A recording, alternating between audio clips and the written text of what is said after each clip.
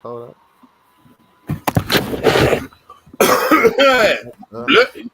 Yep. Hey, we don't have a producer, so we ain't got none of this shit going. We finna do this shit our way, goddamn it. We outside, nigga. Let's go. Oh, what you wanna do? We did it our way.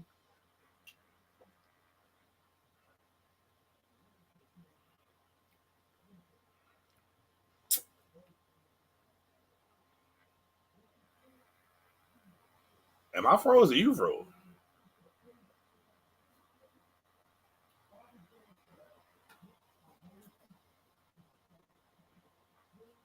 Get back.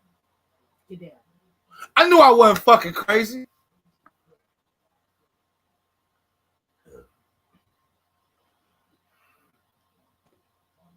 Get back.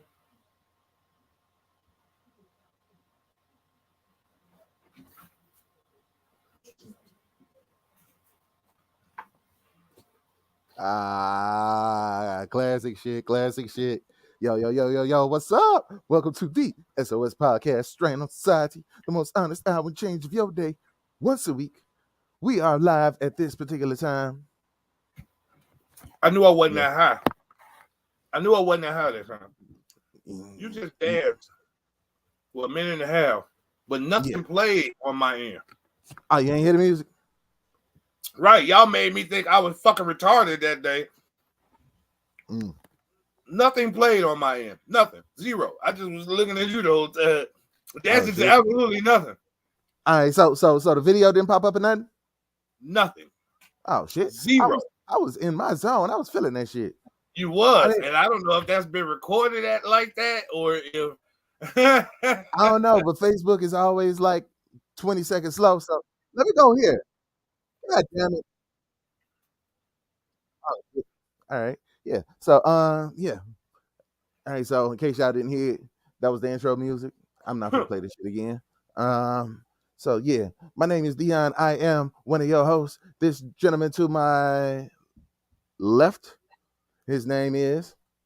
Hi, that's how you feel about y'all. And we are, well, the gentleman that's not here right now, but he will be here in apparently 20 minutes. So we got 20 minutes to act like a whole bunch of assholes. But his name is Jacques, and I'm pretty sure he will introduce himself once he gets here. But we are the S.O.S podcast. Hey, nigga, how the fuck was your week?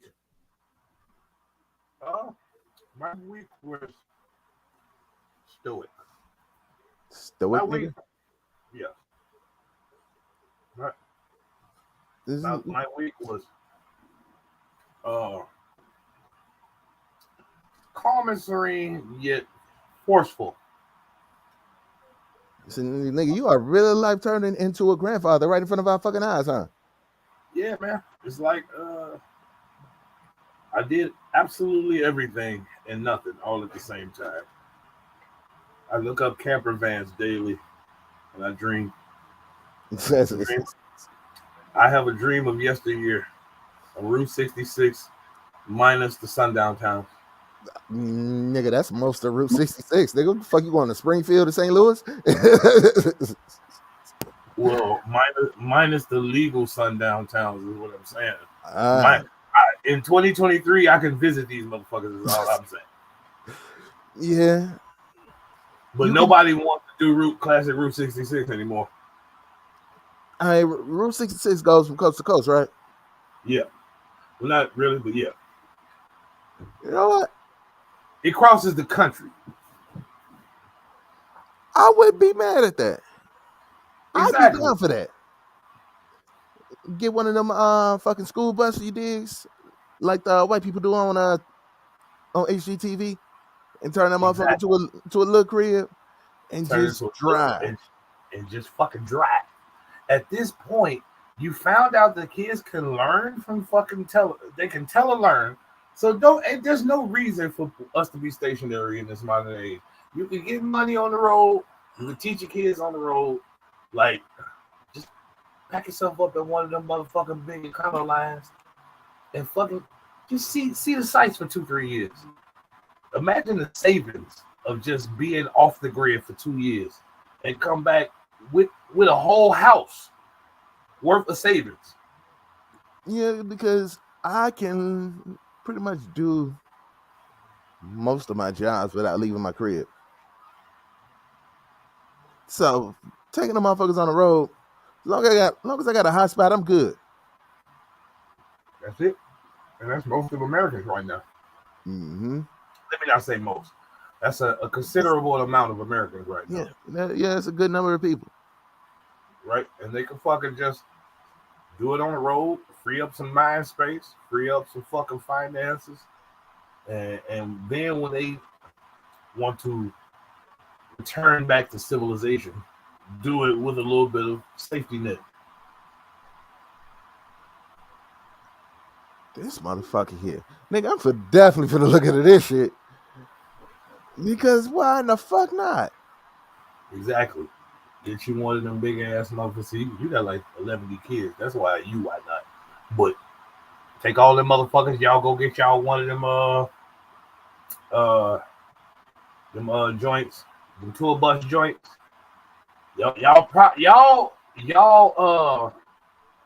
what y'all pay for y'all rent is probably twice one of them motherfuckers monthly.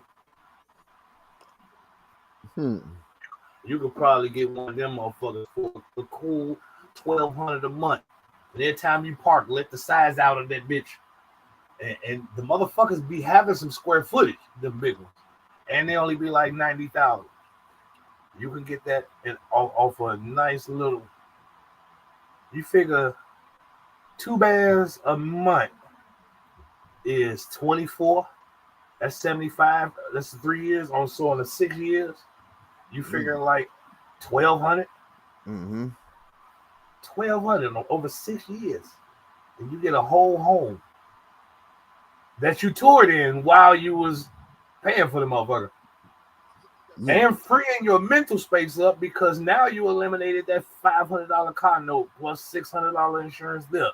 Mm-hmm. Plus the home, plus the renter's insurance, plus the fucking lights, gas, water, trash. You do that shit for about a deuce and bird, boy. Not only will you have equity in this vehicle to sell, you fucking have all your savings.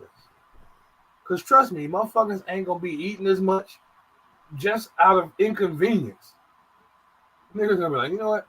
Fuck dinner. Niggas ain't going to be snacking as much. Like, oh no, I think the snacking will definitely increase. Just being on the road. Like I don't know how you pack for road trips, but nigga, it is snacks for days. I think niggas will binge. And I think that shit will hit a ceiling as to where niggas won't want to see it. You thinking of once every 10-year trips or once every year trips. Nigga, you doing that every day? So that first 3 months, yeah, you gonna binge out and Doritos it out and Wawa burger it out, and after that, motherfuckers gonna literally want a Brussels sprout. We gotta find a place to sell salads because if I see another fucking Skittle, the kids gonna be like that. Like if I see another fucking Skittle, we ate them family size bags of Skittles quickly for the first 2 months, and now we got 22 more months of this shit. I don't want to see another Skittle, Funyun. Enough is fucking enough. Man, a lot of that shit wear thin very quickly when you inundated with it. Like when you starve yourself of it, you tend to binge. But when it's like freely accessible, you fucking get bored with that shit rather quickly and see why certain dishes have made the test of time. Well, you know what? I do want pot roast. I want a meatloaf. If I see another fucking Subway, another Big Mac, I want a meatloaf and mashed potatoes. You see why that shit made the test of time, because it ain't. Sometimes we don't need to be. Most of the time, we don't even want to be wowed. Because if everything is extravagant, then we constantly have to push travel up here. Yeah, we constantly have to travel uphill to even plateau. Yeah. So yes, look into it, sir.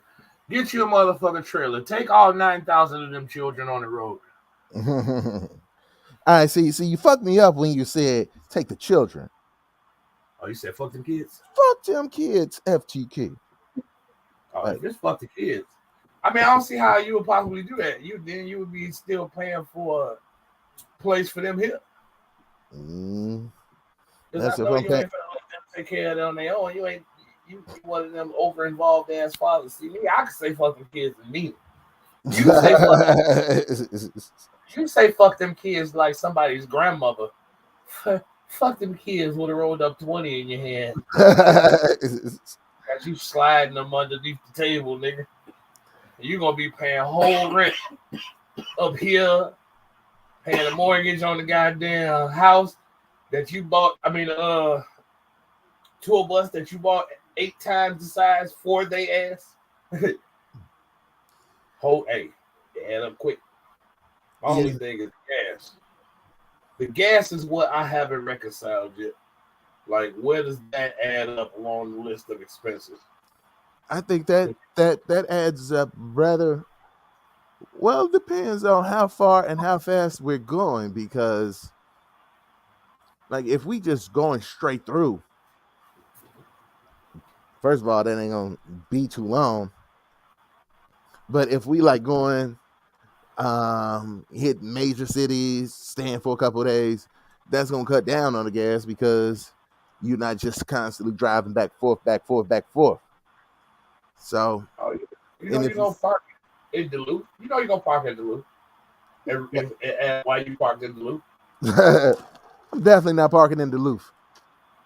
You gonna go to Bismarck, Des Moines. maybe. Bismarck can get me. Duluth is not gonna happen. Go hit Des Moines real quick. See what all the hubbub is about. See if they really do potatoes better in Idaho. Yeah, I'm gonna hit this morning just to see if they say the S. Like that's what I really need to know. Because maybe they say the S like we don't. Like everybody else say Illinois, we just say Illinois. Maybe they are down there, motherfuckers, since we call them Des Moines. These motherfuckers probably, yeah, welcome to Des Moines, nigga. Des Moines there all day. Hey, you know where that is an actual? You making a joke right now, but do you know where that is an actual thing? An actual thing, and people will look at you like you fucking retarded for not mispronouncing. Arkansas? No, El Dorado, Illinois. El Dorado. Yes. You talking about downstate right before you get to the fucking Missouri border? Nigga, I'm talking about any place downstate that says. All right, first of all, not Kankakee, but what the fuck is right after Kankakee? It's not Peoria. Fucking Peoria. Them motherfuckers. They damn, it's another city out there in the middle of this motherfucker. Oh, you talking about Bloomington? Bloomington? It's a motherfucking place in damn, I can't remember this fucking small ass city. Cause I hate every time I ride through this motherfucker, but they got a big street called El Dorado. And if you call that shit El Dorado, they will lose their shit. God I'm damn like, man, y'all just can't put the fucking accent where y'all want. Y'all know that, right? Hey, nigga, I think I know where the fuck you're talking about because I've been down there multiple times. Hold on, let me see where in the fuck have I been. Because I've driven down there. I used to have to drive down there. If we talk about the same place, I used to have to drive down to that motherfucker for work. Like, damn near this weekly. Is how I know. Hey, this is how I know I got fucking dementia. Because I'm looking at the street in my mind. I'm looking at a gas station on the street. And I even know that this place is named after a place in Georgia.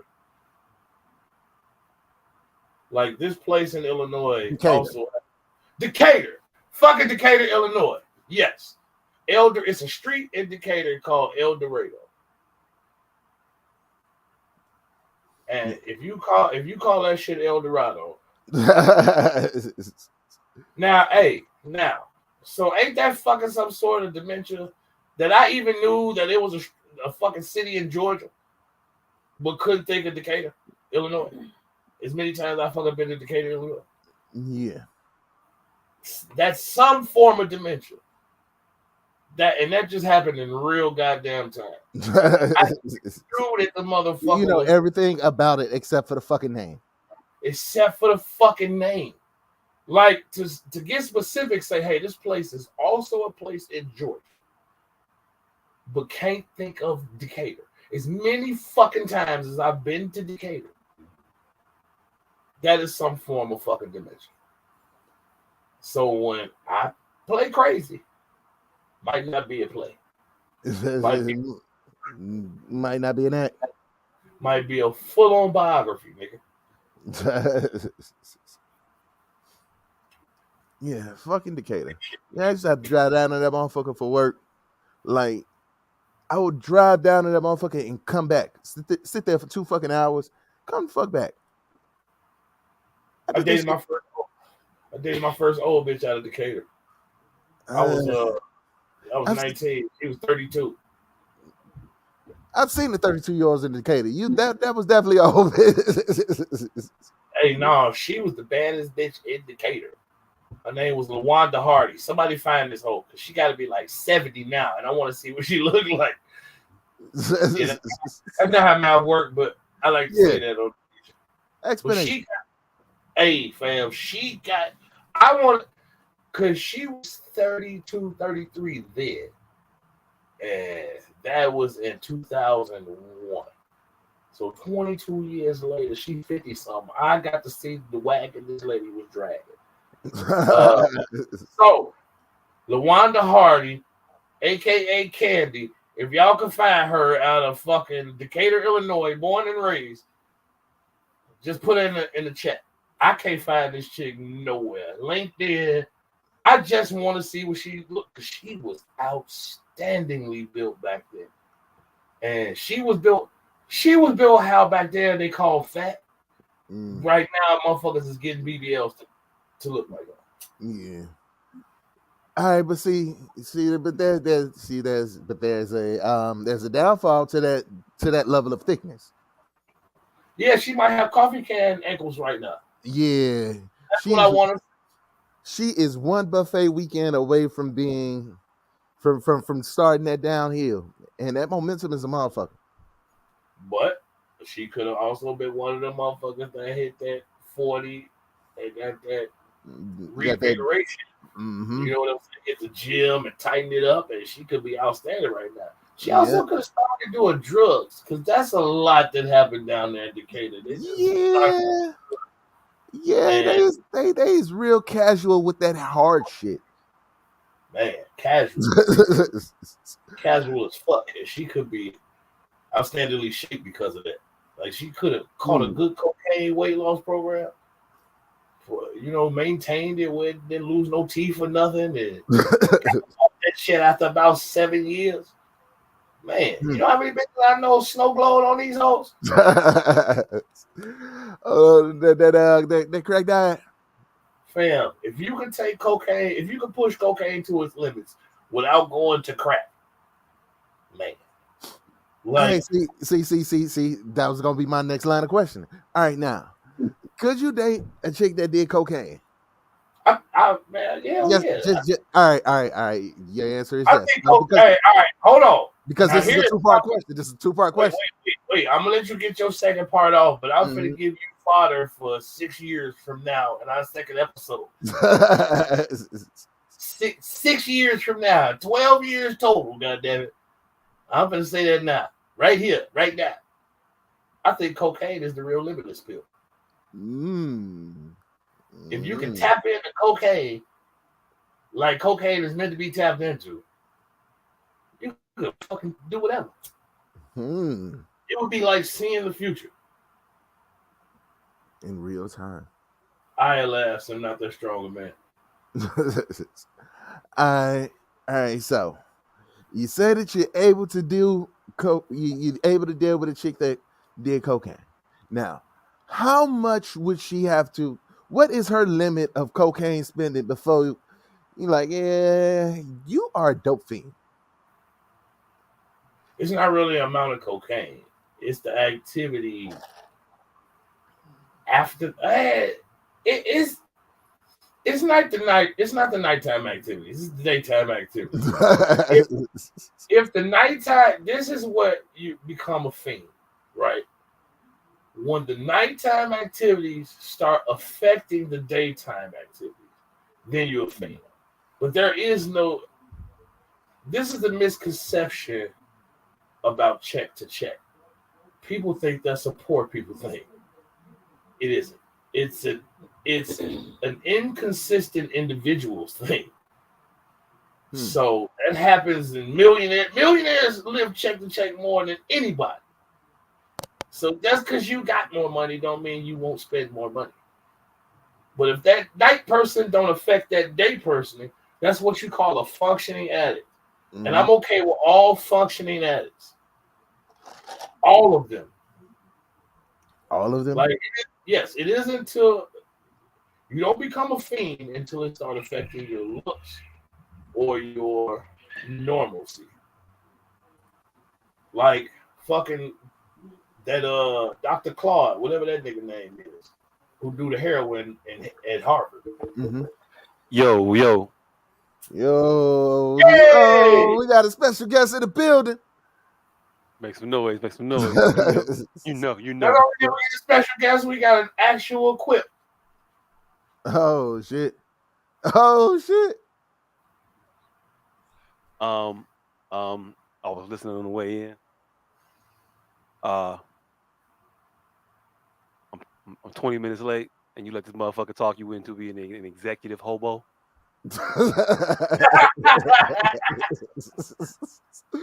Really? Hey. That's what we on. Yeah, I'm with that. You got dreams of just being one step up above a rail car? Yeah. Like if I can get one of those sticks with the goddamn scarves on it, hang that motherfucker out the window, I'm down. Yeah. You think this is a good idea? Just to do your work and in 1/8 the space you do it in now. You think that's gonna be like pleasant? Hey, you had your chance corrupting this man. Do I think it would be pleasant where I'm at right now? No. Would it be pleasant in fucking Silver Spring, Maryland? Possibly. Hold on. In 1/8 the space. Hold on, Your Honor. Your Honor, North Dakota? Hell fucking yes. Hold on, Your Honor. I'm allowed to cross. The prosecutor is being misleading.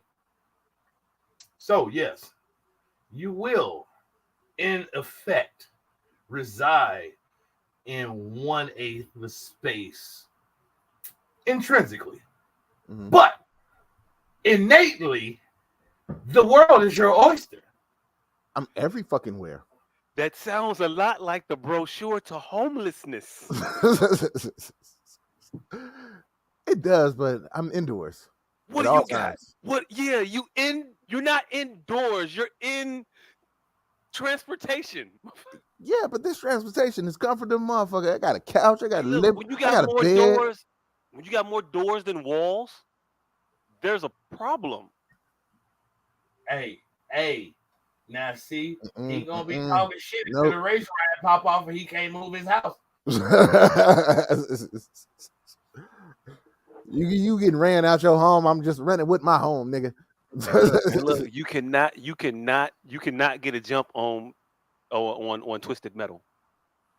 You can't start your Twisted Metal journey now.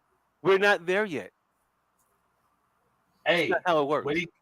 But he can do Oregon Trails 2024. And you know how it turned out. Ain't no dysentery in this bitch. Hey, only some people. Look, you don't know what the fuck we got out there. Exciting and new. On the horizon, just waiting for you. But South Dakota. We see somebody ain't never won Oregon Trails before. Mm-hmm. Somebody didn't make it past Missouri. Hey, look. Hey, nigga, you did not get that brings up a poignant point. I'm finna type something in the goddamn chat. Hey, Oh look. shit. First of I'm done. all, don't neither one of you all get to sit here lying, acting like either one of you motherfuckers made it to Oregon. I have. Not with the whole family, but I have. This Yeah, I made motherfucker. it This over Nigga, motherfucker. several. First of all, first of you all, need to learn how to be a fucking banker, nigga, and first of work all, this what, shit what for year were you? real. What year were you playing this? Because Uh, I've never played Oregon Trail for more than a computer period. yeah. This was Nigga, 88. I used to go play it in the library, nigga. Okay, so yeah. You were no What does sad. that read to you? What does that read to y'all? Hold up, hold And up, the one hold up. thing you put in the chat that popped up and then went away real quick. Yeah, hold I don't know on. why. Let me go find it. Ooh. Let me Depends find it. on where you put that space. There is no space. Just read. What does it? What was the first thing you saw? I saw God is nowhere. What you wrote? You wrote God is nowhere. That's not what's wrote there. Hey, look. Want to tell you, fam. That's wrote. God is now here. Hey, yo, look. Yep, you can say that way, but hey, look, the way I read it the first time, I'm gonna tell you why. Cause you stop once you hit a word, you stop. Once you hit a word, you stop, and then you make a new word. Yeah, but how you get nowhere before now here?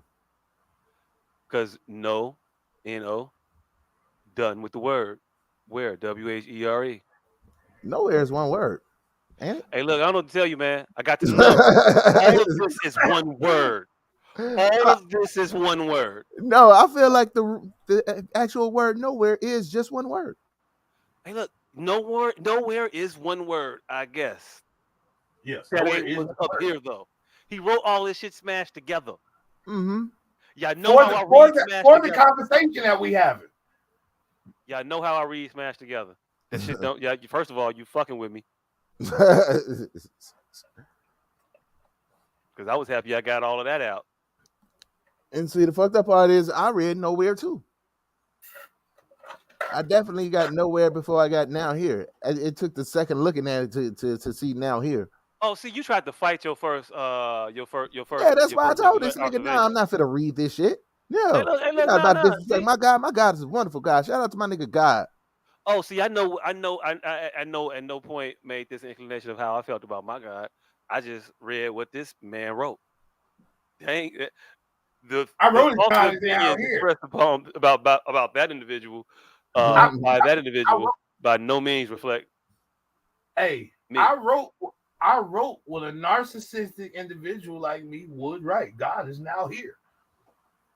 Hey, look, fam, I got And you. that lends credence to what I wrote. Is that I wrote it. God is now here. Hey, yo, look, Mike. That nigga said, I know But what I you, wrote because I wrote it. brother, why are you seeing God as nowhere? Why do Hey, your look. eyes Hey, look. interpret God as My being eye nowhere? saw it because I explained to you after I Hey, that's one of them feel the dumbass. word, I stop.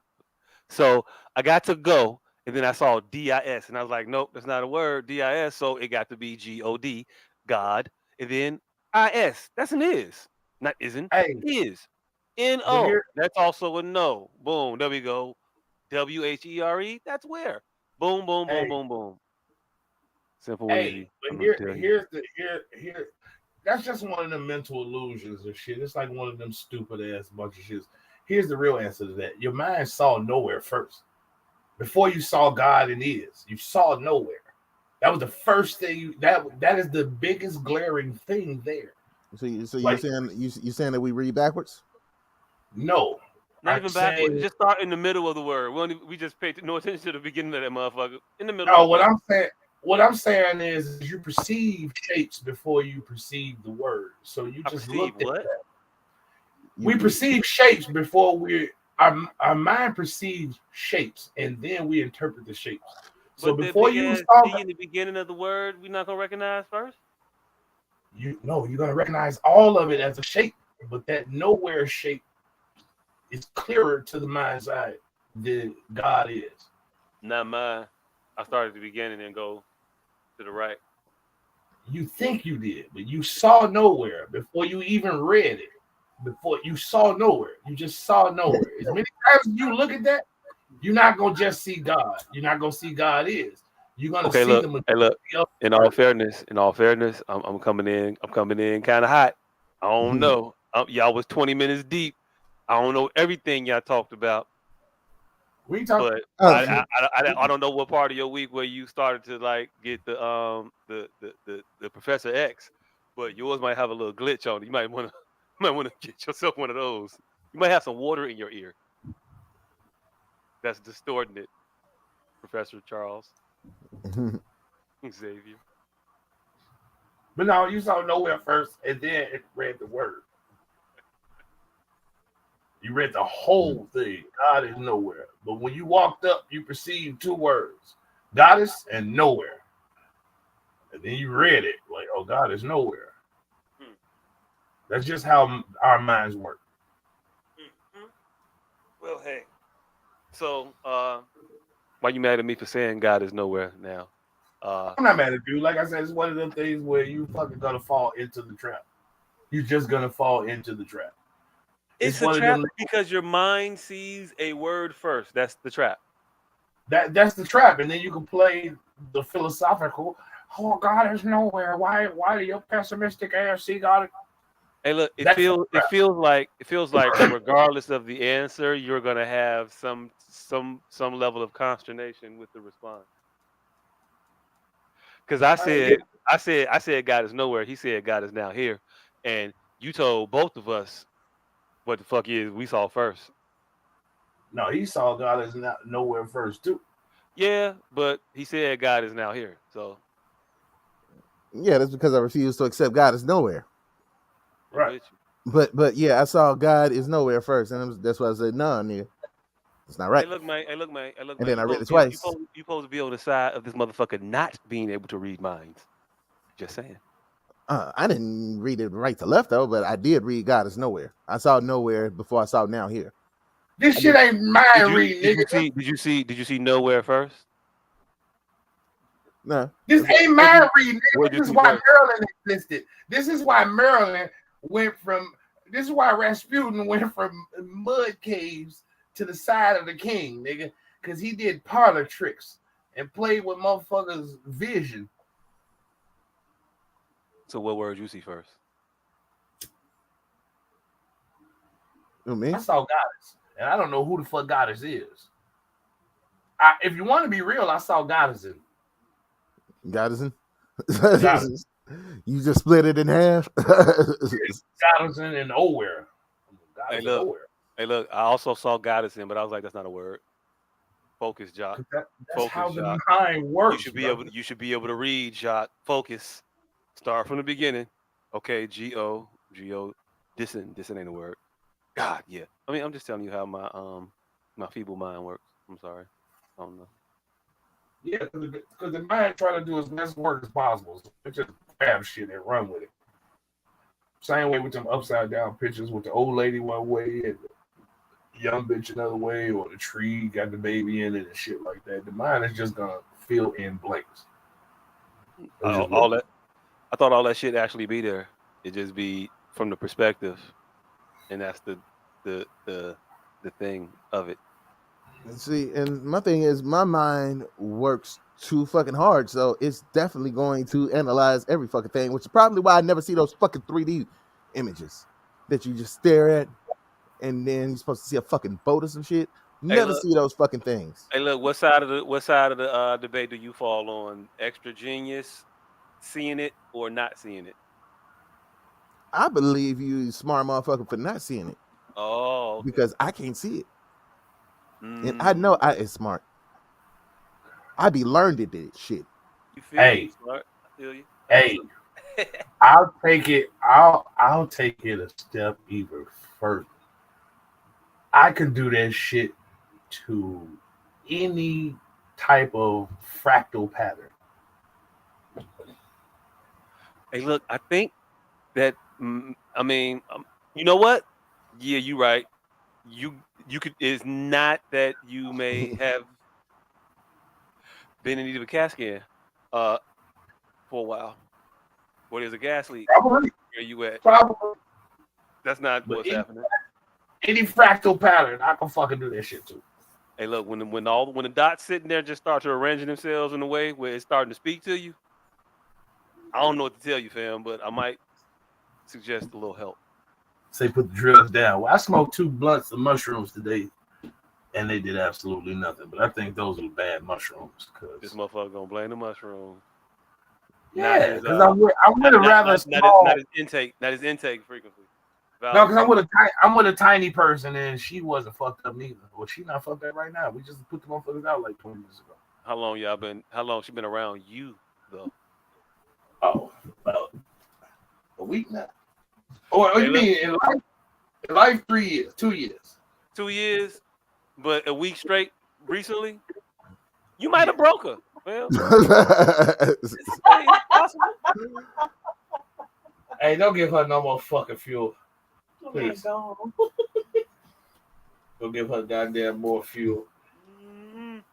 So she's already had concerns, huh? She gonna wake up out of sleep. You did this to me. You broke my inhibitor. Hey, you know the gift it is to be able to become inebriated easily? That is a gift. And you have stolen that from her. Hey. You know what kind of asshole just increases somebody's tolerance without their consent? Right. Hey, you know she brought up coconut meat. Hey, look, this coconut meat. Yeah, it's coconut meat. I don't want to be on the same side as coconut meat. I don't want to. I have no clue what the fuck. So Hey, look, you ever heard of coconut meat before? No, I have not. Exactly. Why the fuck you would on I? my side, then. You on my side. None of us have heard of coconut meat. It's heard it's serious. Exactly. What? Where? How is coconut? What is? There's so many questions. So many things wrong with those two words going together. I mean, we figured out why this generation is brilliant but slow. Cause no, you gave them that brilliant. I was fine being resigned to the slow slander. Oh, look. See, because you're not looking at it. You were raised by 90s movies, but you didn't pay attention to them motherfuckers. Nigga, you saw Terminator. You saw him learning in real time of shit that existed already. Just imagine this generation as a bunch of deprogrammed AIs. And they get to a point where you telling somebody that the whole thing is a peanut. But also the thing inside of the thing is also a peanut. So in their AI drained mind, they want to reconcile that by naming that something different. You got the peanut, which is the entire thing, the shell, which is the outer layer, and then the peanut meat, which is the part that you consume. That is how they reconcile coconut meat. You have the shell, you have the water, then you have the meat in its entirety that you consume. Now, you'll not know that science has already named these things, but you have to give it to them if they aren't being raised in the traditional manner, which we can all agree that they aren't. They're husks. They're husks of humans. And they're reaching the inconsistencies in life that we just count as already in place. And they're challenging in real time. Hey. I hate to do this, but it's taking a long time, and I want to get to the good part. Tell them why it's true for a coconut, but not a mango. Tell them why that makes sense. This is a skin and it's a shell. It's two different types of outer layers, two different types of chemical reactions that each outer layer is having when it's exposed to oxygen. Hey man, I didn't say it was foolproof. They stupid. But it's brilliant. It's brilliant in the trajectory of the thing. You have the mango. Man, but the skin, if it's skin, it definitely should be meat then, because that's what got skin, meat. You don't goddamn. You don't eat the skin of a fucking cow. But you eat the meat. Okay. You don't eat the skin of a mango, but you eat the meat. Why ain't mango meat? It is mango meat then. Oh, all right. Well, look, see. All right. Now we back to Can't. We back to Can't. Look. About 2 weeks ago, y'all argued me up and down why it was absolutely not mango meat. It wasn't mango meat 2 weeks ago. Now it is mango meat. I'm of the side that it's not meat, period. It's just all mango, coconut, and peanuts. But I admire the challenging of the system, is all I'm saying. So we finna call this something else because it can't all be the same thing. Bro, English is derelicted. We can't deny that. And because what they coming up with is rudimentary, we also can't not acknowledge what's actually happening. Because we want to laugh at it because it's so rudimentary. But shit, what the fuck do you think the cavemans were saying at first? Them grunts was coconut meat. Peanuts. They were saying peanuts. They were saying peanut meat. And they were saying the outside of this coconut is hard as hell. But the inside, decent. This worked though. This a move. Right. And they was calling it coconut meat until the caveman with the glasses came up and said, "What the fuck are you calling this coconut?" And then they got embarrassed and they stopped calling it coconut meat. And here we are, 11,000 years later, calling the outside a coconut and the inside a coconut when they two clearly different things. Hey, look. That's y'all fault. Hey, look, I thought we had solved this a long time ago. We solved it. Hey, look, how was my week? We solved it by saying that these inconsistencies are already in place. Nah, that's why it's tradition. Hey, look, I'm glad you asked. I was speaking with my cousin, who was a bit of an author.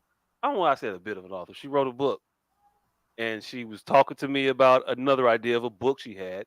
It was a stoner's journal, and she said, "Hey, cuz, I want you to think of things during your inebriated state and write them down for me and give them to me and submit them to my book." I'm not gonna lie to you. I'm gonna go ahead and give her coconut meat. I'm gonna slide that one right to her. I'm gonna tell her, "Hey, yo, look, episode 290. Where we at? 405? 295. 40 minutes in. Hey, cuz, go ahead and check that out. I think you're gonna like that one. I think she might be able to use that one. I don't know, but I got a feeling. Coconut meat. Why the fuck you just smell like that to say it? Hey, look, coconut meat probably around the time that you broke her too. Right around the time that you thought coconut meat was a thing. It's probably around the time that mushrooms just stopped working like they used to. Somewhere in that same afternoon. Most mushrooms stopped working at the same time coconut meat became a thought. Yeah, pretty much. Well, we saw a girl consuming the coconut like a meat. Hey, look, the more whispery you say it. Hey. Why it just can't be the inside of a coconut? Fam, the inside of a coconut ain't shit but the shell. It is the insides. Hey, like I said, man, I'm sitting here with this AI, and I understand Isaac Asimov needing to write some rules down. I understand exactly why that nigga wrote some fucking rules down. Well, they didn't teach us the rules. I didn't even take the fucking Isaac Asimov is the father of artificial intelligence. Look, they didn't teach us. We're just the next. Hey, nigga, get into the show. Y'all feeling down artificial intelligence. How was your week? Oh, yeah. Hey, look, I was coming in following y'all, you know. Hey, I was coming in following y'all. Again, like I said, I see why Asimov had to write down them fucking 3 rules.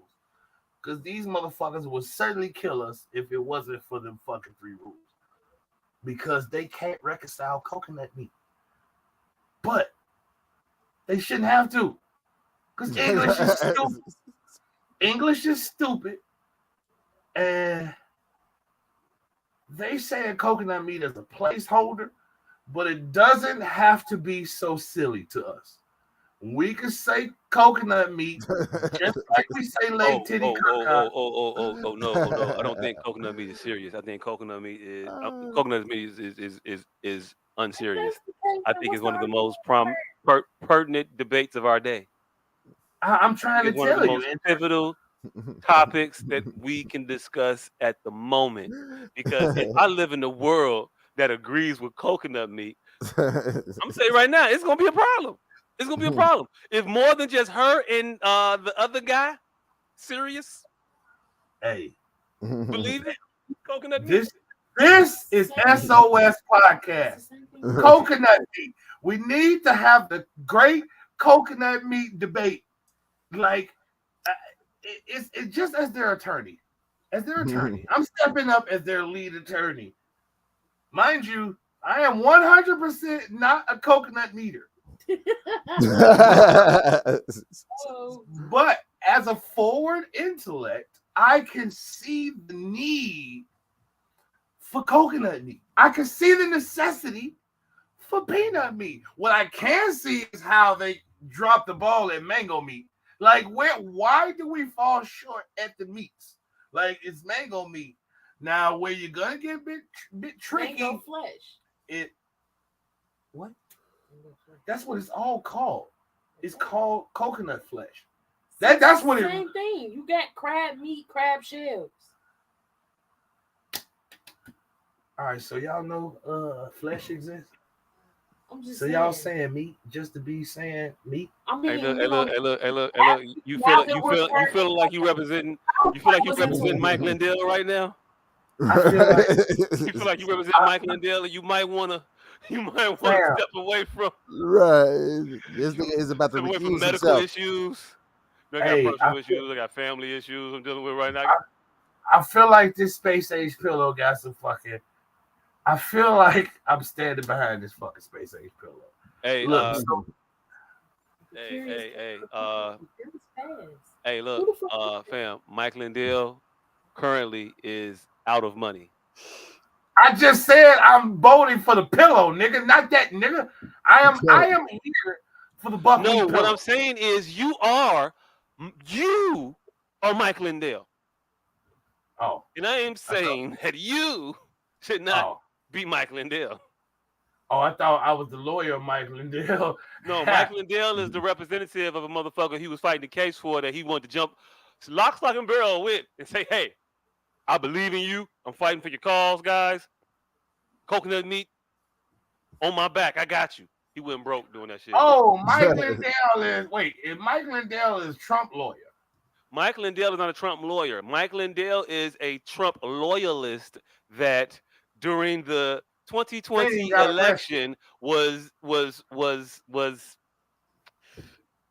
adamant about the election being stolen. The election being stolen and about the improper nature of one Dominion voting systems. So we are talking about the pillow nigga. Shoot his ass for defamation because, hey, look, fam, you out here following a crazy motherfucker and saying crazy shit in service to this crazy motherfucker. So I got to sue you, and now you got to come up off some money. And wouldn't you know it? Once motherfuckers had a pillow that lasted a lifetime, they really need no more pillows. All right, so we are talking about save that money. Yeah. So yeah, I'm saying that because Trump had a lawyer that went to jail during his trial. Yeah, I'm trying to make sure we're not talking about that nigga. Yeah, we're not talking about that dude. And I don't know if that was Michael Cohen. I think that might have been Michael Cohen. Yeah. And then he got another chick that just flipped on him in his RICO case. Hey, look, Trump, it's fucked up when they start pleading guilty to shit that you also charged with. When Gunner was accused of it, we called that shit snitching. Now I don't know what you want to call a couple of these motherfuckers out here, but I forgot old girl's name, but she read a whole witness statement in the court, started crying and everything. She gave white girl tears. Ooh, She was like, please don't do nothing to me. I don't want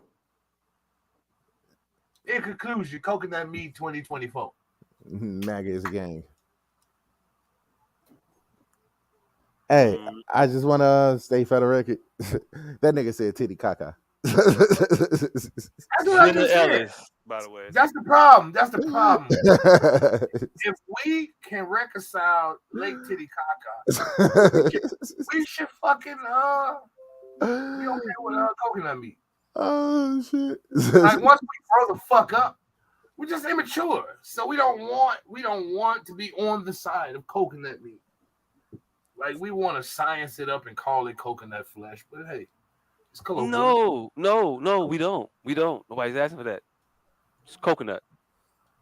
The shit that's in the jar. The shit that's in the jar that you rub on your skin in the winter, get you some nice little. That's coconut oil. You see what I'm saying? That's coconut oil. How do I know it's in the oil form? Coconut oil. Right. When it's drinkable, coconut water. It ain't when. When it's solid, coconut salve, cream, whatever have you.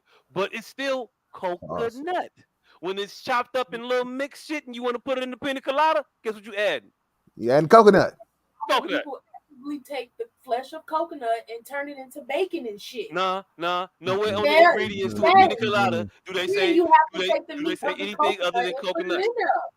They don't got no other adjectives around it. Ain't no qualifiers, ain't no fillers. Just coconut. You have to separate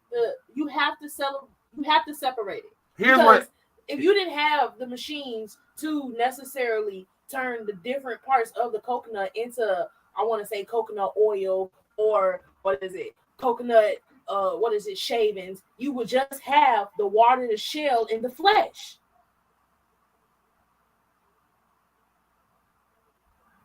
That's what you say. Hey. My client is simply saying that the flesh, even though it's a derivative of the coconut, it should not have such a generic term as simply the flesh. One band, one sound. My client would like it to be universally known henceforth as coconut meat. I don't think that's out of line. I would like to just state for the record that it is not called coconut flesh. It is called the flesh of coconut. It's called the flesh of every fruit. Fam, it's just the fruit. We just call it coconut. We just call it an orange. We just call it a pineapple. Now you're spitting in the face of thousands of years of science. Now you're just spitting in the face of thousands of years of science. Brother, look, it has been known as the flesh of the fruit. You eat the flesh of the fruit. That has been since fruit has been fruit. It is the skin and it is the flesh. It is the rind and it is the flesh. It is the peel and it is the flesh. It is the husk and it is the flesh. It is the shell and it is the flesh. Now that is just irrefutable.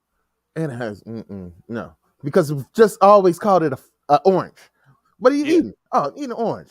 I'm not saying that. Yeah, I'm eating the inside of an orange. I'm eating the flesh of an orange. Before you eat an orange, what you do? I peel that motherfucker. And what you peel off an orange? I peel the goddamn skin off of it. You peel the peel off, fam. Peel, whatever the fuck. It's called a peel. You peel the rind off. See, you can call it a million different things. It's called a peel. It's called a skin. It's called a peel. It's called a rind. It's called a peel. A banana peel. But it's called a part of the orange. A lemon peel. No, a banana is called a skin. A peel. See, this is the problem with niggas like you. You don't know what colloquial terms are. The banana is called the skin, not a peel. It's called a peel is because that's what you do to it. Hey, look. So you slip on the what? Banana peel. Thank you. Appreciate it. That is a colloquial term. Appreciate it. Hey, look, you started this off by telling me I don't understand colloquialisms. What is? And you're proving it in real time. What is the definition of peel? The part of the outside that you peel off. No. It's the action. You're actively peeling something off. It is also a noun. It's the name of a thing. Oh my God. So you trying to tell me you motherfuckers ain't never heard of orange rinds before? Okay, so I've heard of an orange rind. You call right. You peel the rind off an orange. Yeah, Mm-hmm. when you leave it on, he doesn't know it's called an orange rind. When you leave it on the table, nobody say, "Hey, who left all these orange rinds on the table?" We say, "Who left these orange peels on the table?" That is incorrect English. That's not what we say. Cool. We also say, "Who the fuck just left out the shitter?" I'm appreciative of it. We also say, "Who just came about the shitter?" Why is it that these things can't have two names? Why is that so hard to agree upon? Because one is an adjective and one is actually. Because one of them is a nickname and one of them is this actual scientific delineation. Hey, look, rewrite the book now. Hey, look. Not rewriting the book. Just reading the book. That's called the dictionary. Peel, P-E-E-L, is a verb. Peel, P-E-E-L, is also a noun. It means the skin or rind of a fruit or vegetable. But we don't call it the skin or rind. It is what it means. That is why we can call it a peel, because that is what it means. We just said that. Do you not know what colloquial means? Look up colloquial. Man, Joe, that was Webster's dictionary. That was Webster's dictionary, by the way. But go ahead with it. Go ahead. Colloquial. Fam.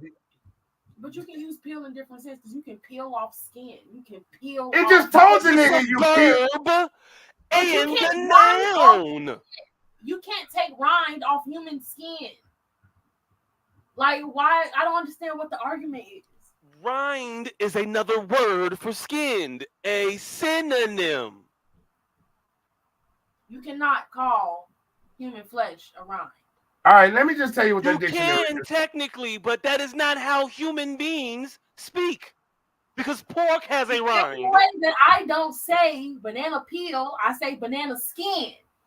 You see how great. You sound like you come from a different country. In America, everybody calls it a banana peel. You sound racist. I might be a little bit, though. I kind of am. You definitely are. You definitely fucking are. But again, peel is just a nickname. If you wanna sit here and just qualify for your asylum status and try to get on the little packages that the immigrants is getting, if that's what you want to do, just go ahead and say that. You ain't gotta come up with this convoluted ass coconut meat scheme to prove to me that you are entitled to housing stipends and whatnot. The coconut meat. Is that what you're doing? No, I'm American who don't understand this shit. Hey, speaking of the housing crisis, I mean, immigration's border crisis. That's why we have to reconstruct it and rethink it. All I'm saying is like each fruit has a designation, and peel covers the ones where you can't peel them. Yeah, you can peel all the fruits, but we don't peel grapes. We do peel grapes. Hey, we don't peel grapes, fam. You can peel a grape, but we don't peel grapes. Hey, sir, motherfuckers do peel. Hey, look, you call them weird as hell. Weird than a motherfucker. Mad weird. Because nobody peels grapes. Plenty of people peel grapes. And what do they call? Peel grapes. The standard way of eating a grape is whole, skin and all. What about what the fuck that got to do with the fact that they peel grapes? You see how Gish Gallop happens? What the fuck does the fact that you can eat a grape whole have to do with the fact that you can peel the skin? What is the most common way to eat a grape? What does that have to do Just asking. with the peeling of the skin of a grape? Because the necessity for the peel isn't the point of the discussion. We are talking about the term peel. You're right. I was being ridiculous. Me. Okay, how do you feel about... No, you wasn't. You was finna fucking throw some arbitrary ass shit out as a providing evidence in this comical ass conversation, and then everybody make it serious, and then everybody was finna get serious right at that point when you was just finna throw some bullshit in the game. We was finna get. My bad. I mean, we was finna get serious because you was finna say something about. You was finna say some real science shit about grapes and peels that was gonna piss everybody off, and then now we all had a point to prove at that point. Hey, look, That's no. why these motherfuckers Hey, look. I could have been about to say anything and then realized, like I did, I'm being ridiculous. But I am sometimes being ridiculous. Hey, man. Most of the times, you would have said that great pill shit. Man, and then it got me riled up. Because I'm like, this nigga's talking about grapes and pills because they don't peel grapes most of the time. So now grapes ain't peel. Ah! Hey, speaking of ridiculous shit, why did your team get a motherfucker who was known for dribbling to teach somebody how to play defense? Because that motherfucker did his move one time. So now I got to get these crazy ass extensions on my arms to do stupid shit. I have fucking no clue. I'm not even watching the game. I need to actually watch the game. So yeah, let me Oh yeah, it's a nice little game. Y'all down by 1 right now with 2:22. Shit, yeah, room 222 left in the third. All right. But hey, we finna start calling these motherfuckers watermelon pills from now on. Fuck y'all. How about that? We outside now. Watermelon pills. Watermelon pills. You peeling the watermelon? You peel watermelon? Hell, motherfucker, we can, goddammit. You cut the watermelon. And then Hey, look. You ain't finna tell me I can't peel a watermelon. I could definitely peel a watermelon. Hey, if your strong ass peel a watermelon, we are definitely starting to Barnum and Bailey's with you first. So you eat the watermelon flesh and you leave the watermelon rind. No, I don't know. Nope, this nigga is peeling watermelons, leaving egg-shaped watermelon. No. Yeah, your logic, we are peeling because watermelons. You can peel it because you can peel it. That's now a normal way. That's now a normal way to eat shit. No, you. I want to see you peel this. I want to see you peeling watermelon. It's a watermelon peel because I peeled it. I want to see you peel a watermelon. I will. I'm gonna peel a fucking watermelon and then throw it away because I don't eat watermelon. That's just wasteful. That's just wasteful. How you gonna just waste the greatest fruit of all time? That sounds. Hey, nigga, white people can watch this shit. Don't be saying that shit out loud. Hey, she just called you niggity nigger. She just hey, and with the most serious face, she looks shocked. Call it what you want. Hey. Hold on. At me or this jigaboo that just you, said. Hold on. Niggity, she just called you niggity nigger with the hard R. Look, hey, with the most serious face ever. Looked over at me and say, "What? He don't look like he don't eat watermelon." See, exactly. That's what I do it for. This is what I do it for. Hey, with the most serious. This wasn't even an insult in her mind. She looked at you and thought you were one of us, nigga. She said, he don't look like he don't eat watermelon. This motherfucker. She just. Hey, I don't like this little prop you got off of the corner of your little screen over there either. I don't like the way that's shaping up. She called you a spoon-fed, coon-fed, monkey porch nigga. I did not say all that. You might as well have, because if I offended your sensibilities by not liking watermelon, then goddamn it, I am doing the part. So I am. Pause. Plums definitely number one. Plums is definitely not. It's top 2 and not number 2. Plums, grapes. Fuck pineapples. That's how you be sounding with a doctor like. Peaches. Shout out to peaches. Peaches is pretty good. What else we got? Hey, fuck pears, Granny Smith apples, golden apples, red apples is like Cosmic Crisp apples. Who? Cosmic Crisp. No, Cosmic Crisp. Honey Crisp apples, yes. Hey, look, they got a new apple coming out, by the way. It's called the Y26. It's the WA26 or some shit like that. W26. Yeah, it's a Honey Crisp and it's a Honey Crisp and a Washington apple combined. It's supposed to be like shit. Hold on. Eat like a sweet tart. It's supposed to be sweet and tart at the same time. I ain't even bullshit with you. They fucking around and genetically modifying fruits to be like candies now. Hey, we didn't get to the 5th level with this fucking coconut meat conversation. Hey, look, fam, how long are we gonna talk about coconut meat? No, I'm off coconut meat, but we need to class because this coconut meat led straight into strawberries, and we just No, I don't. What the fuck with strawberry? What is a strawberry then? Strawberry is a strawberry. Right, Strawberry is a fruit with a exactly. head. It has no inside, no outside. What do you classify that motherfucker as? Fruit. The inside, outside, the outside, inside. It's just weird. That's all.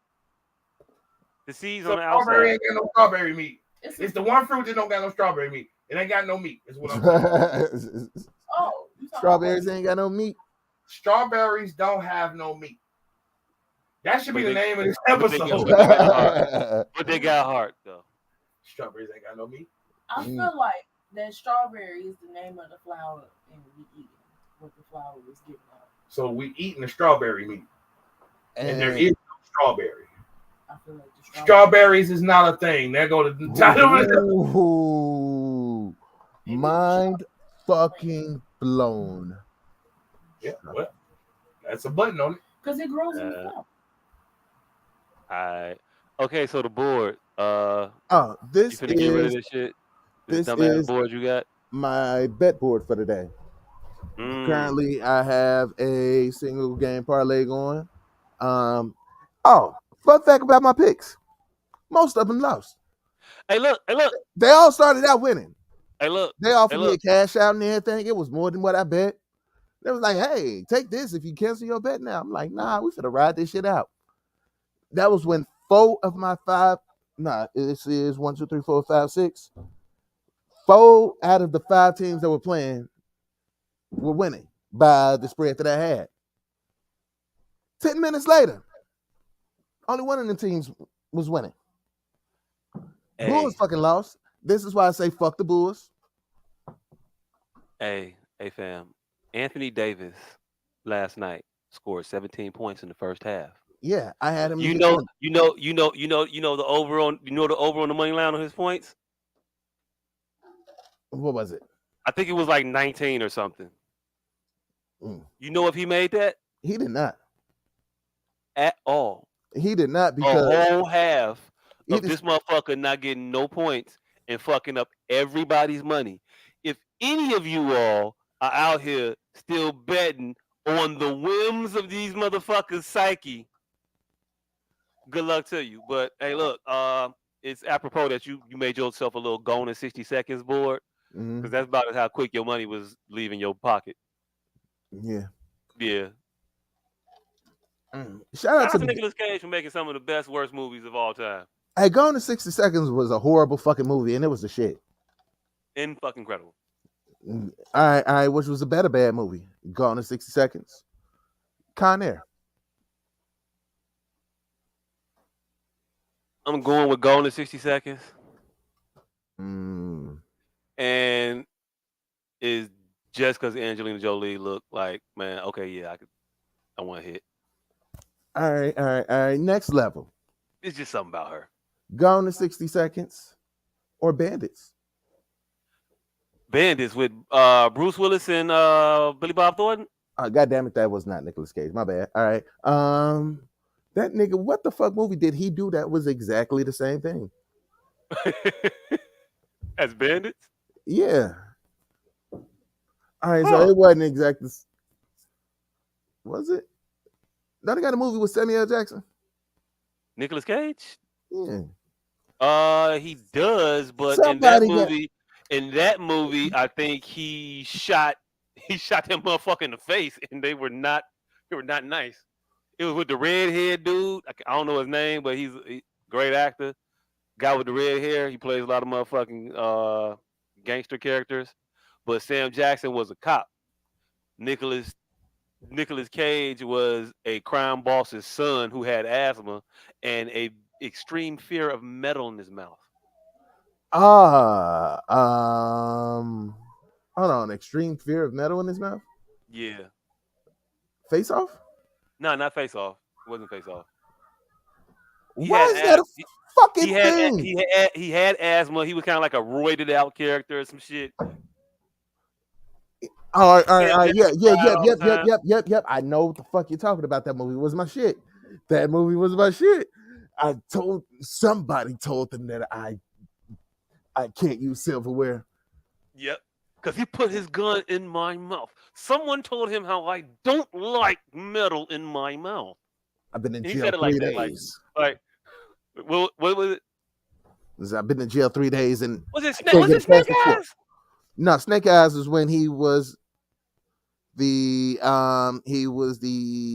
fucking FBI agent. And there was there was the throne fight and I think a bomb threat in Vegas. And the whole movie happened in one night. Hey, During a look, boxing match. it sounds like Time Cop. I don't know. That sounds like next. Hey, look, hey, look, hey, look, hey, look, hey, look. We gonna find out that Nicolas Cage has never actually been in any movie.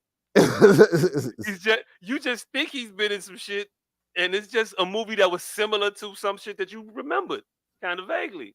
it We sounds Mandela affected Nicolas Cage's whole career. it sounds like every Nicolas Cage movie is almost like the next Nicolas Cage movie, and almost like the next one, and you could pretty much cover his entire career with movies that are almost like each other. Almost. Hey, but also like Nicolas Cage, you about to be broke gambling. Yeah.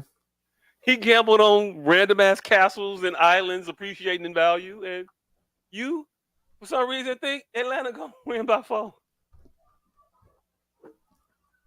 They were up by 9 the first half. I definitely had it in them to win by at least 5. Hey, look, hey, look, hey, look. Name a successful athlete named Trey. He ain't on my team no more, so I feel okay with saying this now. Trey Parker.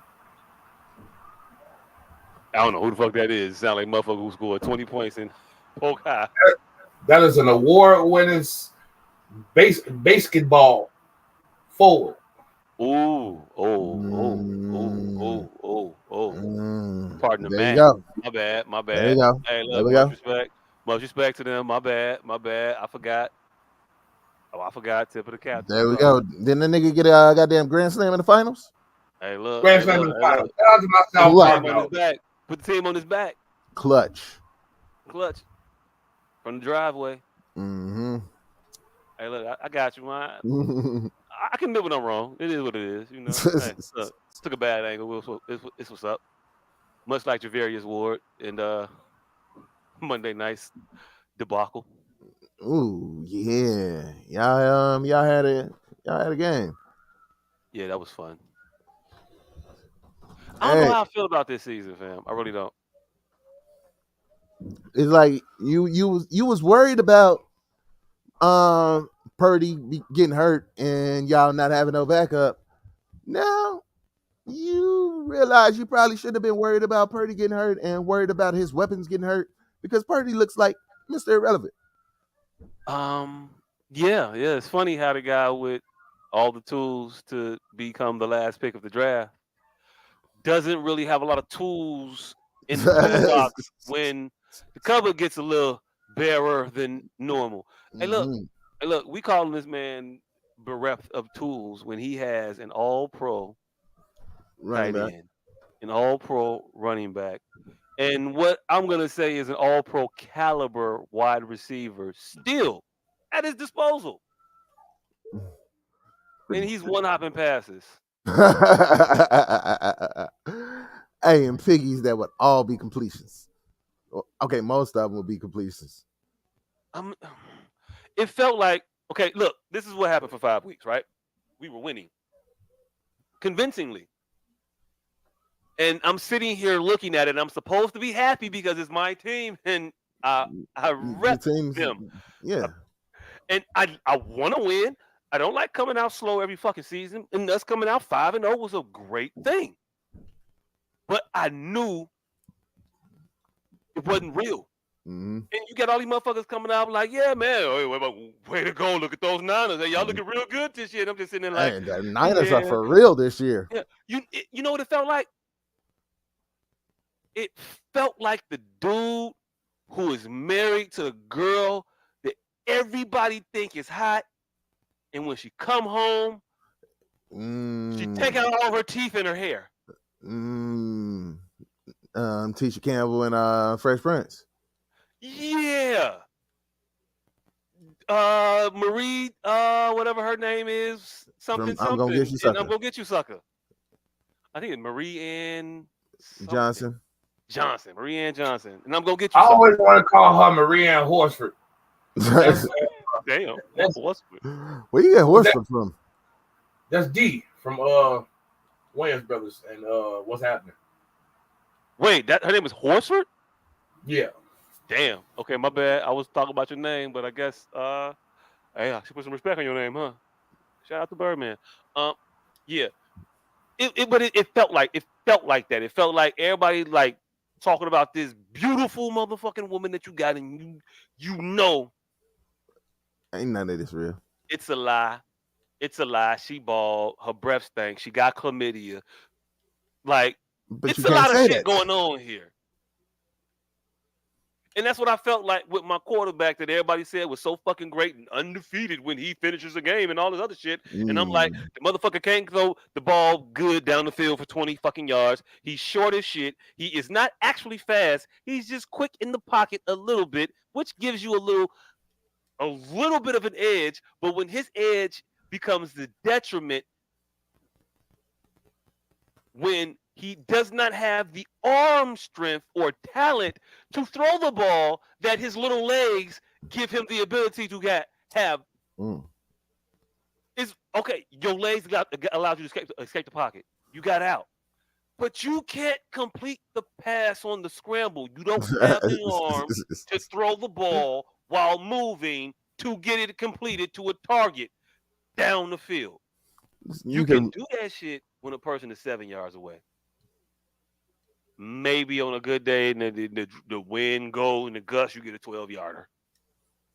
But we give this man credit for throwing screen passes to Deebo Samuels and Christian McCaffrey and acting like that 225 passing yards was real, was legitimate. And see, that's why I feel like quarterbacks should definitely not get credit for yards after the catch. Hey, and I feel you, but I wouldn't want to short. My blackness won't allow me to make that change right now when so many black quarterbacks are getting their shot. We should get them yards too. Catch up on the records. But he can't throw the ball down the field. He got away with getting credit for screen passes. He has thrown, I think, what is he, 18th, 19th most passes in the NFL this season? It's only, what, 28 teams? 32 teams? What the fuck is it? 32. 32 teams. That's bottom third. He's top 4 in interceptable, in turnover-worthy plays. It's a statistic they keep now. Turnover-worthy plays, meaning when he throws the ball, it should have been bad, off, but the guy dropped it. Type shit. He's top 4, which means he has one of the fewest attempts in the league, but the most problems. And everybody act like they never see that shit. I watch him play, and everybody sit there like, man, he was good today. And I'm like, did you see the motherfucker? 4 dropped interceptions today. 4. They could have got, but y'all want to say he had a good game, and I'm like, no, they're gonna catch these balls eventually. Yeah, because I'm on the team. Been here, 81 certified, baby. I went and dug up information about his days at Iowa State. Sucked there. Threw a lot of fucking interceptions. Oh, so he didn't lead the Cyclones valiantly to nothing, to a shit ton of nothing. Threw a lot of interceptions. He led them to a lot of turnovers. Yay! You got some got some touchdowns. A lot of fucking turnovers. It's great when you a 6th-year senior. It's amazing. You've been here for a minute. You damn near a teacher. You should be coaching this. 6-year senior. So, but you do shit like that, and then you come to the league last year. You out here, and everybody say you cooking, and while we're winning, I'm seeing it. Oh my god! Whoo! Did you see what the fuck he did? That motherfucker consistently runs back 15 yards, and miraculously it isn't 2nd and 25 now. By the skin of our teeth and luck. You can't depend on luck. And I think the motherfuckers was like on the outside looking in, not knowing it was luck, and just looking at results and like, man, he got it. Us knowing it, we got to recognize that it was luck and it wasn't sustainable. And now the motherfucker coming back to earth. He's got to actually make plays without all the all-stars out there. Teams are like, you know what? I'm going to stack the box with an 8-man front.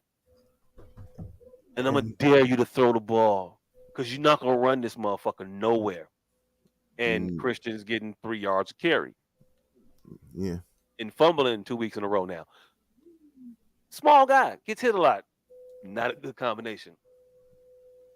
So you have all of these things and all of these people just sitting there, hey, you should be happy. It's great, right? 5-0.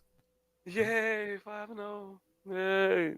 And then, oh man, we lost one last week. It was a good loss. No, it fucking wasn't. Y'all were close. So fucking what? They suck. It's Cleveland. Cleveland.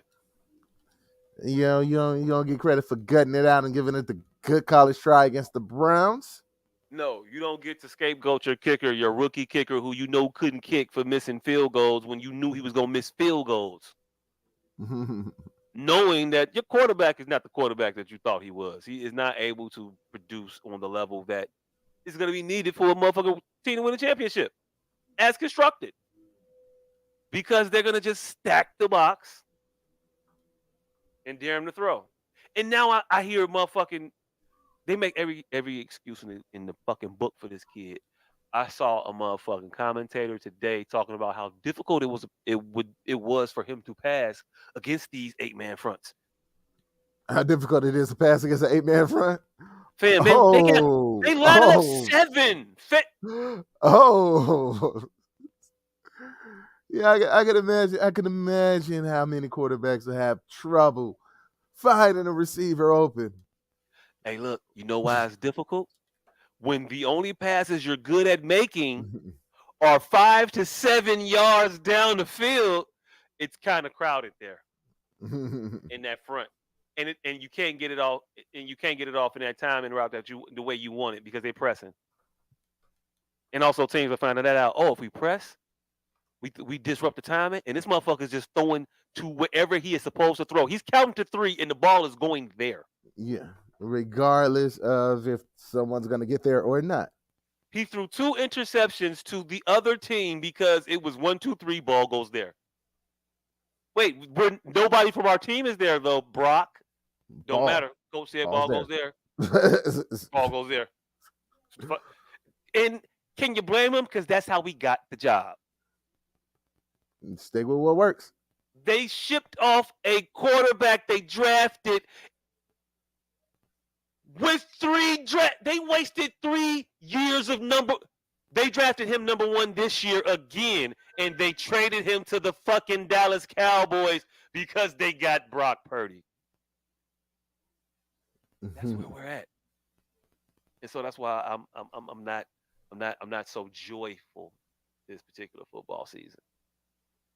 It's because I can see that everything has to be perfect in order for us to win, and I refuse to get my hopes up based on a perfect.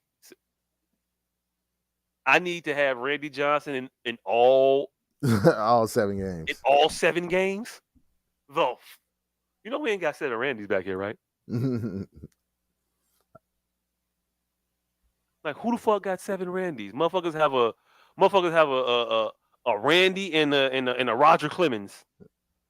Hey, Arizona had Randy and Kurt Schilling. Hey, look, we know what kind of nutbag Kurt Schilling is. Just saying. Just saying. Nigga, Kurt Schilling used to actually play baseball. Yeah. Yeah, bloody sock and all. Oh, that's fucked up. I thought he was just Channel 9. Nigga. Mm-mm. Wait, are you thinking of Tom Schilling? Oh, is that who that was? Yeah, Oh, you're thinking of That's Tom what Skilling. that's Tom Skilling. Yeah, that's Tom Hey, Skilling. look, yeah, Skilling. Yeah, but yeah, he's looking like Brock.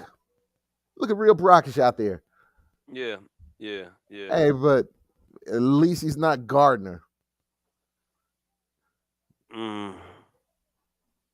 We got Gardner out here in these streets, and I can care less. I'm hoping, long as we play hard and lose, I'm cool with this.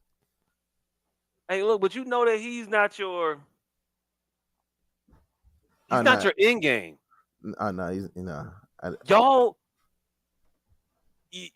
Y'all, y'all's is coming back. yeah. Daddy went to actually go get cigarettes, and he's coming back. This ain't Daddy going to get cigarettes, but I've never seen you smoke before. I gotta run and get a gallon of milk. You got the lactose. You got the lactose though. Oh shit! Yeah, this is not it. Hey, you know what I just realized when y'all said that nigga was on Barack or Barack? Barack, it's a lot of presidential shit that he missed out on. And I remember a wave of Barack's happening right after his election. Would you say you broke up a little bit in the middle of it? He also missed presidential name wave. Like, you know, after every president, there'd be a wave of motherfuckers naming their kid. I don't recall a bunch of Baracks being named around there. Hey, one, because that was some white people shit. And you not finna get a bunch of white people, no matter how liberal they be, to name their child Barack Hussein or Obama. Nah. You might get some family pets. They're beloved and all that, but that's about as far as you gonna get, fam. I think niggas probably would have, but a lot of niggas thought that Obama was that nigga first name. You walk into your coworker house. And the fucking German Shepherd will jump up on you and go, Brock, down. Hey, you got a problem or don't you? Oh, you come to you walk into your coworker's house. They invite you on Thanksgiving. You brought your whole family. And a German Shepherd, as soon as you walk through the door, jump up, and friendly, mind you. It's not evil, dog. Not in any way, shape, or form. This is a house pet family, very well taken care of, manicured, fucking coat, shiny, not in the least bit evil. Very lapdoggy German Shepherd, though. Big 140-pound dog. Scared outside, the whole 9 yards. Fam, you ain't got. I'm going to feel a way about it, depending on what. Depending on what's in your driveway, fam. I don't know what to tell you. And hey, look, how the dog? What the dog look like? If the dog is well taken care of and it's Barack, I'll be okay with it. Cause I mean, motherfuckers had Bush dogs, Georgies and shit. Hey, Georgie, good boy. So I give it to him. Does the breed of the dog matter? Wait, what matters more, the breed of the dog or the condition of the dog? Condition of the dog, fam. So if it was a very, very well taken care of pit bull, you. Hey, look, what if it was a shittily taken care of Chihuahua? Horrible people. Hey, what if it was an ugly ass bulldog? I'm talking about racism, nigga. We know the horrible people thing comes in with the amount of care they put into the dog, but is this a nigger. Hey, look. Hey, what if it's a black bulldog with the That's what I'm saying. Hidden nigger. Hey, the name of this segment is hidden nigger. Is that a hidden nigger? I don't know. What makes that a hidden nigger? What would make it a hidden nigger? If you go over your Taylor Swift listening, Jeff Foxworthy watching, white coworker's house. He got the 2.3 nuclear family, 2-car white picket fence. His nigga, white picket fence, the whole 9 yards, and a fucking vicious pit bull come out the back. Oh, I'm sorry, Barack, no. Or trailer trash. Fucking what the fuck is that flag? Confederate flag. This is a motherfucker you work with, so you cool with the nigga. You get over here and you see this flag. That's the conversation. That's what makes it different. If I pull up to your crib, and your crib got wheels, a la your vision for society, and it's a Confederate flag outside, and your dog is named Barack, I know that there's a banjo in your closet somewhere. But what if it's very well taken care of golden retriever? Don't give a fuck at that point. It don't matter. So that's more of the owner. So there's nothing that can make the dog race a hidden nigga. What would make the dog a hidden nigga? Nothing. It's a dog. There's nothing that can make that a hidden nigga. No. It's always the owner is gonna depict if the dog is a hidden nigga. Yes, they're not racist dogs. They're colorblind. What are you talking about? No. All right, so suburban house. White guy has 2 dogs. Oh One shit! is a Yorkie. malnutrition. One is a Yorkie. Very well fed, very well taken care of. Call that motherfucker Don Don. The other one is this crossbred black dog, whole bunch of furry as fuck, unkept, malnutrition. Call that motherfucker Barack. Nigga, we know something. Y'all be making this shit hard, fam. Y'all giving the most easily recognizable, the motherfuckers are racist scenarios ever. This shit even hidden. This shit is actually, I'm putting it on display. He's literally putting it on display. He's calling one Don and one Barack and showing you how he feels. All right. You get alcohol, you get shoe leather. Here you go. Olympia Fields stays around mostly niggas. Redhead wife, autistic son, Down syndrome daughter. Only time you ever seen this nigga, he had a Flanders get up on with the sweater on top, collar on underneath. Right, that's the scene. He in a black neighborhood. You met him at a 2 Live Crew concert. You get to his crib, right? Mm-hmm. He got a motherfucking Scottish Terrier, black with gray hairs, very well kept, but he don't let it in the house. Barack.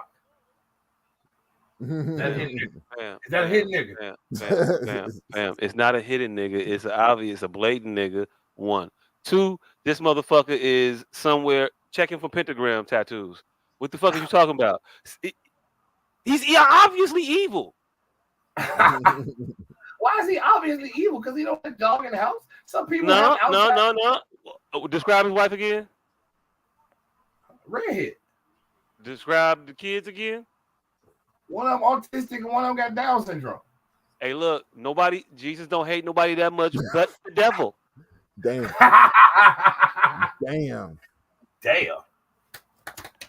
Oh, all right. You gonna roll the dice twice and come up craps on both kids? I mean, autism is a spectrum. It may be high functioning. Yeah, all right, cool. The way you ain't, hey, look, you ain't have a high functioning insinuation on your voice there. No, I just wanted to make it seem like he was facing his own difficulties. Again, y'all not giving out hard. Y'all not giving out hard scenarios. Y'all giving out very, very easy to distinguish scenario. If you want a real racist scenario, I'll give you one. I'll give you one. Say you are a content creator. I am. Of a particular ethnicity. Check again. Origin.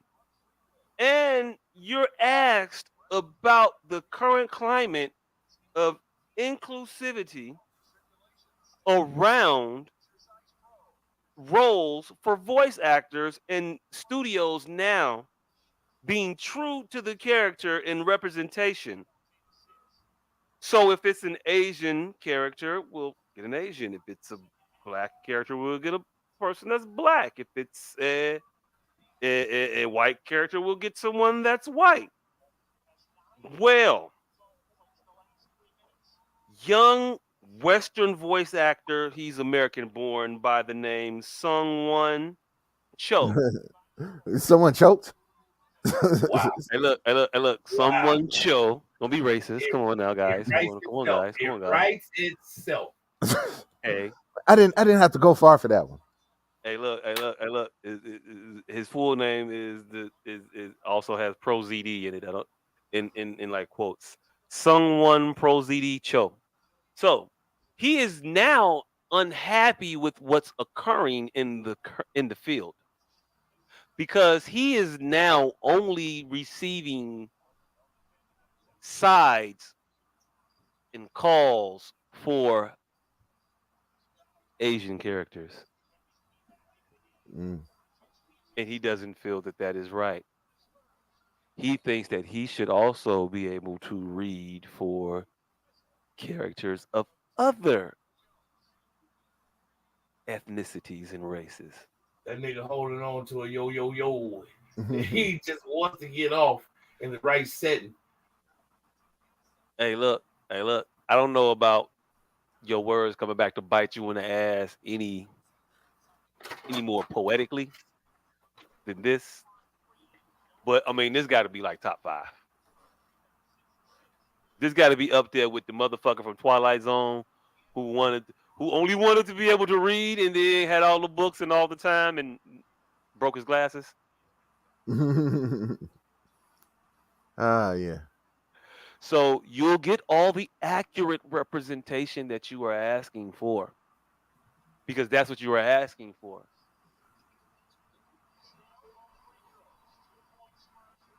Yeah. And hey. And I'm pretty sure he didn't start. Asians didn't start asking for equality and equal representation until the one time where the black man was the best Asian cartoon character of all time. Rest in peace, James Avery. Rest in peace, James Avery. Rest in peace, James Avery. Hey, look. I ain't even gonna hold you. You might be right about James Avery. I was gonna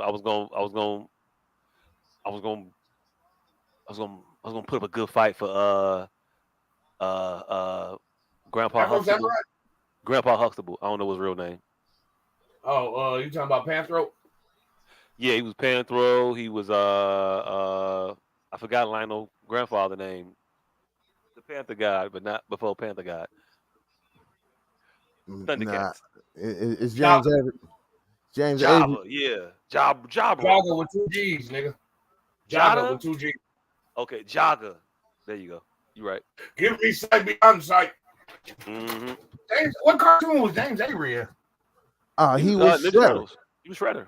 Huh? He was Shredder. Uncle Phil was Shredder? Yeah. Mm-hmm. Get the fuck out of here. Yeah, shocked shit out of me when I found out too. Oh shit! You know who I got? Now here's a dark horse, motherfucking shit. Man, Keith David. That's my dark horse. Hey, I like Keith David. He was he played the Gargoyles people.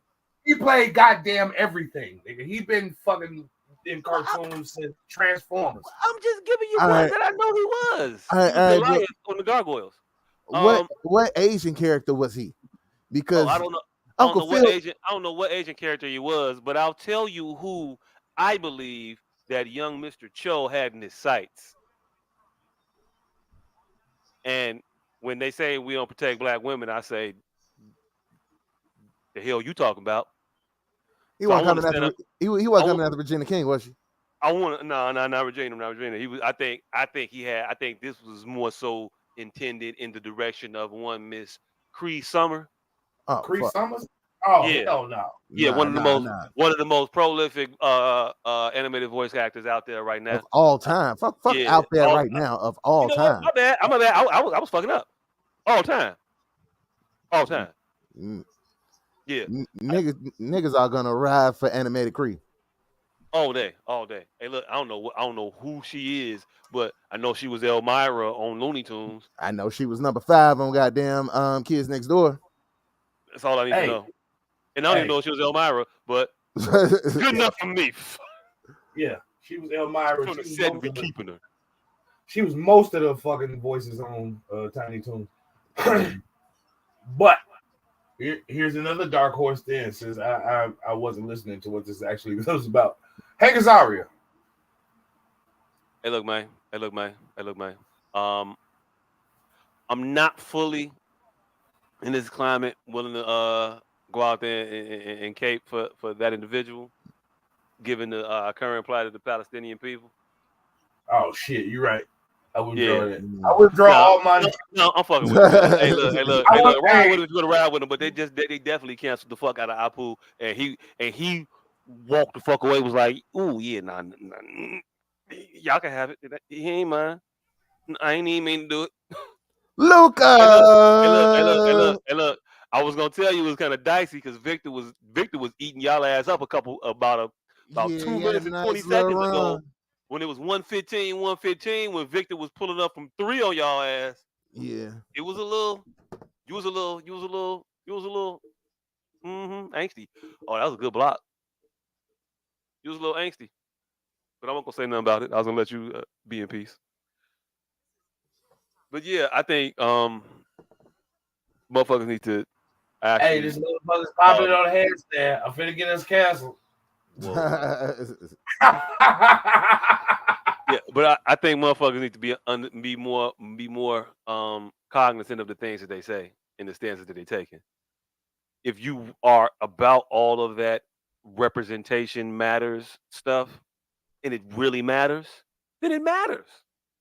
You can't have it both ways. You can't say I want to represent.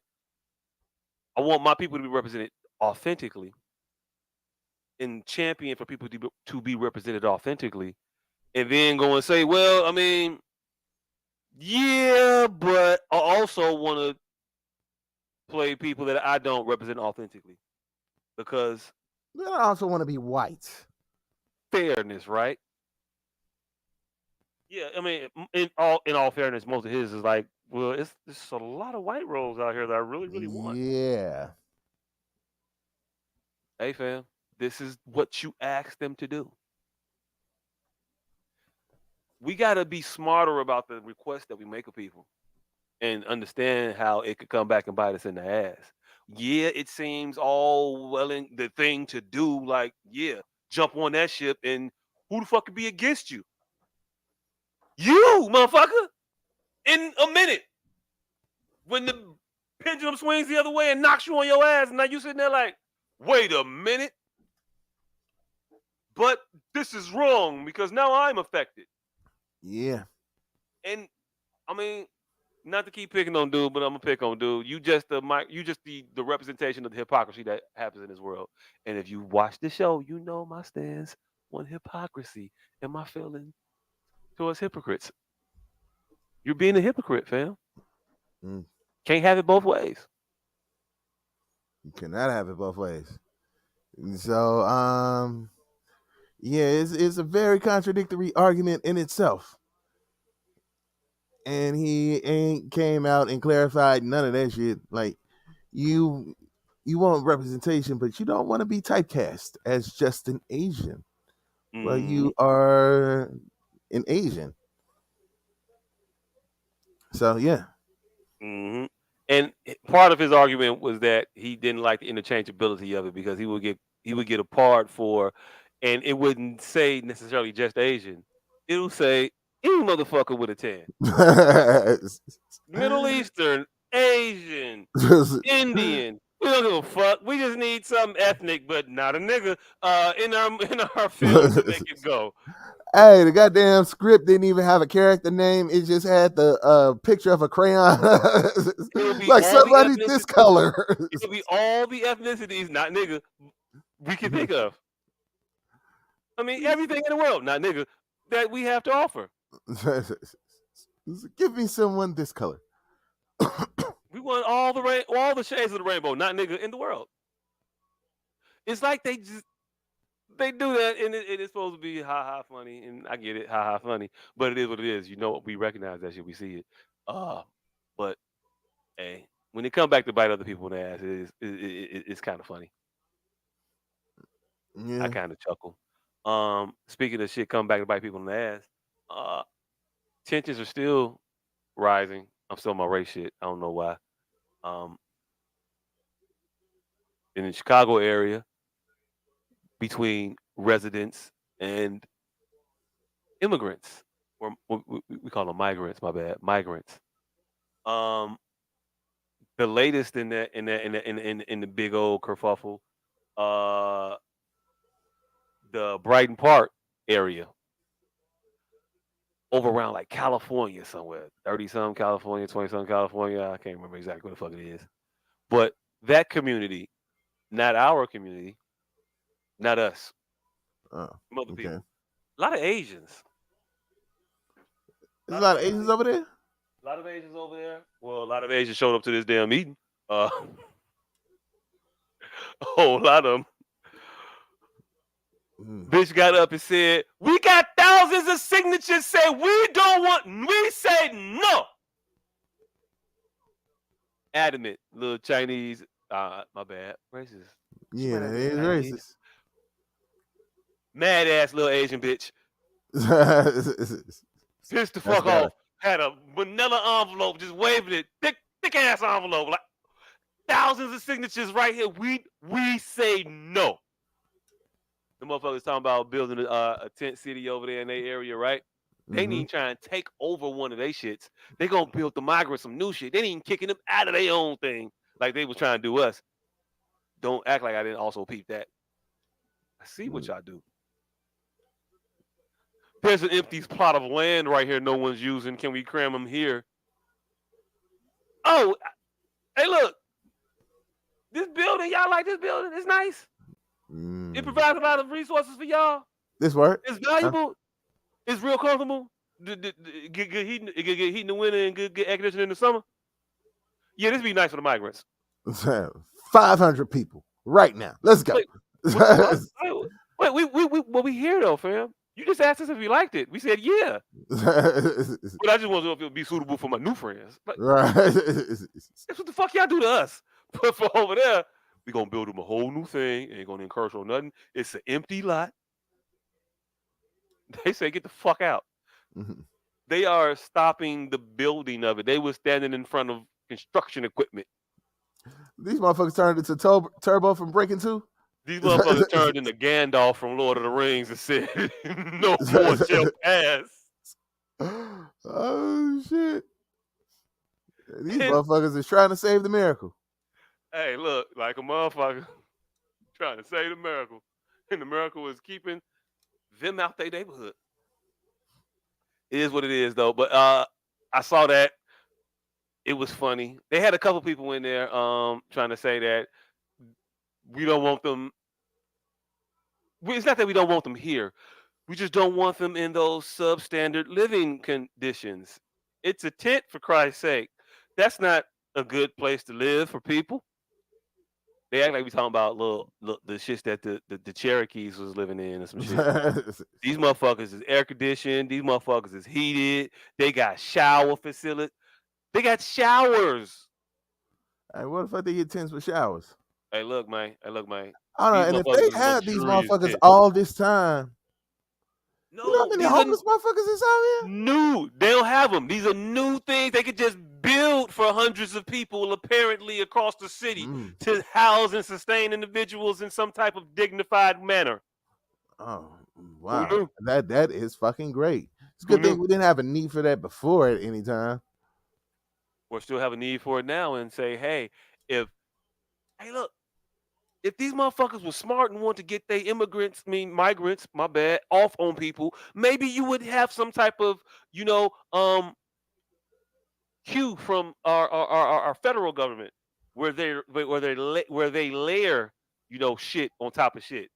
So I want my money for my migrants, but I give you some money for the homeless motherfuckers if you know what, I'll let the homeless people stay with the migrants. How about that? Nah, they ain't proposing none of that shit. Migrants only shelters for the migrants because we like them. Fuck all of our citizens and our people that we've been having in our society and in our cities for Hey, years that Raiden. we stay, that we related to, that we look at, that we walk over all the fucking time. Fuck them. Yeah, These new motherfuckers need some exclusivity and privacy. yeah. Have to treat them with respect. Yeah. So yeah, that's just an amazing thing that I noticed this week in our fair city. Um, yeah, it's what's up. But people are they're not standing for this shit. They ain't going. Um, they need to hurry up and go ahead and get this vote underway for this sanctuary city status. Um, cause motherfuckers is mad. Motherfuckers is waking up. They looking at the amount of money that the city is spending on these people, and they're saying that you're telling me we had a budget deficit and we spending money on people who ain't even from here. How about until we have extra money, we don't spend no money on nobody that ain't from here? Send the motherfuckers to Kankakee. Mm. Go to Joliet. Oop, nope. Can't go to Joliet because what was it? The fucking it wasn't the mayor.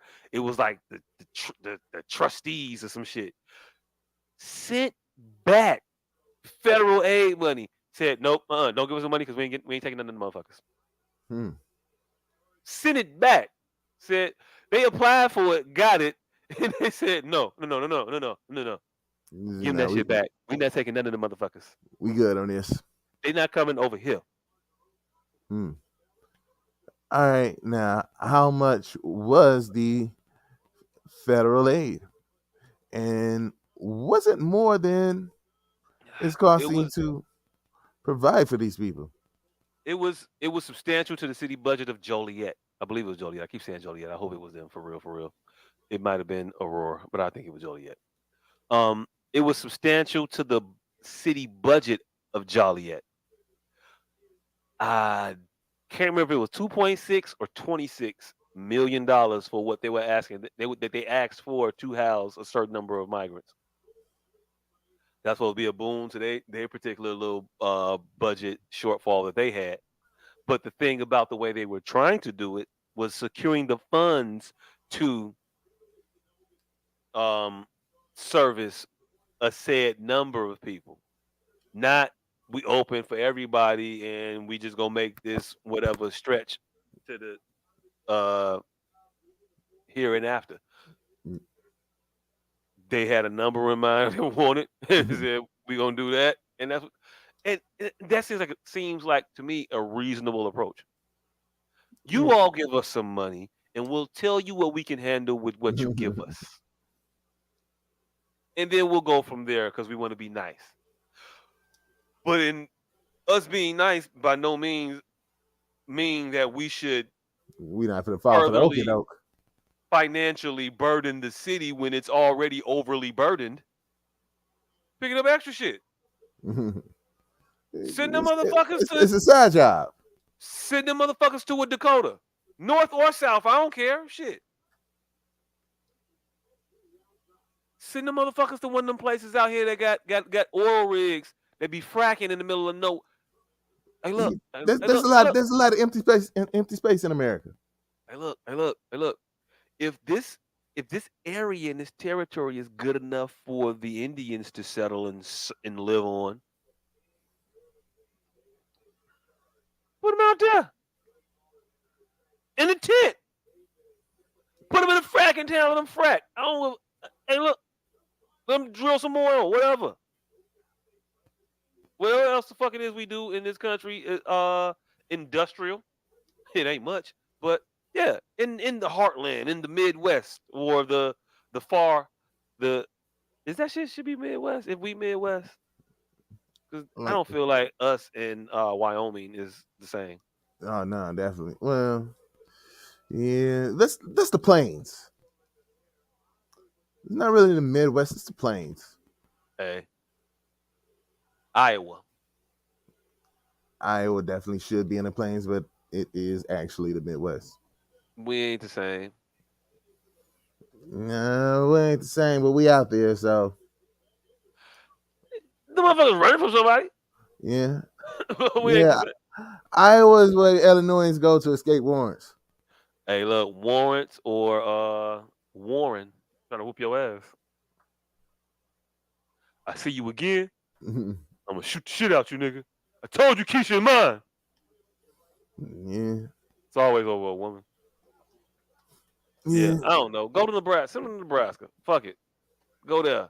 Have a ball somewhere where there's a lot of space and opportunity for them to collectively work to the common good of America. I'm with you. But putting them in financially strapped cities that are already suffering and struggling to get their own shit together, recipe for disaster, fam. All Mm, I think y'all doing is trying to purposely. Oh wait, is that what it is? Y'all trying to purposefully set off a powder keg? hmm. Mm, I don't Hey, know. Is it let it, design? let us wipe each other out. I mean, I'm just saying, is it by design or are they just that bad at their job? Yeah, 51, 50 at other. 50 in one, half 100 in the other. Yeah, these things don't have to be mutually exclusive. Mm, I guess, but There, but there is I feel like they might as well just go ahead and give these immigrants the fucking or give the homeless these faking ass buildings because especially all over the city there's and the suburbs definitely you go through fucking Harvey and there's literally blocks that are vacant, like oh, an hey, look, entire block of houses that are fucking vacant. the homelessness problem in America doesn't exist because there is a lack of homes, as people would have you to think. There are there's so many abandoned homes in this fucking country that people could go and move into and fix up. I tell you right now, I tell you a little story about my grandfather, real quick. He moved up here, Mississippi, from Mississippi, many moons ago, back when all the other Negroes of the time were moving, northward. Mhm. Great migration. hmm Him and I believe it was a brother. Could have been a sister. I believe it was a brother though. Brother had kids. They all had a building on the street. I ain't gonna tell you the street because I don't want the motherfuckers on the internet to come over there. Uh, anyway, they had a building on the street that was filled with children, little Connor children. Um, they saw another building across the street abandoned. You know these motherfuckers went over there, fixed the building up, and then moved in Yeah, might as well. and kept that motherfucker for decades until it was Might. just until it was just hours. I mean, nobody else is gonna claim it. Might as well. That is what society used to be able to do. Take things that were not being used and wasted in society and make good of them and allow people to proliferate. America has done that at, I believe, every iteration of growth. The colonies, when we established the colonies, they just gave land to motherfuckers. Mm-hmm. This is yours. This is yours. This is yours. This is yours. You rule that shit. Boom, bow, and they generated wealth from that. Slavery happened. The expansion westward happened after post-slavery, right? Mm-hmm. They had that was post-slavery. They had the land grants, right, Mm-hmm. in the Midwest, where it was literally motherfuckers just running for land. Yeah. You go to the area of land, and if you get there before anybody else do, guess what? You got land. No, I mean they would have like days set up. It was like a land rush. It was like a thing. Like imagine like supermarket sweeps, but Kansas Mm-hmm. is on the board.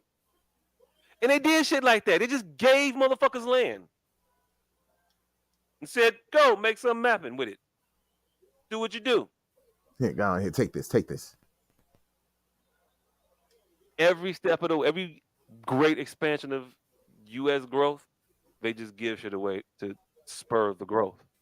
Mm-hmm. They've never given us anything to spur growth, though. They always give it to themselves, and then growth happens. Yeah, and then wonder why we not growing with them. Mm-hmm. Way my grandfather and them got ahead, they took some of that growth for themselves and developed another fucking building for the block for them to have on the block. Like, this is what it is we gonna do. You got too many fucking kids. Y'all gonna live over there. We Yeah, I'm gonna gonna get we it. gonna fix this motherfucker up. We gonna run the electricity in there. We gonna run that motherfucking heat in there, and we gonna live. And it was what it was. I think motherfuckers eventually had to end up paying the back taxes on the house at a point where like the taxes on it or some shit. It was extremely cheap. It wasn't the purchase of a house. It's the purchase of the rights to a house, which was way cheaper than anything just to own it. It was crazy, but that's how it used to work. And then for some reason, society got away from that and got into the practice of giving the most of our resources to People work the slimmest most. the slimmest minority of us. And now these buildings that are owned by these people, we too scared to run up in the motherfuckers and just live. Rightly so, because they will put you the fuck out and arrest you. Mm-hmm. Although, I mean, there are people that are in the spirit of that. They're called squatters. They exist. It's a bold bunch of people It's that'll interesting just strategy. that'll see some shit and just move in it and just I'm here now. I'm not even mad at them. Salute to them. Hey, look, I'm not mad at some of them. Some of them be doing shit that people actively like fixing up though. Like I'm working on this Okay. motherfucker. What the hell? Okay, yeah, them niggas is out of order. Them motherfuckers be out of order. But if you just find an abandoned house that's dilapidated, I'm like, you know what? Fuck this shit. I'm finna fix this motherfucker up. I live here now. I live here You now. should be I able to have do that. nowhere to live. This place is empty. I'm gonna be here. Hey look. I my first 13 or 14 watch throughs of The Office. I resented the Nelly character for coming in and taking Andy's job. But on this most recent watch through of it, I kind of admired her for seeing abandoned territory and making something of it for herself. Eminent domain of the I can respect that. eminent domain of that nigga's job. Hey, look, I actually, there was another practice where they was just taking shit that you was actually using. Though I was in the middle of breakfast, my nigga. What the fuck you talking? What you mean? Yeah. Ooh, I don't know who the fuck Zion just dunked. Was that Hassan Whiteside? You talk about the alley oop? Nah, he split the defenders. Ooh, the alley oop was crazy too, though. But no, Yeah. he dunked off balance after it was supposed to be a layup, fam. He ain't jumped that high. Ooh, he got him back. There was Hassan Whiteside. No, it's Jackson Jr. My bad. That's what they was. Jaren Jackson Jr. Yeah, that's what we got the first time. He got his ass back the second time now. Do his shit. Mm. I don't know. This blocking the dunk does not erase being dunked on.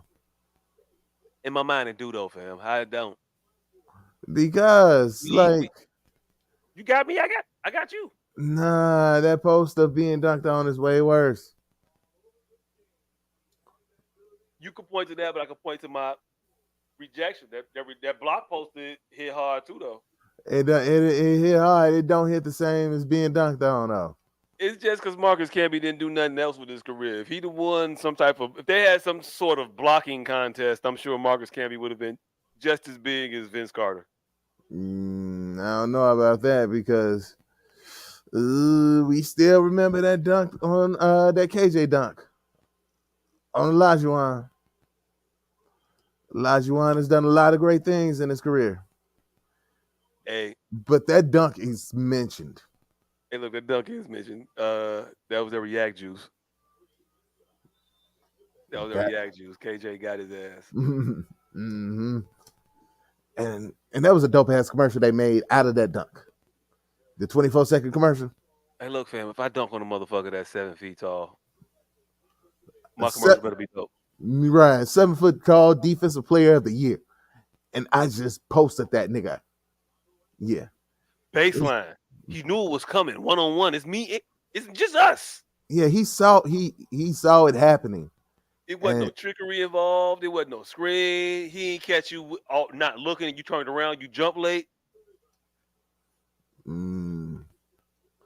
You just went straight over a motherfucker that's a foot taller than you.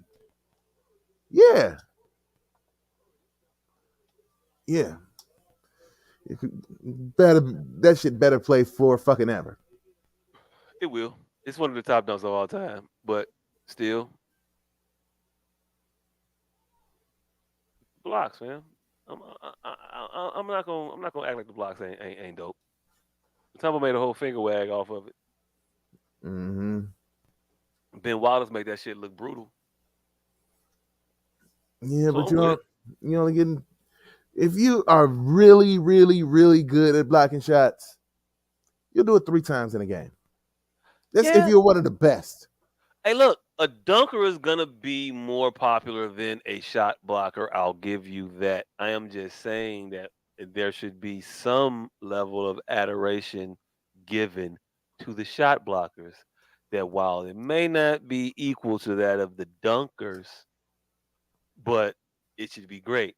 Now, where I stand still is that if you dunk me in the game, pause, and I'll block you later in the game,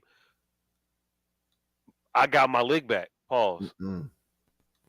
And I don't mean on like fingertip, like I mean if you really pack your shit. It still don't hit the same as dunking on a motherfucker. And trust me, as a nigga whose main portion of his game was blocking motherfucker shots, throwing shit, glassing shit, pinning shit on the board, I did it all. Being dunked on probably would feel way worse. Hey, I mean, I don't know because I've never been dunked on in my whole entire life. Rest in peace, my nigga Tay Boogie. Hey, look. Ooh, rest in peace. So what's worse, being dunked on or having somebody block your dunk? Being dunked on. Being dunked on, not somebody blocking your dunk. So I think that person could equally talk shit to you. You could talk shit, but if I dunked on you, you can't talk, and you can't talk more shit than I can. Because nobody's hanging a poster of you blocking my dunk on their wall. There's no future centers of the NBA with that poster of you cuffing my shit, but me dunking on your ass, it's gonna be the dream of every kid in their league. You know what? I'll give you dunk trump the block. I give you because if I did both to a motherfucker, I'm probably gonna talk about the time I dunked on your ass. Pause. More so than the time I stuffed your shit. Also pause. Pause. Yeah. Yeah. I think I would. I think I would. Yeah, I think I would go with the dunk a little bit. But it's a contest though. It's a thought. I got to think about it. I'm just saying that the dunk just ain't washing the block. The block is formidable. The block is admirable. Yeah, It's the going block down with block a fight. block is definitely respectable. It's going down with a fight. The block I is think definitely respectable. I think the block has got to be number 2 demonstrative. Mm-mm. Mm-mm. Crossovers, Yeah, that you break a motherfucking ankles. breaking the ankles, or the nutmeg. You break either one. Either Okay. one. If a motherfucker knees buckle on a crossover, it's worse. Hey, look, what's worse, if a motherfucker dunk on you or a motherfucker break your ankles and then hit the shot? Go. You gotta hit the shot. Getting dunked on What, is still worse. what Dunked on about a still worse. motherfucker locking you down? What is that? What does that stand? Oh no, I'm just gonna say I had a bad game. It wasn't even you, nigga. No, it Yeah, wasn't even shit you yeah, it's did. definitely No, not I you. was just You ain't do tired. I was shit. just tired. But let me use one of your words. Demonstrably locks you down, like where you could tell. Like if you blocking it, if you blocking and stealing, yeah. If you just denying me the ball or making me have to pass it off, then nah, you ain't finna get no bragging rights. But if you actually like getting steals and creating turnovers and shit like that off of me, then yeah, you could talk some shit. Yeah, definitely. Hell yeah. I mean, locking you down to where you're physically frustrated and you want to fight this nigga, but he hasn't done anything. Like he's locked you down like that, where you can't move. So you start saying shit like, "I need to do a basketball move, foul," and he ain't like that type of lockdown. I mean, a nigga that walked up on the court, you with all your friends, and this nigga, he's just too fast. He ain't even relatively good at basketball. So he's He's just causing fast. turnovers and shit like that. That's what you're saying. Yeah. He's Yeah, just fast. yeah, that's bad. That's bad. Right. Where does that stand in the line of blocked is all of that shit. Um, Embarrass wise. it's not as bad as being as a motherfucker crossing you over. Like if you keep me from scoring almost the entire game, like locking me down, but I cross you once, break your ankles, and drop a bucket on you, even if that's my only bucket of the game, That's the I you really still highlight. got to wouldn't hear even. about it. That's the highlight. I wouldn't even consider that locking down. I consider that locking down for most of the game. That's locking down with an asterisk. If you get one play off you on a motherfucker, he didn't lock you down. He locked you down for the most of the game, but you still got off. And that's what niggas go say. He locked him down for most of the game, but he still got off. I'm talking about a nigga physically frustrating your motherfucking ass, where the whole court is now laughing at you because of every time you put the ball on the ground, you have to pick it up and pass it on. Like locked you down the whole game. You didn't Yeah, get like nothing. a Vernon. I get you. Like a Vernon Waxwell, motherfucker that's getting the motherfucker just gets in your chest, make you pick your dribble up. If you're Yes, not that's causing all. a turnover, fam, it's lower on the list. Oh, If that's you're all not I was. if you're not causing me to cough the ball up and turn it over, if you're just making me make passes, I mean, you have to pass it because he made you pick that motherfucker up, and now you're mad. yeah, you Now can you're be mad. mad. I get it. I'm answering your question though. You keep saying the same thing. I'm telling you. I'm saying the mad is what make it funny to me. That You can person is be mad. always. It's still not. It's not on that. It's not. It's not topping any of those other things. Yeah. Yeah, I think I had it lower on the list than getting crossed to getting dunked, getting your shit Yeah, because stuffed. Pause. it's about the amount of shit you can talk. It if I didn't actually do anything but stop you from doing shit all day, then nigga, you can't brag on that. You could maybe you can, but not like you could if you cross a motherfucker over. Like if you played 2 weeks in a row, and the first week I crossed you up, and the second week you just locked me down and I ain't really score. I'm still talking shit about that time about that when I crossed you over last week. I got jokes about when your ankles was broke, you was sore, needed Epsom salt baths and all kinds of shit. You was on the floor, and they hit the shot. The jokes don't write themselves for You had to pick the ball up and pass it, nigga. Yeah, you was giving it up all day, weren't you? Pause. It don't hit the same. I understand you saying that, but I've seen more fights from the latter. I guess. I don't know. I've seen far more fights. When you get dunked on, motherfucker, who man is that? But a nigga that be in your chest the whole game, I've seen niggas found that nigga time and time again. Like literally beat him up, call phantom calls, anything to get him up off their ass. Mm-hmm. Like, man, foul, man, like, man, bro, you touched me again. Like, I've seen more people be embarrassed by that than being dunked on or being hit a shot or break ankles. You can recover from all of that. But if a nigga literally ain't letting you move 2 steps the entire game, most motherfuckers will want to fight. Most motherfuckers will be so embarrassed that they want to fight. They'll be so frustrated that they want to throw fisticuffs. Now, if you get dunked and motherfuckers start roasting your ass, that's one thing. If the crowd embarrass you. But I'm just talking about the physical act of locking your ass down. I've seen niggas want to fight behind that shit. Like more times than not. I don't tell you. I can see how, because being locked down for a whole game is a long fucking amount of time, and it builds up. So I can shut the motherfucker down for 20 minutes might be more impressive than dunking on the motherfucker one play. I can see that particular angle.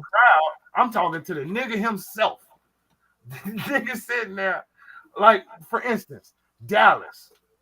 Nobody wanted to play basketball with Dallas. Do y'all remember Dallas at the Hub? Because he was so fast and he was so annoying that I don't give a fuck where you were on the court. He would, if somebody would pass it to you, he would be underneath that motherfucker and in your chest by the time you caught the motherfucker. Yeah. So you couldn't put the ball down. And motherfuckers wanted to fight Dallas behind that shit. Like every game, they wouldn't let him play or none of that shit because of that. And you all know Dallas. He didn't mean nothing. It was just how he was taught the game of basketball, and he lived it to the fullest. You're like, motherfucker, you just sit down with you, and he wouldn't do shit but just squat with his hands in front of your ass. He wasn't giving no hand checks. He wasn't doing nothing, but he was staying unreasonably close, and he was unreasonably fast.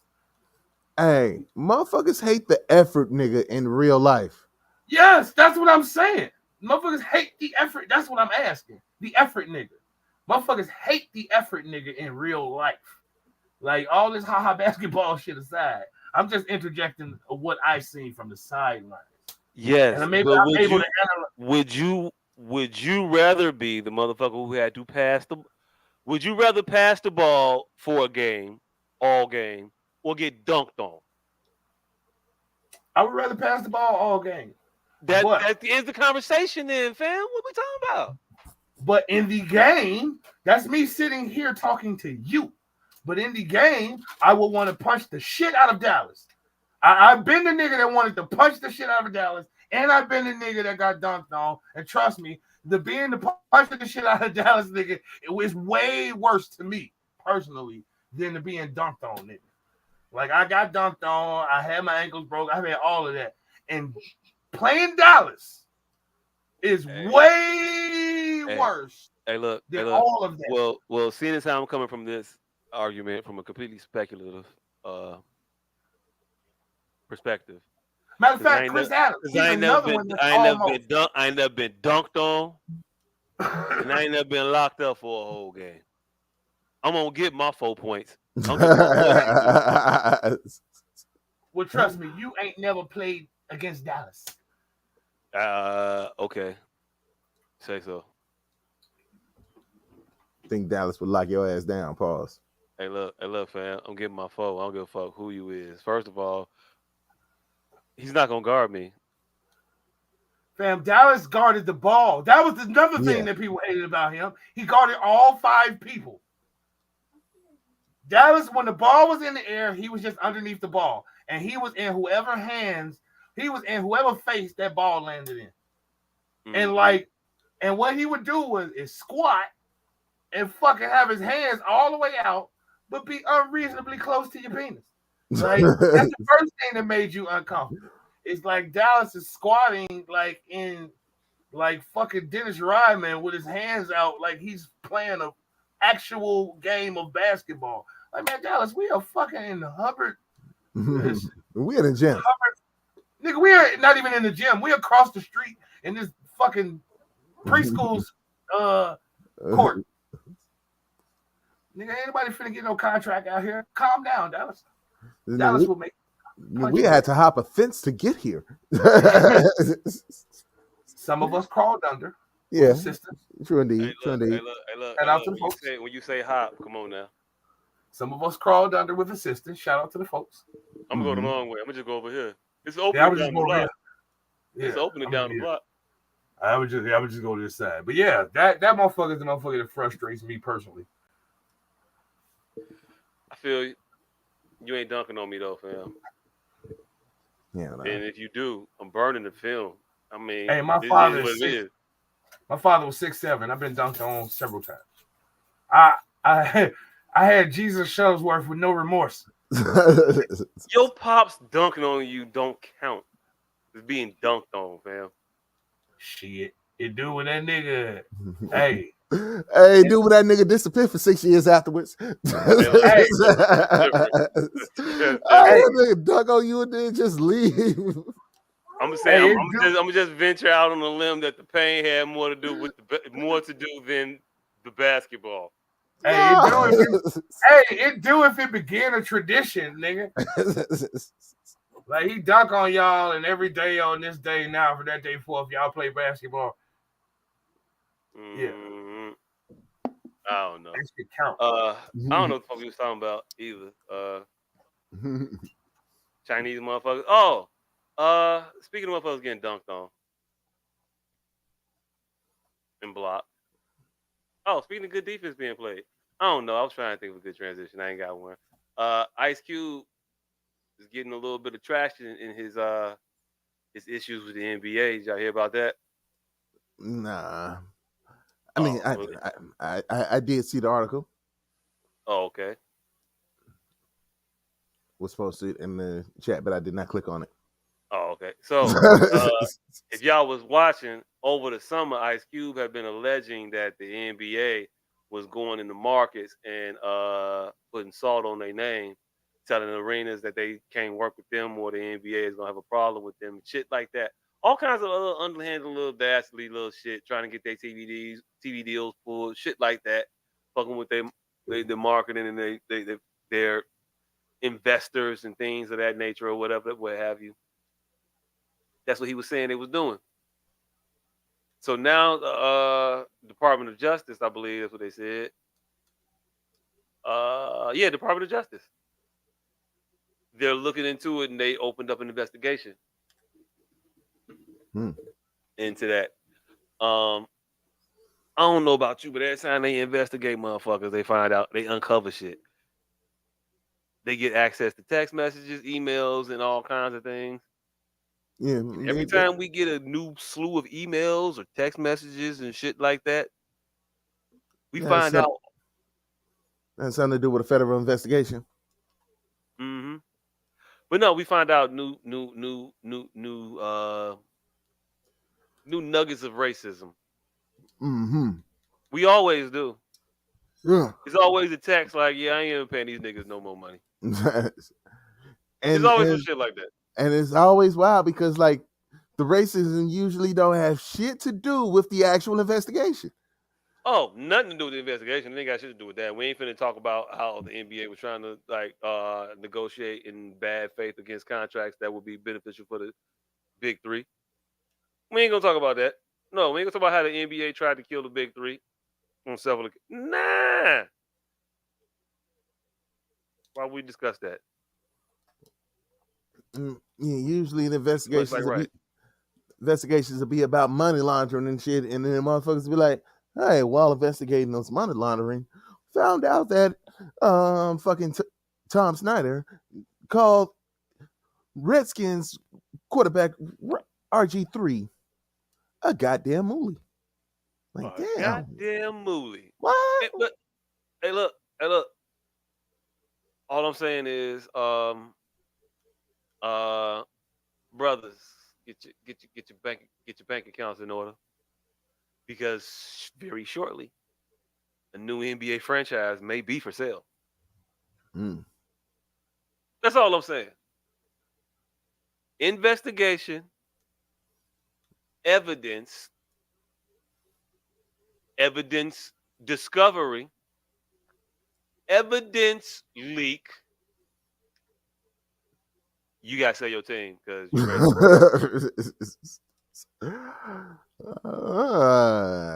Text message racism. It's coming soon. Hey, look. All right, so if it hadn't happened already, then I'd be like, all right, cool. But this shit happened already. Didn't this happen? Text messages. Didn't they call for the Redskins? His wasn't even like all that devious. They tried to get the motherfucker to sell the team. Oh yeah, they definitely got Dan Snyder up out of there.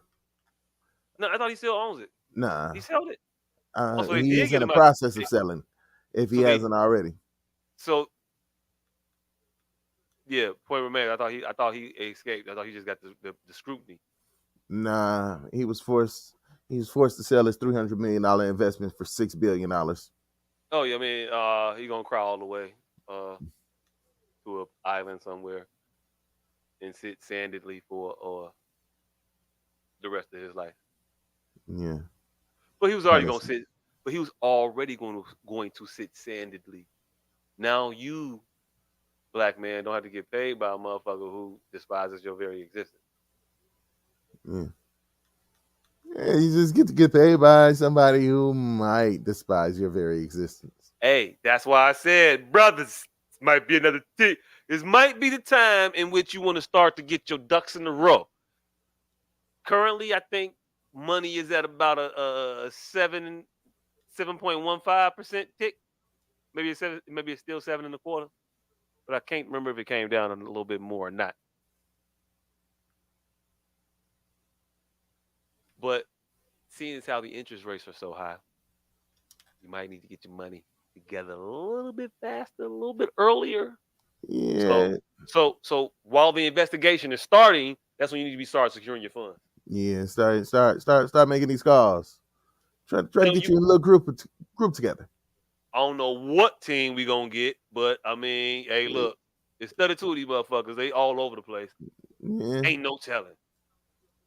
We might hit the lottery, and we got Jerry calling Mike a nigga back in '94. And you know what? We come up. Oh shit. Yeah, but also it might be the Minnesota Timberwolves.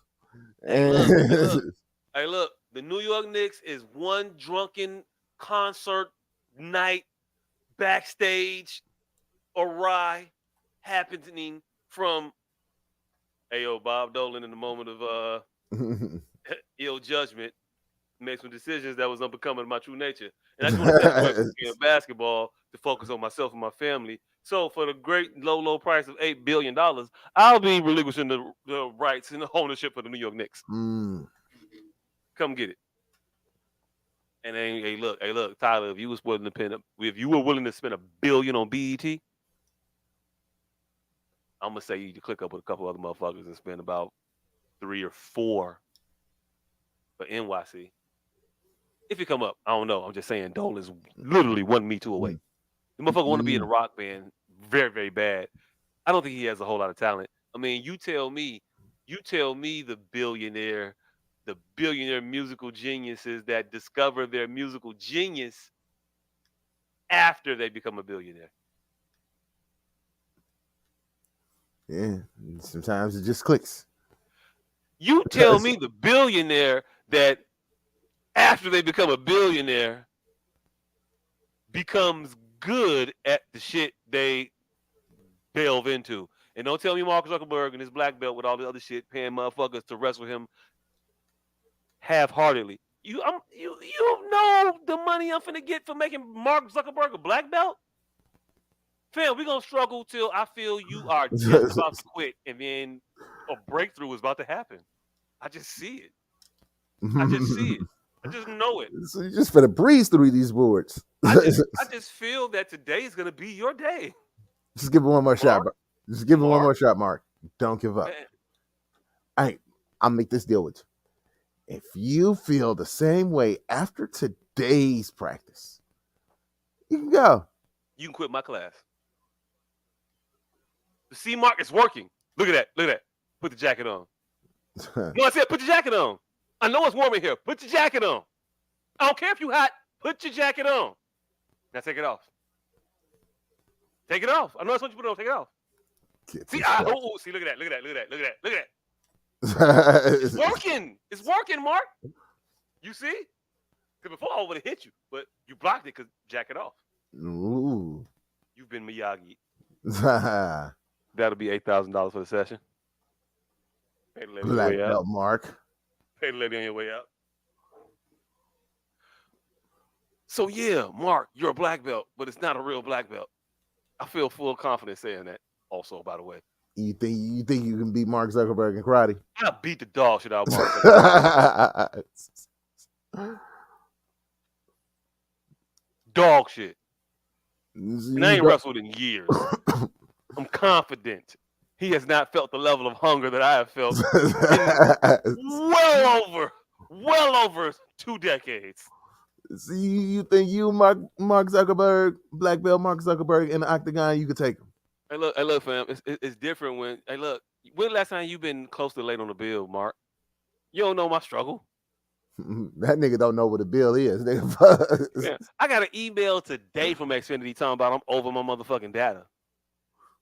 Do I want to buy more? No. Y'all said this shit unlimited. First of all, why you calling me? Second of all, if it's gonna be slower, it's just gonna be slower. It is what it is. This shit finna crawl for the next 4 days. Hey, billing cycle almost over. We'll be all right. Hey, that's what I said. Man, if I wish I would this close to the end of my billing cycle, pay for some extra data. Man, if I'm gonna thug these 4 days out, what? Hey, what if it's 10 days before? 10 days before, you got to make some decisions. Depends on what I got to do. What I gotta do? I gotta go to the I got a doctor's appointment. I'm in that waiting room for a long. I ain't finna be sitting there struggling with these buffering. Oh shit! And potential buffer exposure going to weigh heavily on whether or not I upgrade to the next tier.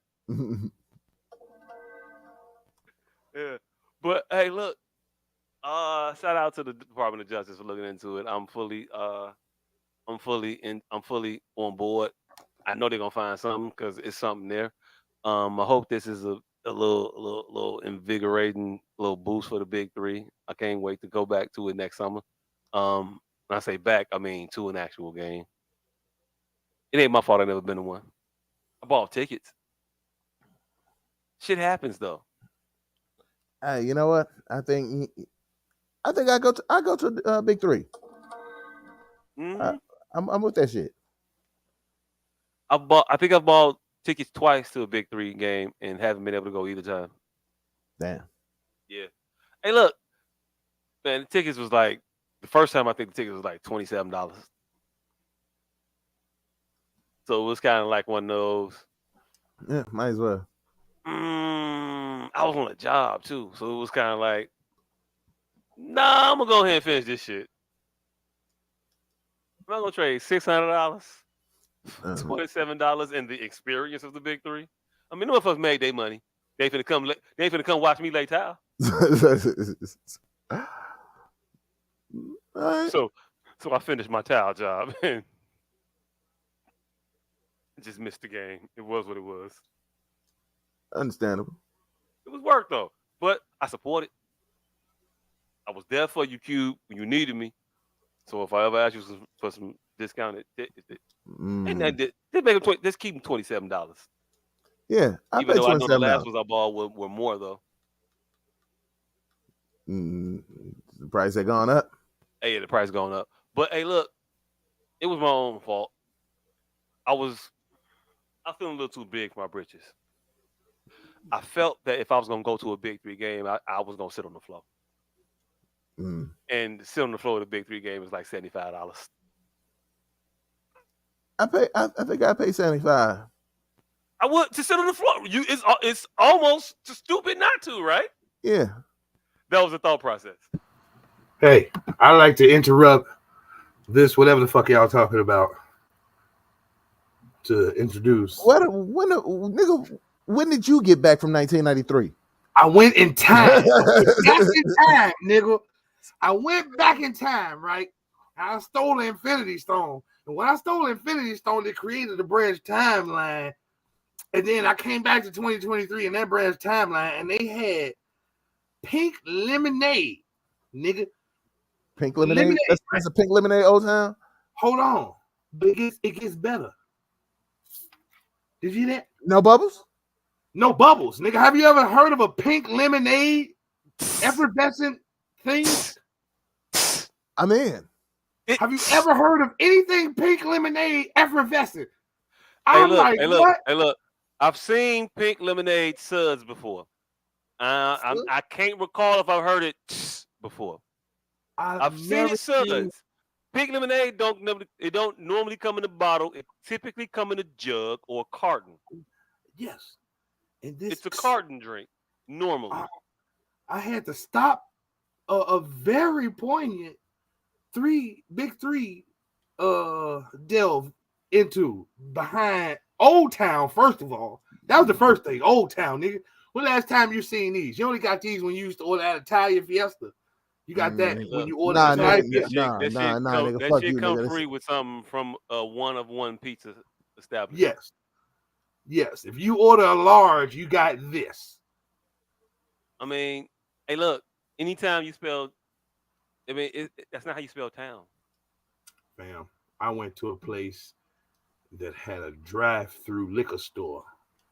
That I love the hundreds. The hundreds is seen to be lost in time. Like these motherfuckers. They got a drive-through liquor store in the hundreds? Nigga, a drive-through liquor store. No. Do they have a drive-through liquor store or do they have a drive-through window at the liquor store? They have a drive-through window at a deli that sells alcohol. Okay. All right. This sounds like something that's futuristic, but also prehistoric.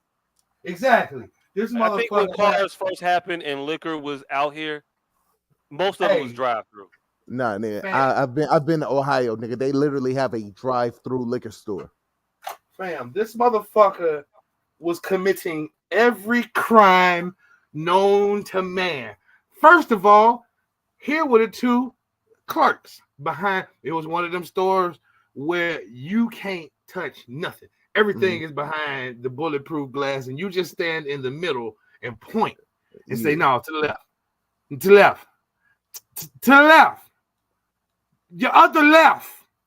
It was one of them type of stores, right? There's two clerks in there. One nigga working the register, one nigga working the window. 22 and 23. An Arab and a Mexican. It's already starting off. All right, I'm going on here. You tinging a little bit towards you. Yeah, it's already something going on here. It's bulletproof. 22, 23, Arab and a Mexican. Who owns this? Is it the Mexicans? Is it the Arabs? We don't know yet. This place sells cold food that they heat for $1. I know plenty of restaurants like that. Right. So hear me again. No, you are. Listen to me once again. Not. This is a place that sells cold food that they heat it for $1.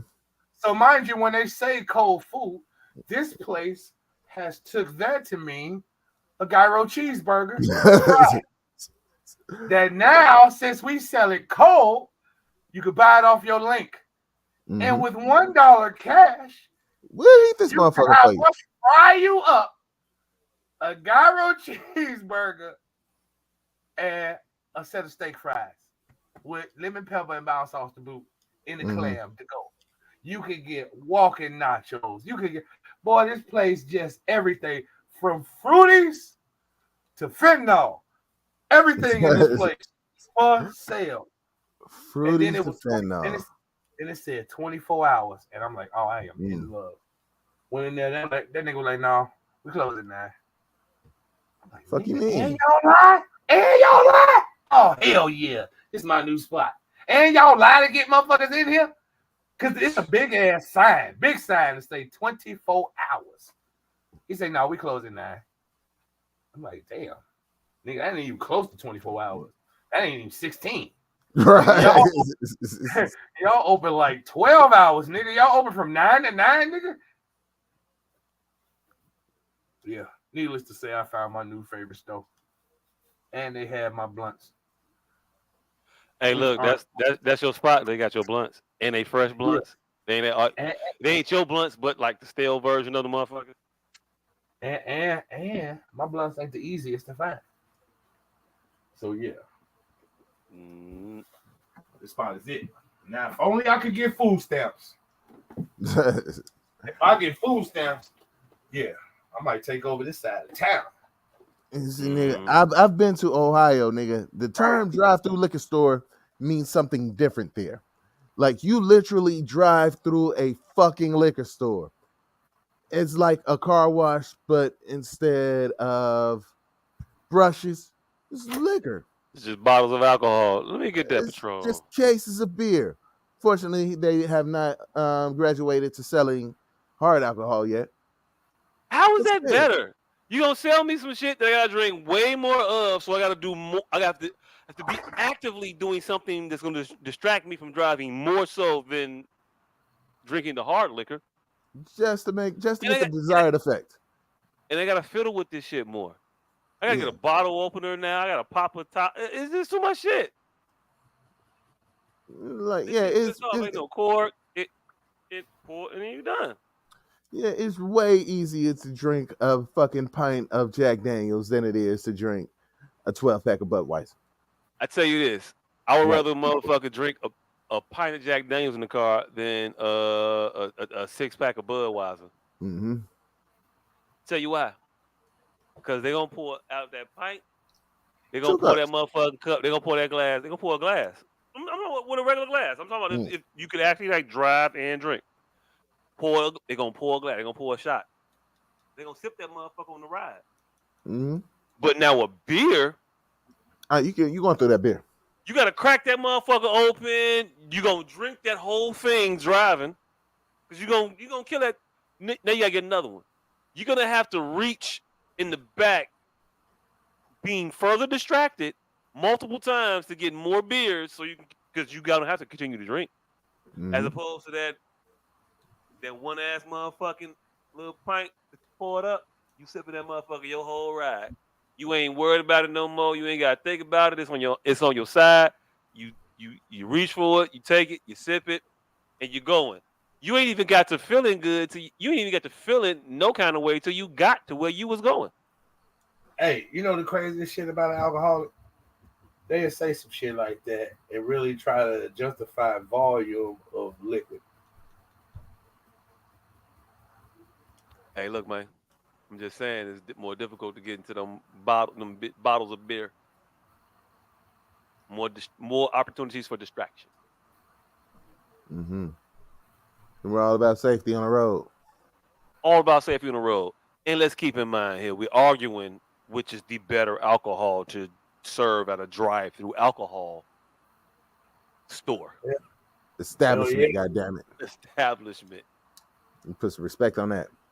Put some respect on any motherfucker that's willing to help me get drunk without me having to get up. I ain't mean to disrespect. I appreciate them motherfuckers. Not all heroes wear capes. Some of you motherfuckers wear aprons and run around a goddamn hollowed out ass garage at 11 in the afternoon. Well, 11 in the morning. 11 in the morning, 12 at night. Hey, look, not all heroes wear capes, and some heroes, I ain't had no good transition for it. I just want to talk about Jermaine Jackson issue with his brother. Oh, shit, nigga. I actually listened to the whole song. Hey. I went and found that song after you posted that shit. Hey, can you pull a song up? Because I want to play this shit. And then can you play the song? Because the way the newscaster talk about this shit is amazing to me. No, fuck the way he talked about it. Fuck the way he talked about it. The funniest shit is how he threw LaToya Jackson under the bus on the way out with no explanation. Oh no, that was the newscaster chick. Yeah. That's what I just said. That's what I just said. The way she threw LaToya under the bus for no reason. I'm seconding your statement. Hold on. See, you motherfuckers watched the entire video, huh? Oh once newscasters, once I seen that the song existed, newscasters had done his job. I stopped the video. Like after hearing the first snippet that they played, I stopped the video right there. And I went straight to YouTube to find the song because at this point I needed to hear this in its entirety, and it was well worth it. Oh, I wanted to hear it with you. I wanted to hear the song in its entirety with y'all the first time. But hey, look, I got the clip up. What you finna say? And the funniest shit is me, once I heard Gang Banging by Smokey Robinson, I never wanted to hear another song like that ever again. So I didn't need, once I knew the song existed, it was enough for me. I just needed to, at that point, know why Jimmy Jones wanted to throw LaToya Jackson on the bus. All right, so here go the news clip. I don't know where we were in the 80s that we didn't see this shit, but probably watching cartoons. Man, this shit look like 94. It might have been whenever Black and White. Shit. It was whenever Black and White came out, though. Oh shit! This was well into the 90s. This was Free Willy. This was in Living Color, making fun of Michael Jackson destroying a police car. This was the video being when they played the Black and White video. It interrupted like the Super Bowl or some shit, didn't it? No, it didn't interrupt the Super Bowl. It had its own. MTV advertised the world premiere for like 9 o'clock on some fucking day, and like the entire world tuned in. I thought it was every channel because I don't know. I thought it was on every channel, and they just played that shit. But yeah, it was definitely a world event to watch a music video by a motherfucker, and somebody's brother just did not. That didn't sit well with his brother. But here she go talk about it. Family expensive video ever, but now he's been sabotaged by his big brother. Once you were made, you changed your shape. Was your color wrong? Fire out the gate. I technically that's the second verse. They playing the shit backwards. Hey look. In my mind, though. Hey, they playing the hot bars is all they doing. They're playing the reason we're all here, goddammit. Hey, no. They played the entire. This is the entire second verse. Hey, and then they played the entire first verse. But after we watch this shit, there's a bridge in between after each of these, and then there's a hook. But this is the whole verse. After we watch this shit, I want to get the things that stood out to all of us individually in this video. All right. Radio stations are playing it every hour, back to back with Michael's new single, Black and White. Could not turn back. It's a known fact. You were too far gone. The uncensored version of a new song from his brother Jermaine. Reconstructed, been abducted, don't know who you are. They love you, they don't know you, don't their superstar. This is bogus. That nigga went for the neck. He went. I think she's using very lofty language because I remember the Black and White craze, and no radio station playing this shit after every time. They was playing that Black and White like fucking every hour on the hour, and no, they weren't playing this right after that.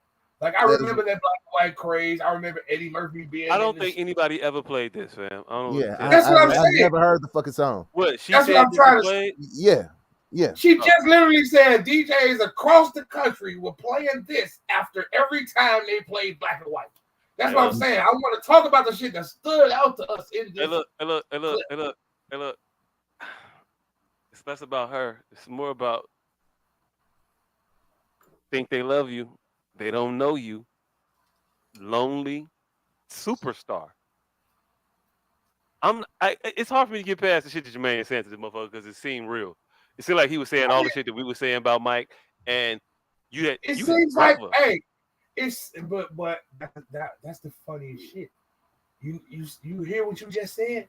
It seems like the same shit the people who don't know this nigga and sit on the couch was saying about him. Hold on. And you know why? Because he don't know this nigga, and he was sitting on his couch.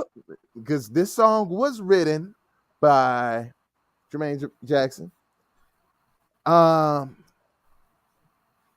Simmons, whom we all know as DMC, and Left Eye. This was produced by L.A. Reid and Babyface. For some reason, Babyface did not play this in his verses.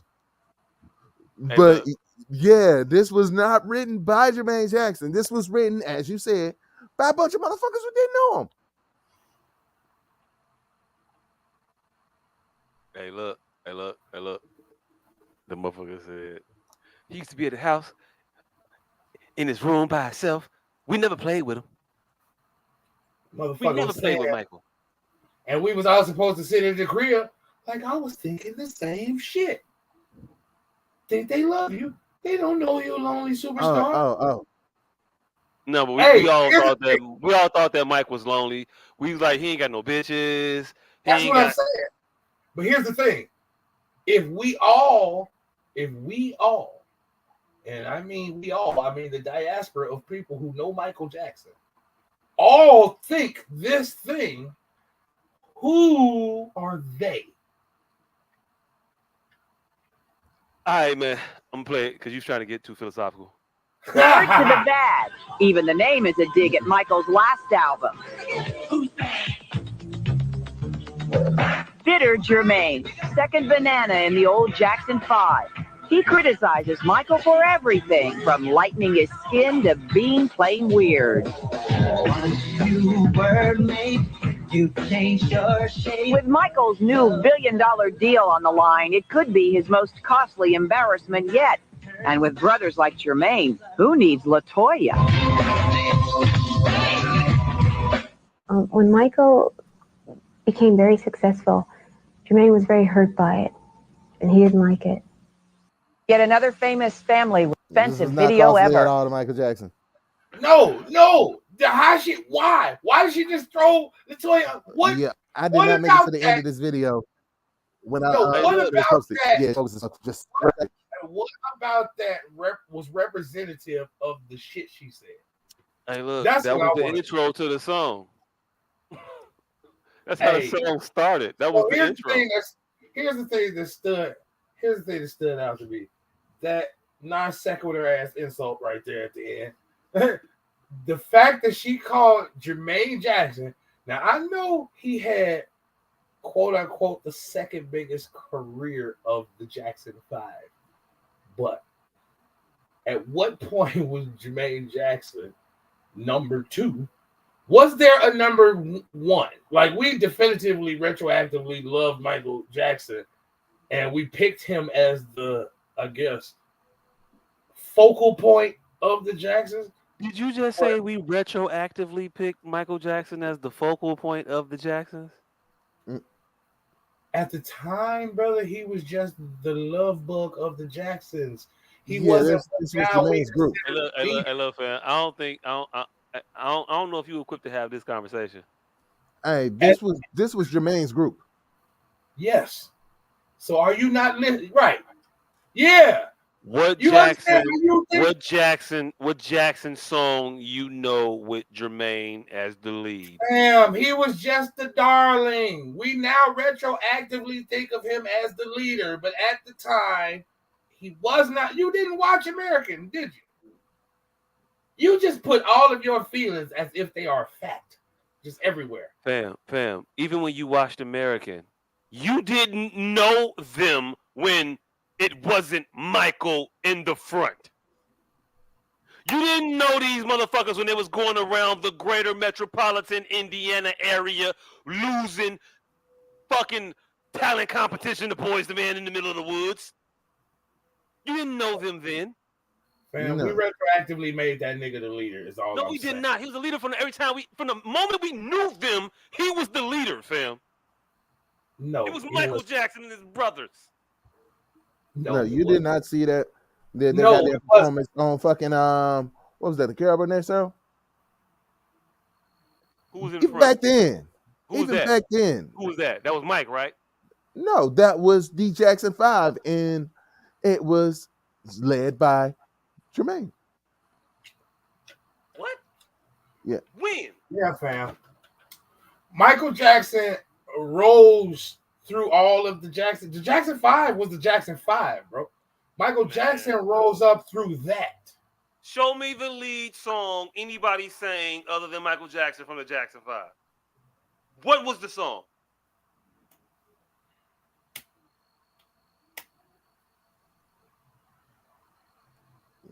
It was definitely their earlier shit. I can't fucking remember that goddamn song. Earlier shit is Michael Jackson, nigga.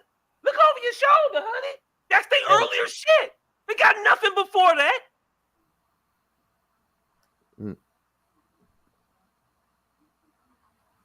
ABC, simple. That's Mike. All right, whatever. What we saying? Who was the leader of not Boys, man, of fucking New Edition? Bobby Brown, Ralph Tresvant. No, exactly. Bobby Brown wasn't never the leader of fucking New Edition. It's always Ralph Tresvant. Cool. It wasn't Bobby Brown and Ralph. It wasn't Bobby and Ralph. You can say in the actual time when they were singing the songs, who sang the leads in the songs? But that ain't got nothing to do with who's the leader of the group. Fam. Okay, all right, cool. And Otis was the leader of the Temptations, and nobody ever came to see that motherfucker. Exactly. So what the fuck are you arguing? So since you know this fucking anatomy exists in music, it wasn't Jermaine. Jermaine was never the leader of the Jackson 5. Jermaine was never the focal point of the Jackson 5. Not when Michael was there. Jermaine didn't come out as a motherfucker that we could probably use until Michael was gone. Hey, was it Marlon that came after Michael? Who replaced Michael in the Jackson 5? Hey, this nigga just said the fucking exact quote that disproved what he was talking about and went, oops. No, oops? What are you talking about? Oops. Nobody came here to see you, Otis. Who was the leader of that group? Otis. So since you know this, the lead of the group. That's not what we talking about. That's not what we don't move the goalposts. People knew from the group. Don't move the goalposts. People came to see in the group. Don't That's move what the we're talking about. goalposts. The star of the group. Don't move the goalposts. Jermaine was never the star of the group. Don't move the goalposts. We were never talking about. Jermaine was never the leader of the group. If we would have the leader of the group, Jackie was the leader. It wasn't Michael Jackson. That was my whole point. That was my whole point. At what point was Jermaine number 2? That was my whole point of the fucking statement. And you done went all everywhere but what was going on with the fucking statement. It was me. I went everywhere. Yep. You wanted to sit here and talk about the Jackson 5 not being Mike's group. But it was Jermaine group. It wasn't his group. It was really Jermaine group. Oh, goddamn. Fam, he became the forefront when people latched on to him. Fam, people latched on to him well after Mike was the leader. The movie says that. They were still losing competitions in the backwoods when Mike was singing for them, I believe. Diana Ross was losing the microphone to little Michael Jackson when they were new. Jermaine never had his moment in the sun. It was never about Jermaine. Yeah, that was my We whole didn't point. retroactively crown Michael Jackson. It was in real time. Michael Jackson was the man. Little Michael Jackson was in the front of all of his bigger brothers, That's not what singing happened. and dancing. That's not what happened. They saw That that is what nigga. happened. No. They saw who was being gravitated towards, and they showcased it. It wasn't his group. Show me the leads with Mike, with not Mike. Show me that early work where Mike was in the background. Not there. And it was Jermaine. It was like, yeah, he the one. Hey. And I'll be like, you're right. Because, hey, look, we know I have no problem admitting when I'm wrong. None. You have several problems. You have several problems when you're wrong. Several goddamn problems. I don't. Mike was the leader of fucking Jackson 5. But that was the point. That was the part that you got out of it, though. I'm just talking about the weird ass shit the lady said, dropping short, because that was the third point I had made was that shit. Was when the fuck was he the number 2? When was he number 2? Why did she throw that bitch under the bus? And shit, you made me forget the rest of the motherfuckers. Hey, it's wild that they did not play B-Rap in the song. I mean, yeah, there is a rap. Jermaine raps, and I believe this rap was written by DMC and Left Eye. Let me fast forward to that part. Please do. I need to hear the rap when he goes to the breakdown. Okay, let me because fuck it. If they gonna come after us for copyright infringement for us playing Word to the Bad 30 years later, we're gonna have to take that charge. Hey, look, fam. I'm gonna tell you right now. We are talking about the pettiness of a motherfucker who made a diss track against his own brother, who was a superstar at the time. This was after Bad. This was after Off the Wall. Yeah, after Thriller. Why you shooting at Mike? Why are you shooting at Mike? I don't know if Because he's not thinking about him. I don't know if I froze or you froze in that moment. Because I don't know. I didn't hear what you said. Am I still froze? No.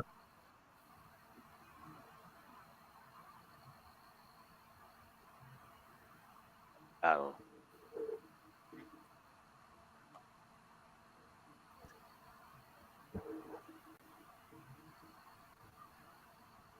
You finna play it?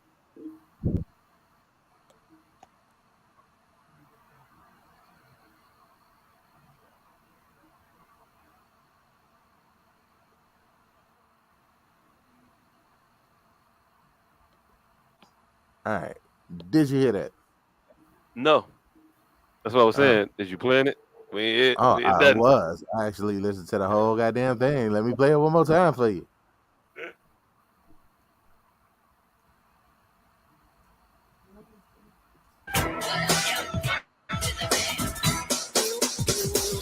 Thinking about the body you can take it from me. From a brother to another brother, hard to beat.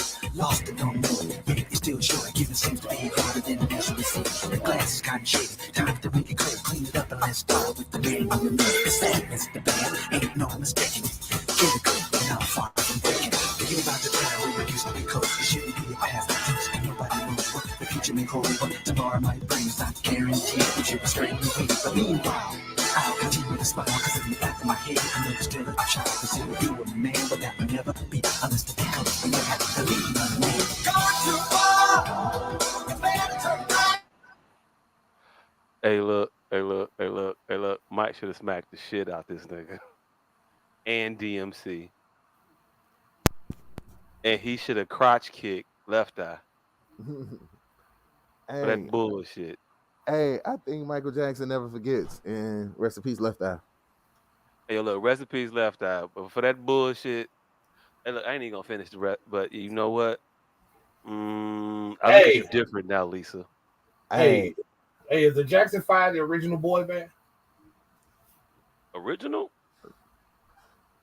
Yeah, nah, not the original. Shit. Who would be the original?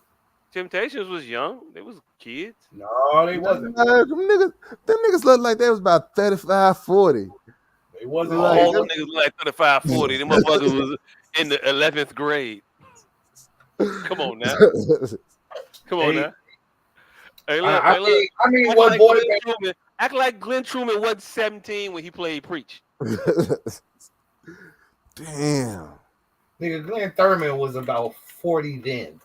Glenn Thurman was born 40. He was 17 when he played Preach. This was way before he got into his pimp bag with JD and all that shit. Actually, I don't even know if it was or not.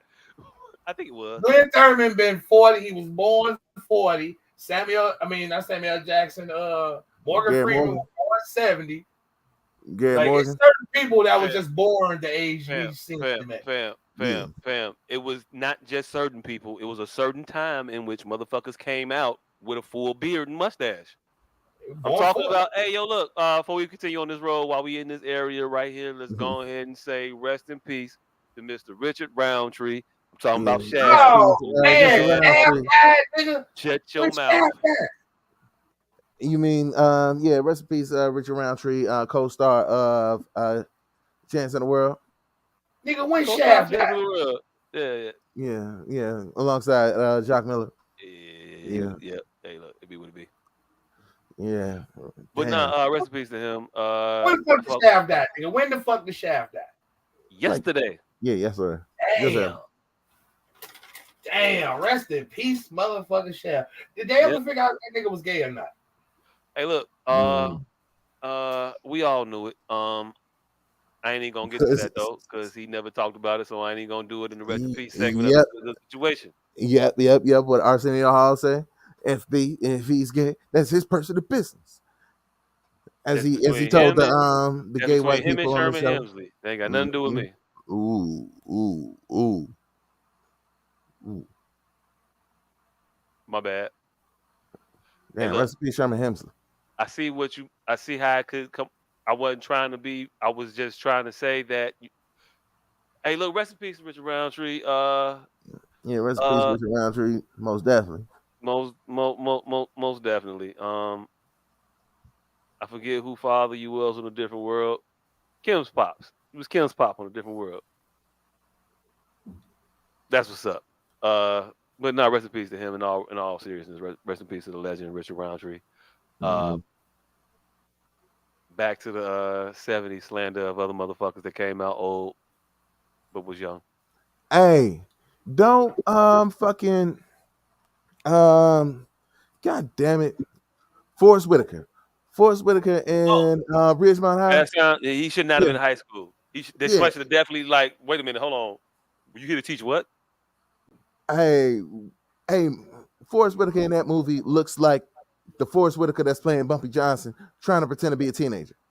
Man, Joe, trying to get the doogie, right? The doogie into your school. Morgan Freeman at 17 looks like, fucking Forrest Whitaker at 17 looked like 60-year-old Morgan Freeman pretending to be 17. Motherfuckers you ain't never seen. Oh, Fury and Nagano was this weekend. I forgot about that shit. Definitely watching that. Tyson Fury and Francis Nagano. I forgot about that shit. That's this weekend. Shit. Mike been training that motherfucker, and we'll see what happens. I don't know if you could teach hit this hard. Right. Punch in the face hard. Punch him right here and make him not want to fight no more. That's what you gotta do. So you just hit him with the he don't want to fight no more strength. Damn, Gary Wright died this year. Who? Gary Wright died this year. I don't know who Gary Wright is. I was up early this morning thinking of the new side of my life. Sun was shining, you were on my mind. Hey, It feels like I should know that because y'all know it, but I don't know it. I I don't know wish what the I fuck could y'all talking hold on to you forever. Hey, I'm gonna be completely.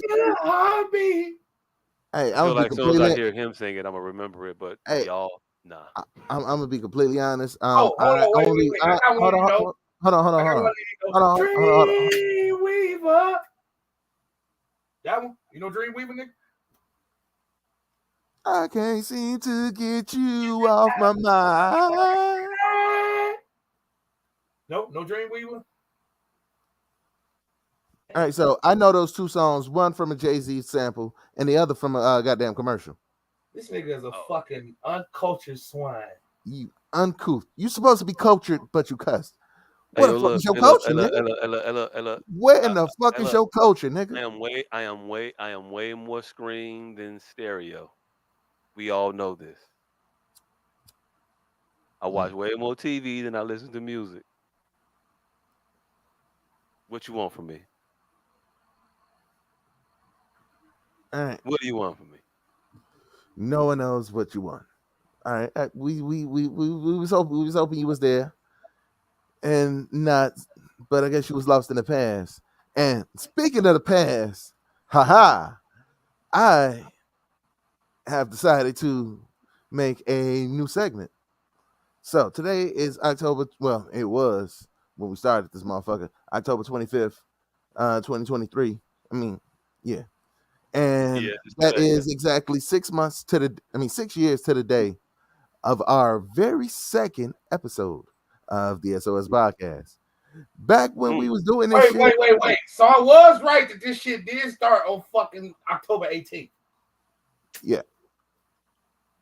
So what? Never mind. We're not even gonna rehash that shit. How that 295 don't add up. We had to miss a lot of shit. Hey, look. I think we were on board with saying that we just started numbering these motherfuckers at a point. Yeah. Oh. But yeah, as you were saying, sir, I'm sorry. All right, so yeah, this marks the 6-year anniversary of our very second episode. So I decided to create a segment called da-da-da-da-da. You stand on it? You gonna stand on that? You gonna stand on it? Hey, So, look. Let's do this segment. I'm with this shit. I am going to play a quote from that, a clip from that episode, and I'm going to ask the person who said that, hey, are you gonna stand on it? So during this episode, the episode was titled Rapey Vibes. So during this episode, we were talking about R. Kelly and how motherfucker was upset that in 2017 we are still hearing stories of you peeing on little girls. And then the subject of pissing came up. And how many kids can you piss on? Yeah, I think R. Kelly can piss on at least. Let him pull the segment first before you step on it. No. That was not the issue at hand. I am going to. I stand on that though. That was one of those issues from that day. Let him play it. He wasn't supposed to know yet. Motherfucker, wait. This nigga's really just adamant about. Hey, look, I want to get my foot firmly planted in my motherfucking mouth. Hey, no, this could be an offshoot game of putting your foot in your mouth, of trying to guess what the fuck this nigga, and just commit to a whole bunch we of gotta make shit. this shit more drawn out than it need to be, fam. You gotta put a no, game on top of a game. The game stands alone as good as it is. Hey, it's perfect as it is. We don't need no extra accoutrement. The game could get gamey, goddammit. The game could get longer and make this motherfucker 17 hours. Like the nigga that interrupted the motherfucker. That could have let the shit just go. How do you not think I know how this shit go. Exactly. So how do you think the interruption is any better than the tangent? What tangent? He got a whole segment, fam. I'm interrupting you to stop you from the tangent, so we can go back to the That's what thing. I just said. How do you think the interruption is anything any better? Oh, because I know your tangents go for like 8 hours, and my detour took like 5 minutes in comparison. No, they don't. You know what happened is my tangents be a tangent, and I step back. You still trying to tangent us when I'm trying to go back to the thing and further. No. I be telling you. I be thing. Try to solidify your point. If you just let me go, I'd have been done by now. Because you making it longer. No. I do this on purpose every single time you do that, and you haven't learned yet. I do this every single time you do that, and you have not learned in 295 episodes. It's why slavery lasted for so long. This ain't even a fucking case of will it.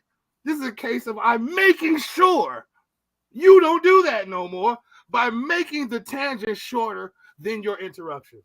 And you don't see that. This is why slavery was a choice. That's it. I purposefully make these interruptions far longer than the tangent. See? That's it. That's all I was saying. So if you ever learn that, you should just let the joke go. Let me make my side joke and shut up. Every time.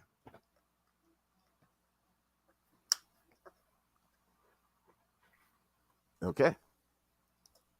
All right, so in this clip here, we are discussing peeing in the bed and peeing on people. Let's hear. Even once you start pissing in your sleep, you finish pissing in your sleep. Tell you right now, my son got grown man pissed.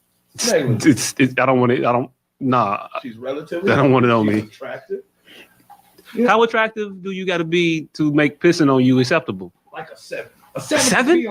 A 7 could pee on you. That is a low bar to clear. A 7 could pee on me without there being fisticuffs involved until I found out the reason she pissed on me. I'm gonna tell you right now.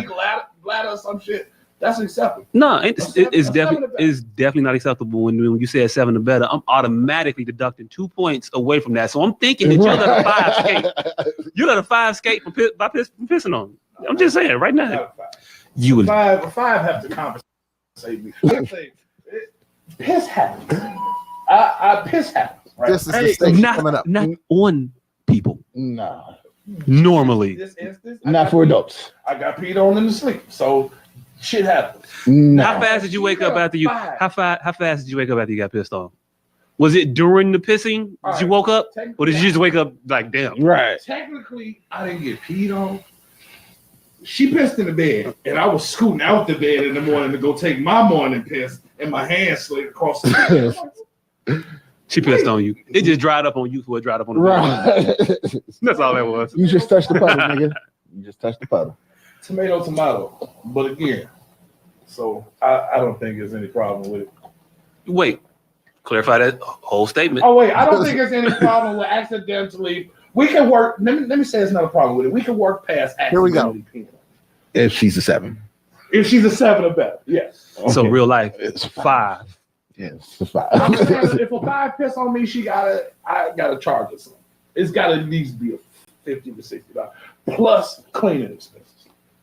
So for $73, you let a 5 piss on you is what you're saying. This is the verdict we're going with. 73 to change a 5 could tinkle a little bit. So, all right, so my nigga. $73 is a change. I don't know if y'all saw that first visual aid. That first visual aid was my draws. I have been peed on during this podcast, nigga. This podcast, this very podcast, I have been pissed on. This podcast, the one we talking on right now, the reason my camera is off. Now, that's the first visual aid. Here go the second one.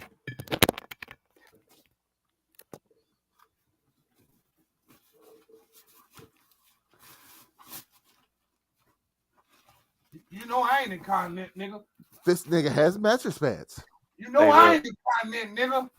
I ain't incontinent at all. Piss on me, bitch. Piss on me. Piss on me, bitch. Go ahead. Piss on me.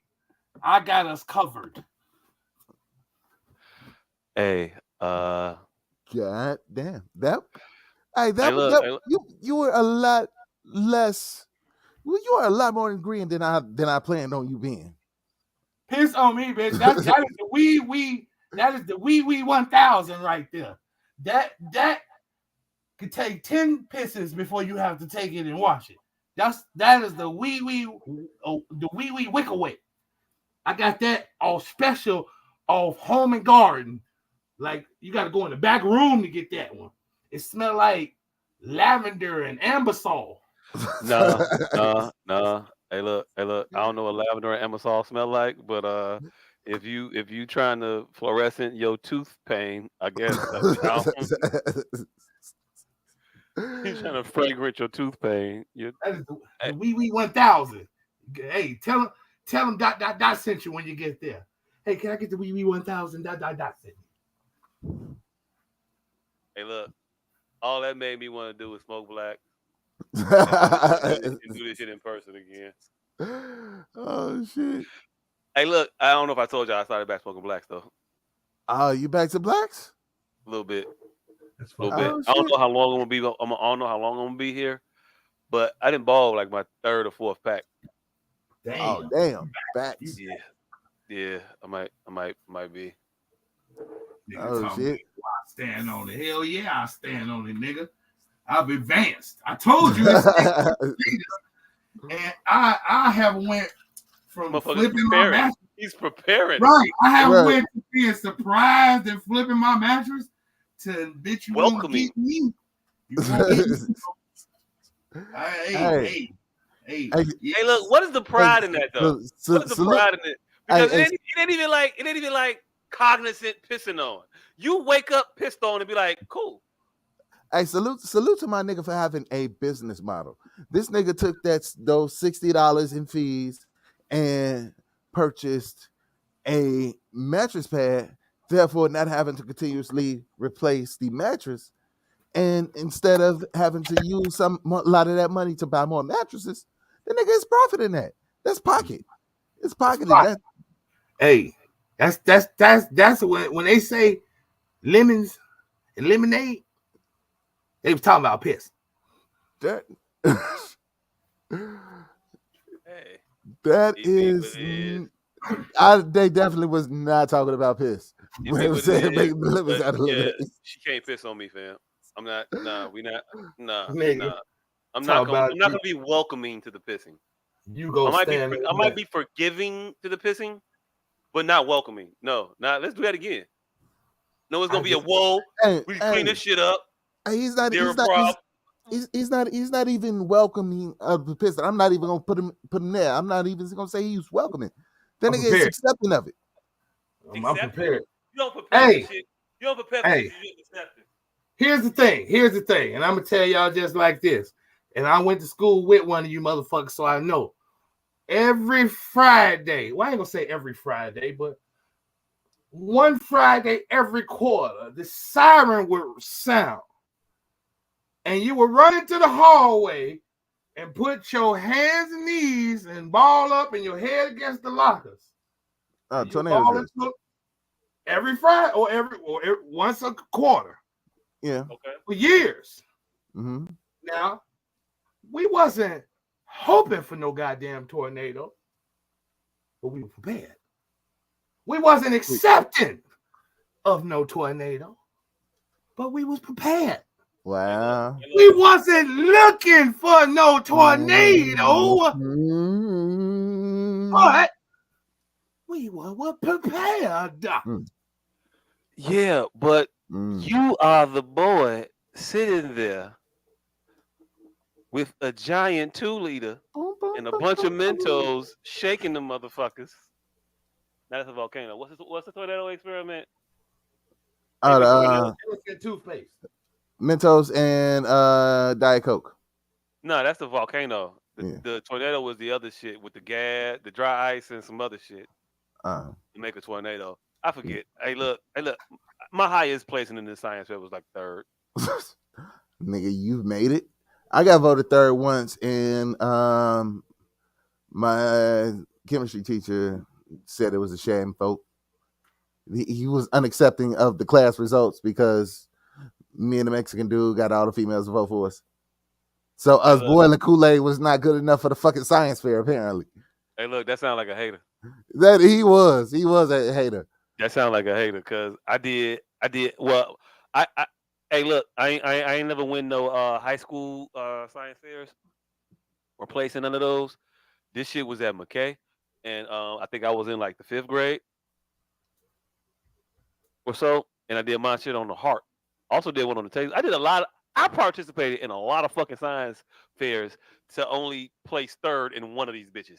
Like, now that I think about it, I should probably stop talking about my science fair participation shit because it's not good. Hey, nigga, why the fuck was you in so many science fairs? I was only in once in my life, and that was the only time I did a science project in my life. That was it? It? Junior year in high school. Oh, I did a taste buds one year. I did air pressure one year. I put a motherfucking paper towel in the cup and put the motherfucking cup in the water and put it all the way down and brought it out. Paper towel dry. Look at that. Magic. Hey. Didn't win shit. But no, the heart won. And then I did another one on the taste buds. That shit didn't win shit. I did another one on dyes and their effects on some. Hey, look. I just want to tell you, I was a tryharder. Fam, I remember. I don't know. I only just did shit. My parents was like, "It's a science fair, you gonna be in it. It's a spelling bee, you gonna be in it. It's a this, you gonna do it." Science fair. Well, I ain't really say science fairs, but Hubbard fucked me for academia. Like, I was a straight A student until I went to Hubbard. The motherfucker, I got to fucking Hubbard and then got to. They told me that. No, it was titties. It wasn't titties because I was already fucking by Hubbard. What it ain't that though. It was 18-year-old. Well, you know what? For me, yeah, I'm about to say I was on the block, nigga. Titties was was nubbins. No, nigga, nubbins. Hey, look, for you might have been different. Them was nubbins I was dealing with, and then it was 18-year-old titties. Like, no, shit. First time I got some pussy was my older cousins sicked one of they bitches on me because they like, nigga, you ain't been out here selling crack with us and you ain't a virgin. Oh, so you ain't getting nubbins your first time. I had full grown. I think she was like 23. Mm-hmm. But no, Hubbard fucked me for academia because they didn't count their first semester towards the grades. Nah, they shouldn't. Freshman year. And then that was the first thing that set me off. And then when I was full on out of academia, I had chemistry my freshman year. And that was the last time I had to do a science project. And I forgot that white lady name. She about 400 pounds. Fucking she passed around this book full of science experiments. And I was O'Brien? What's her name, O'Brien? She's like fucking blonde, had the look what I can do here. Little pixie cut bird chick. Yeah. Yeah, Miss O'Brien. Yeah. So fucking passed around their book and I picked out some shit like, ooh, lasers. It said lasers. So I just picked that shit out. And when I nigga, you thought they had lasers, Albert? Motherfucker had a whole science experiment based with just pictures and words. This is a laser. This is what lasers do. I don't have none, but if I would that has something to show you, they look really cool right about here. Fam, I didn't look at that shit. We had like 3 weeks, 4. We had a long ass time to do the shit. I didn't look at that shit until 3 days before it was due. I was like a vial of boron. What the fuck? And so now I'm fucked at this point because she had been coming the whole time asking, do you need this? Do you need that? And I'm like, no, it's I'm knocking it out the park. And now I'm fucked because now I see it's not some shit I can really just bullshit. Just been out there lying. So I real life just reworded everything that she handed me in the look because she photocopy the experiment you chose. I just reworded all of that shit, dragged it out for like 10 pages because shit had to be like 10, 12 pages. I dragged a 4-page explanation out for 10 pages, and I guarantee you that lady didn't read that shit because she gave me an A. And it was over with for school for me at that point. Hey, looking at this shit from the other side, fam, anybody reading no 10-page paper? If I assign you, if I give you 10 pages of shit to write, guarantee you I'm reading the first page and I'm reading the last page to make sure you ain't repeat yourself. And I'm skimming for a somewhere in this motherfucker. If it ain't that, I'm not reading 10 pages. I'm not gonna read 10 pages 30 different times. Fam, that's a whole great American novel. And guarantee you, nobody at that motherfucking grade level is writing anything close to the Great American Novel, nor some type of compilation anthology Great American novel series from all these C+ students in this bitch. Hey, and crazy, and the funniest shit is, I've never been the type of kid to know what my grades were because my mama never went and picked my shit up. So how I used to know that I passed or not was if I got to the next fucking grade level. And I just knew that she read that paper and I didn't pass that class because that project was like 70% of your grade. I just knew I didn't pass that class. And since my mama didn't go pick up my report card, I'll see when I get my next schedule, like if I pass that class or not. You know when you can take your report cards home. Oh, I got an A last semester. Shit. Man, when I fucking passed that goddamn class, I knew for a fact school wasn't shit. And I didn't try it ever again. Fucked me. They fucked my academic career up because I was a dope ass student before then. I still was ain't shit. You realize trying was hit or miss. Nigga, I still was ain't shit. I was an ain't shit student before then, but I would actually do the work. Right. At that point, I really, I gotta try. I gotta try. At that point, I was just, it was just hustle mania. You see, like I was never the science motherfucker. I hated science, but I got signed up for a goddamn surprise fucking district math competition and won that shit. No permission slip or nothing. Like my math teacher was like, you coming with me today? And all of a sudden there was 6 of us on the goddamn school bus going to fucking Calumet. And motherfuckers just set us in a room like, here, take the stats. So, hey, that's how the fuck they did me at the debate team at Hubbard. This is just walked out one day. They gave me a book about Tuesdays with Maury. Be a bogus 8 or 9 o'clock Saturday. I'm like, what? 9 o'clock Saturday? That ain't a school day. You know what time I get to this motherfucker and y'all tell me I'm supposed to be here at 7:30? You know what? Right. You know what time I get to this motherfucker on Thursdays? You think I'm going to be at a different school on Saturday? Damn, I used to, and secretly too. I used to secretly go because I didn't want none of y'all to know that I was on the debate team. I used to secretly go kick their ass and then not go to none of the fucking competitions. None of them. And then this was my little secret joke. I would kick their ass strictly from the fucking description on the back of the book. I never read any of them books. I just read what the fucking the motherfucker said about he cliff notes your ass to death. Damn, and would wreck their stupid ass. I'm like, how is Hubbard winning anything in any competition if I could do this to their ass off reading just the back Tuesdays with Maury and have a whole debate about this shit, and then they want to put me in front of actual. I don't know what Bogut was doing, but I pretty much figured Bogut was stupid too. But I wasn't gonna go out and embarrass myself in front of the entire city. Hey, while we sitting here regaling past accidental glories, I also won 3rd place in a drafting in the citywide drafting competition my freshman year. Got a trophy for that from IIT. On 35th. Yeah, they gave me a trophy. I got a drafting trophy, and my mom thought I was going to be real smart. So she had a little architect. Oh, because I got because I got my first 2 quarters in draft and I got D's. I sat next to this girl. I ain't gonna say her name because she married now. Out of respect, I feel like Ti. We'll I ain't say gonna your say her name. name. She married now. I ain't gonna say her name because she married now. But it was a girl of a particular. Hey, look.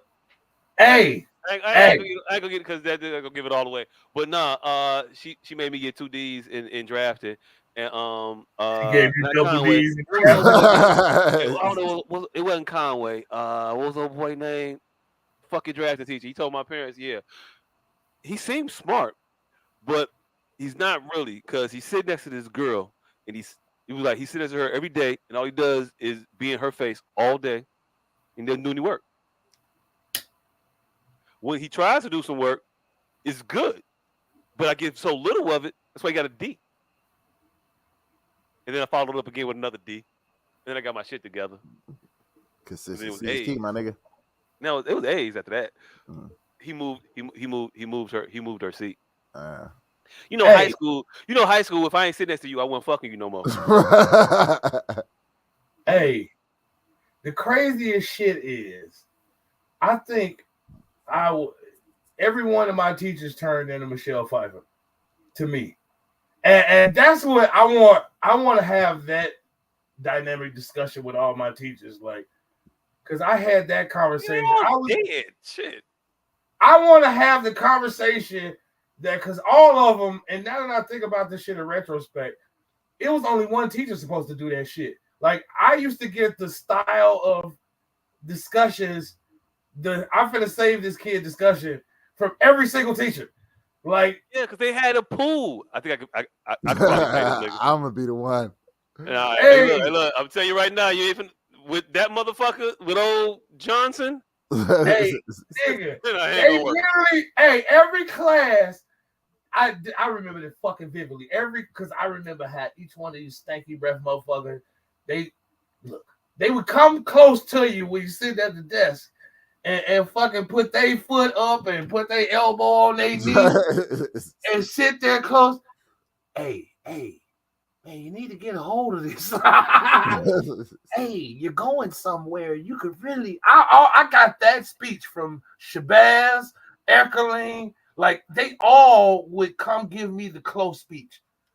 The close speech. I'm like, these motherfuckers are idiots. They real lives think that anything they nigga, this is purposeful. Fuck academia. Hey, nigga, I got that speech from Kewen because I had him for algebra and geometry, and then for 2 years I just sat in his class and read the newspaper every day, and then got A's on all the tests. So he was like, you could be doing so much better.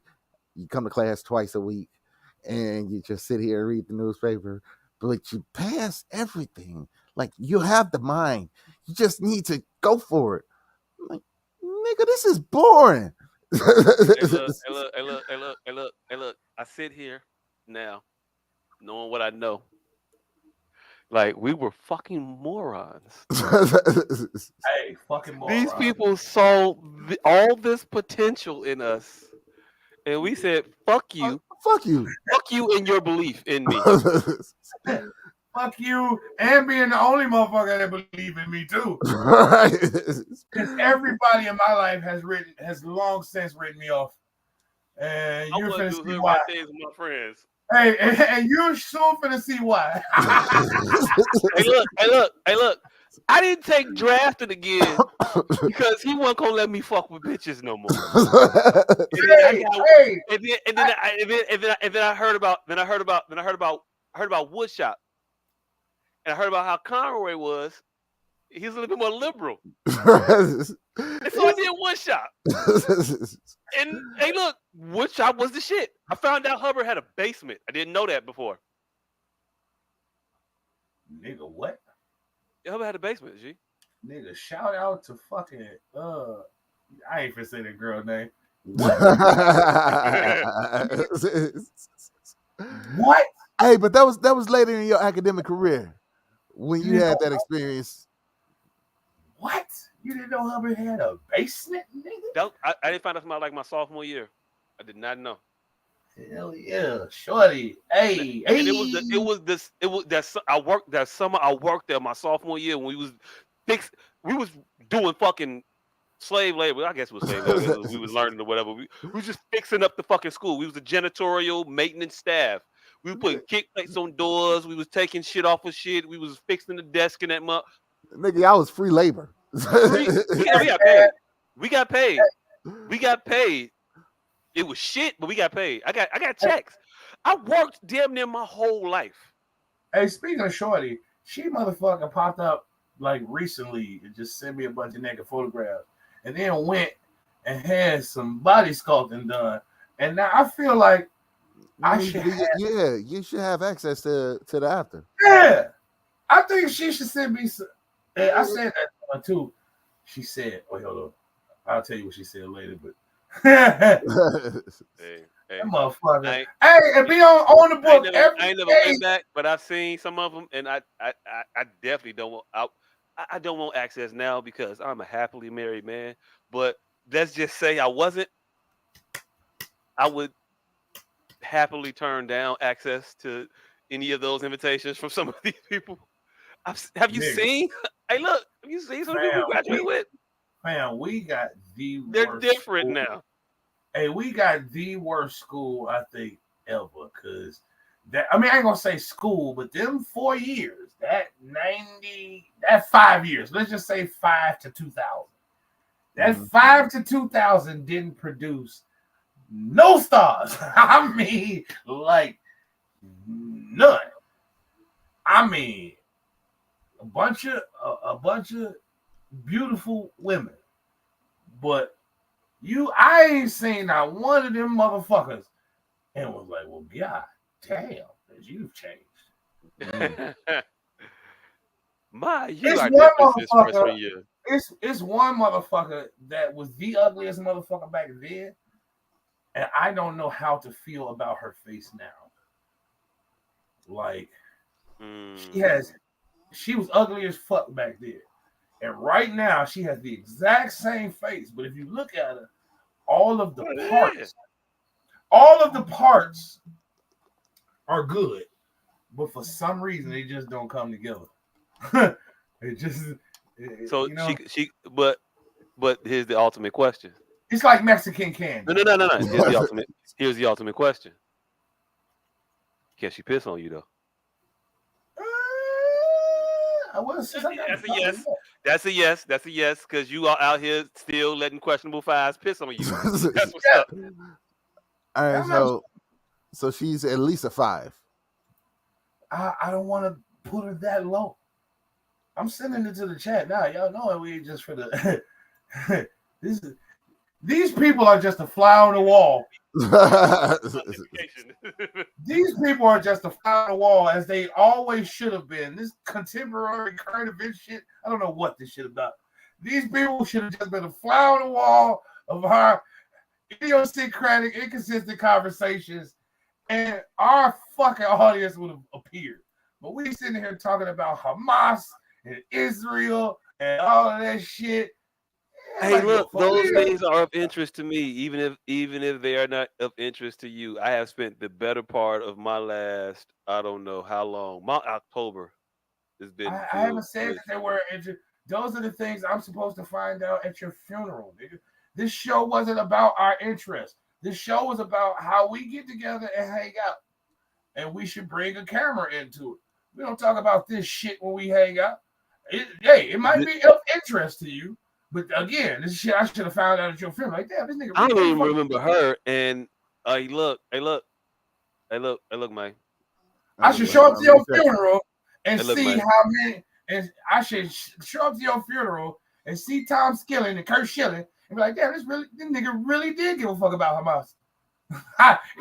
He really did. You say you don't remember Shorty at all. I remember her. Most motherfuckers though. All right, yeah, I definitely remember her. And all right, so what do you give her now, though? Even not remembering her, what would you consider her now? It's hard. Pause. It's hard. I say about a 5 still. No, not about a 5 still, but about a 5 now. About a 5? Yeah, Yes. she's probably up to a 5. Right. Now, here's the thing. Take every single one of these parts, like separately from her fucking face, which was my whole point. All you said was her face, fam. You know that, right? That's what I said. Take every one of these parts: the eyes, the eyebrows, the cheekbones, the lips. They don't Take independently look like stellar, fam. I don't know what to tell you. You don't think they independently look stellar? No. They just come together on her horrible for some odd reason. They come together on her horribly, and that's what I just said. Independently, they're not good. Independently, you don't think so? See, that's where we disagree. They come together on her horribly, but independently, yeah. Each one of these, fam, you crazy as hell. Like they just don't come together, and that was the whole point of that was the whole point of this exercise in futility was trying to get me to understand why they don't come together. I do understand individually they're almost perfect. Every one of these features individually are almost perfect on her. All right, hold on. Let me look at this again because one of that these is features are almost perfect. That is a On hell. her, they do not work. That was my whole point for showing this girl. Each one of these features individually are almost perfect. On her, they do not come together. All right. So, first of all, I want to say that look like 2 different noses. Exactly. And secondly, that's the filter game. Yeah, there's definitely filtered. All right, so the unfiltered, it ain't. That nose. That is a perfect black nose, nigga. But all right. Oh, okay. I get it. I found it. The shape of the canvas. But see, that's what I'm saying. The shape of the canvas too. If it wasn't on her, their high cheekbones and all that sharp shit, fam, it's hard to. It's hard to explain. Like I guess I can see where you're coming from with the features. Came up with je ne sais quoi, because certain shit is just unexplainable. Certain things are just unexplainable. Je ne sais quoi. Like it's you saying shit that's just not true, and trying to make motherfuckers adhere to it when they won't because it's not true. Nothing about that girl's none of her features are perfect. What? Her nose is not perfect. Her eyes are not perfect. Her cheekbones are not perfect. Her lips are not perfect. Those shits don't look good on any. If you take this shit and put the little blinder parts on the photos and just look at the eyes, fam. No. If you just look at the nose, no.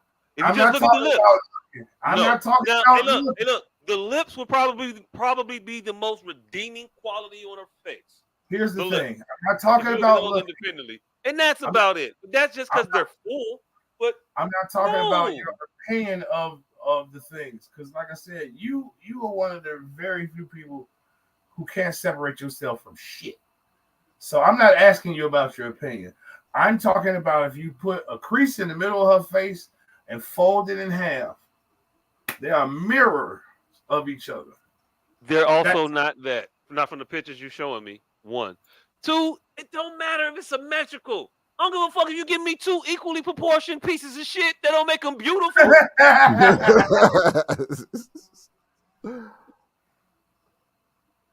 Fam, science has proven that's all we think of beauty is symmetry. Hey, like look, science is proven. I don't know what science you be rocking with, fam. That science ain't proved that to me. I'm not sitting here finna say the bitch is symmetrical, so she's gorgeous. No. Again, that's not what you got Down syndrome and be perfectly symmetrical. That don't mean you look gorgeous, but also that's not what anybody said. I said her features, independently of her face, are perfect. You said if you fold the picture in half, it's perfectly symmetrical. She's gorgeous. Yeah. She's not. I didn't say she was gorgeous, nigga. Whatever you said, motherfucker. I didn't say anything. I said it's the ugliest motherfucker I've ever met in high school. And now, still, even though her features are perfect, she is still.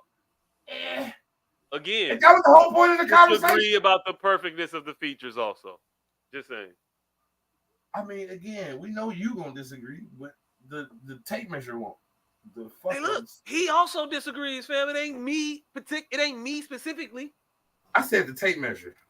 No, can't, fam. You keep trying to sell this symmetrical as something that is attractive. Fam, you keep trying to disagree so hard you don't even listen.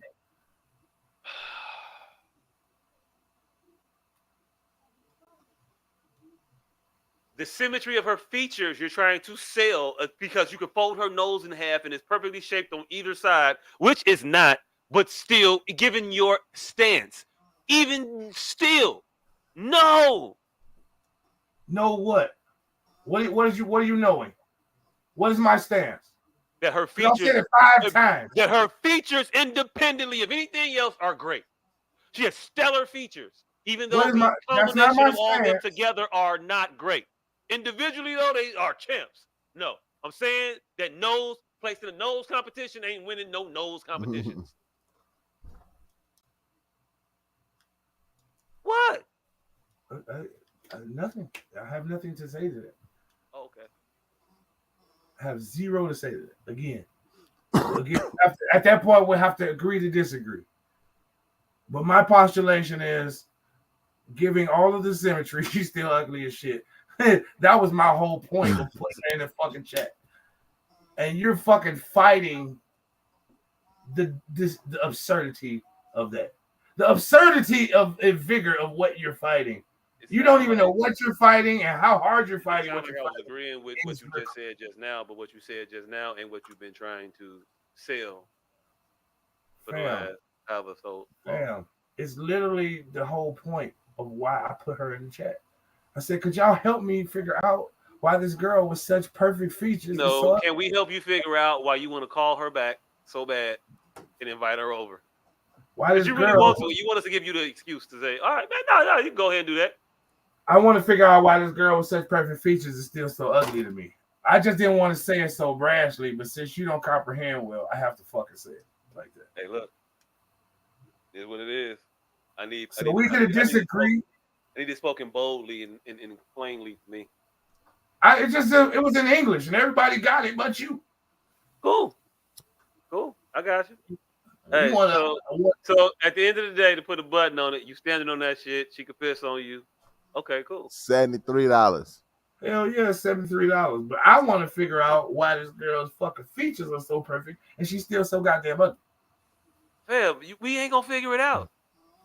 And again, they're not perfect. We might have to put her out there.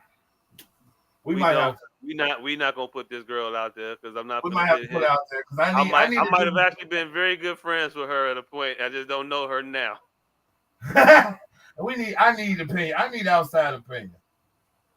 Hey. Speaking about people's perception of things, I saw an interesting video.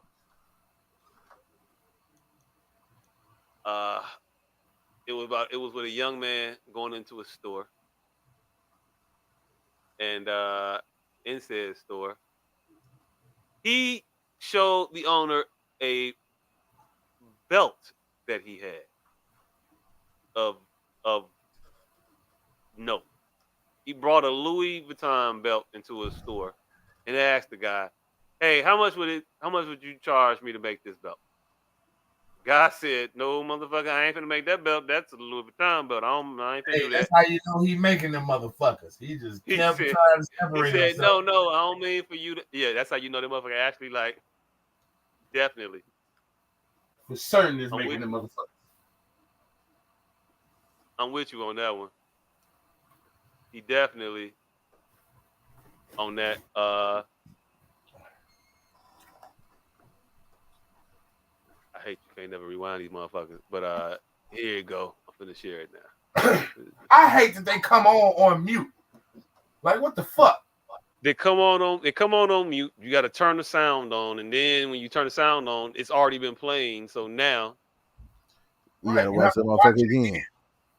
Mm-hmm. I don't ever watch them again. You're not gonna get too. I mean, I'm just not gonna know what the first 2 seconds of that shit say.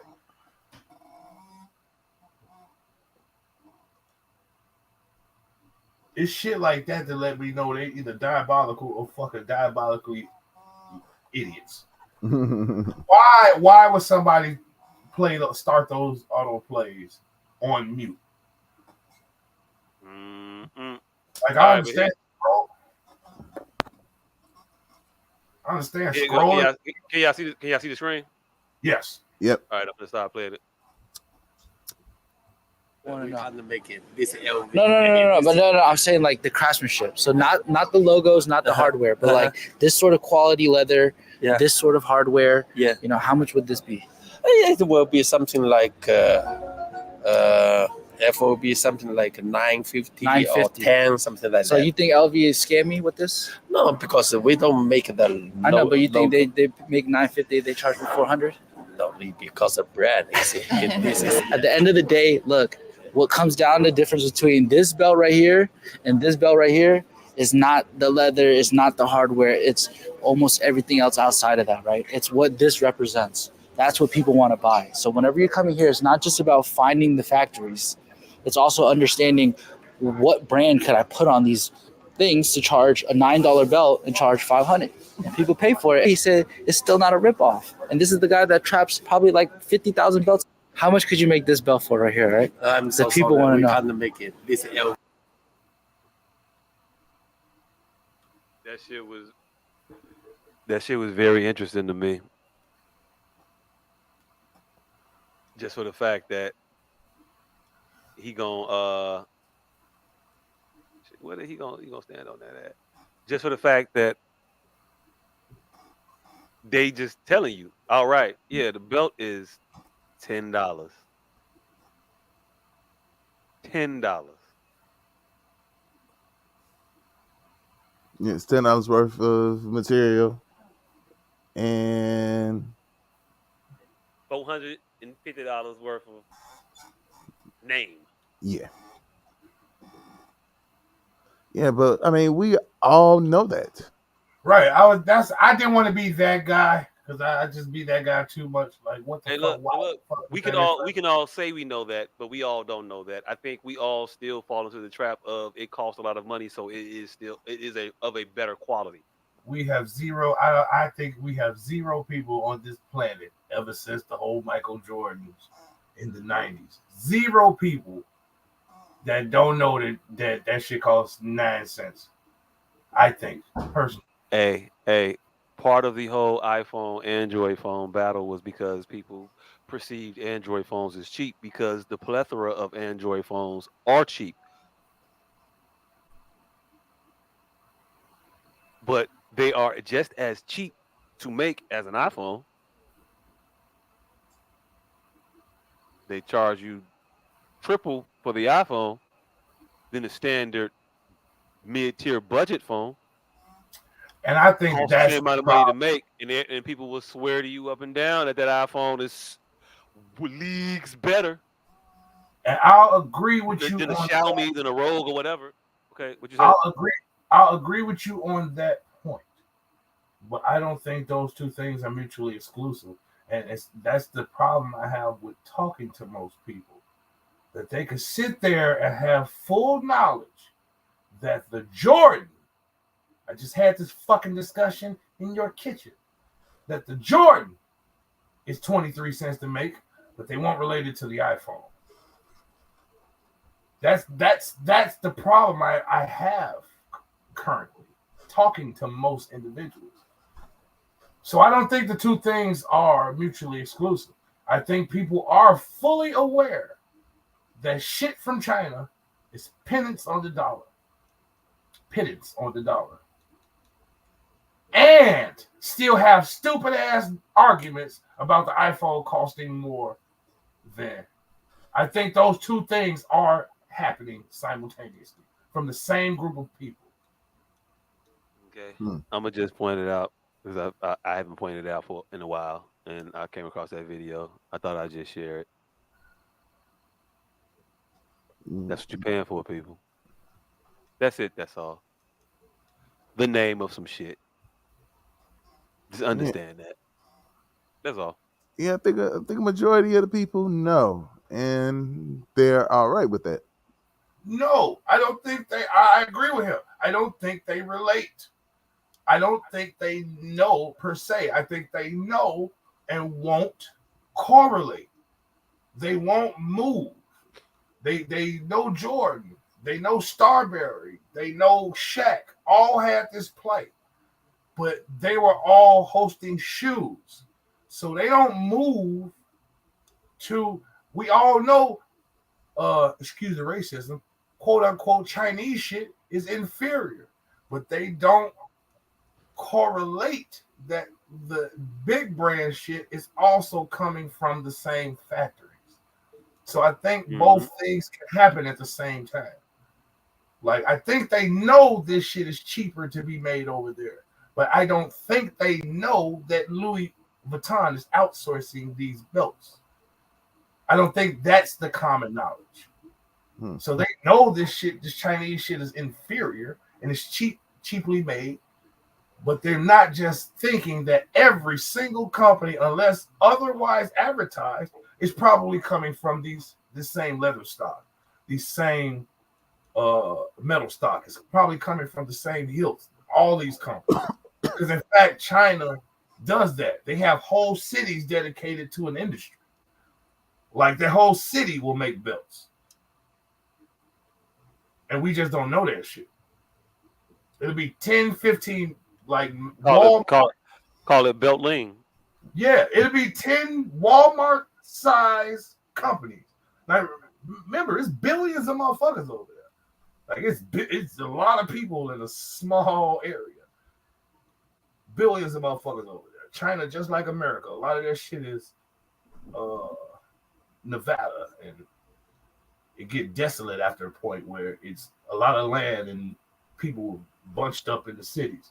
But yeah, niggas don't correlate that shit. It just trickles down from every industry: cotton, leather, steel. Do y'all remember the Chinese steel fiasco? Well, a lot of their steel was breaking though. That's what they just said. Yeah, nigga, they steel was literal steel was just breaking in half on ships. How does steel breaking, nigga, in water? So we all know that they are producing cheaply made inferior products, but we as a society don't never correlate shit. We don't never push the thought forward. We stay compartmentalized in our thinking.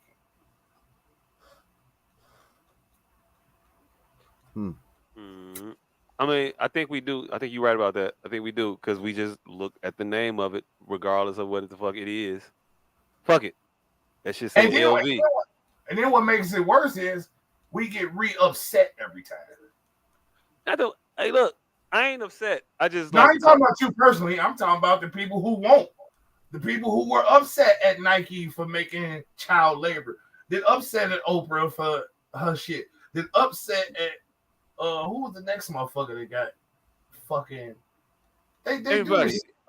They dinged Apple for questionable labor practices overseas and kids having to die to make their phones. And it's an Apple thing that they designate, but realistically, every phone people have to die to make. Every phone. And exactly. All of them. As soon as the Samsung phone get caught up, we gonna be outraged again. Like, we don't carry our outrage preemptively. Like, he needed to say this about these belts because people don't correlate. And that's why I wanted to share the video. Just to say, hey, in case you motherfuckers is being ostriches, I'm gonna just put this out there. Maybe a couple of you motherfuckers will see it when your head pop up, and maybe you'll just be like, you know what? This shit is ridiculous. I'm paying $400 because they're them. It's not even fucking good. And they don't like me.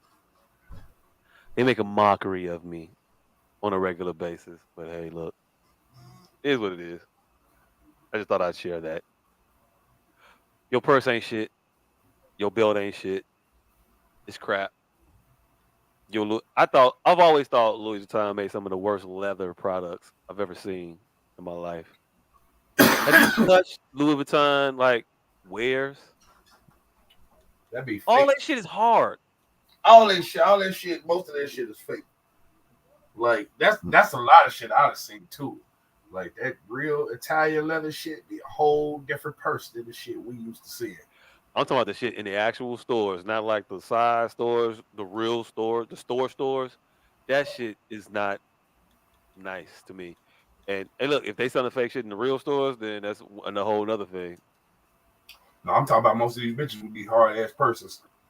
Oh well, if it's fake, it's fake. That's what it is. But I'm saying the fake hard leather ain't so much different than the real hard leather. It's just it's not good. It ain't butter. And the funniest shit is the fake shit is what we're talking about currently. It's just not licensed. It's from the same factory, the same leather, the same everything. I'm talking about the real shit. I'm talking about the I'm actual. talking about the real shit too. That's the point of this conversation. You saying the real shit is fake shit? Yes, the real shit. Point of this conversation is the real shit and the fake shit is coming from that Asian man who would not say he prints Louis Vuitton belts. That was the whole point of this shit. All of it is coming from him. The real shit, the fake shit, and it's all coming from him. And that's the reality of the situation. He's printing the $9 belts that he's selling to City Trends, and then he's stamping Louis Vuitton, or he's just printing out the what they call blanks. And then Louis. I don't think that those $9 belts from City Trends are the same as those Louis Vuitton belts. I'm gonna just say that.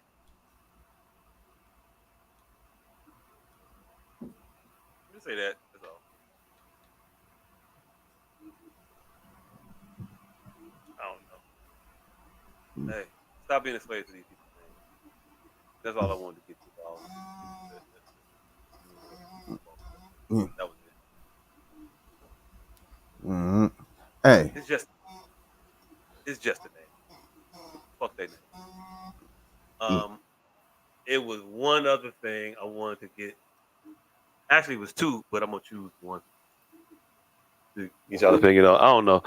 They called my opinion. Y'all didn't say nothing in the chats about the motherfuckers, but I kind of wanted to see what y'all had to say about them, though. You know what? Fuck it. Since we've been on a little different tinge this episode, let's go with this one. I don't know if y'all saw it. I hope y'all didn't.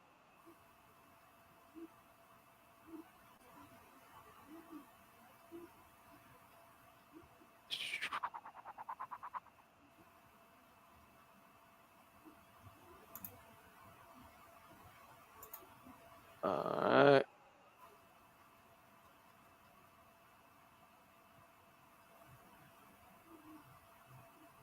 Can y'all see the screen? No. All right, hold on. Of course you can't see it because I didn't add it. Stupid me. All right, I see it now, right? Yes. All right, here you go. The untold truth about these men. Coaching call. And I hate to break this to you. Every man who watches POR, unfortunately, whether you knew it or not, you are getting the man. Because it just hit me. I said, why don't I watch that? And it hit me and say, I'm not comfortable looking at another man's thing all day, every day. You cannot be watching that and not say that you don't want you no man. You want your man. Listen to me. Let me tell y'all something that just hit me on a coaching call. And I hate to break this to you. every man who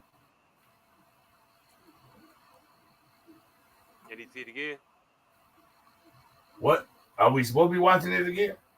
No, I said, did y'all need to see it again? Y'all got it? No, I didn't need to see it again.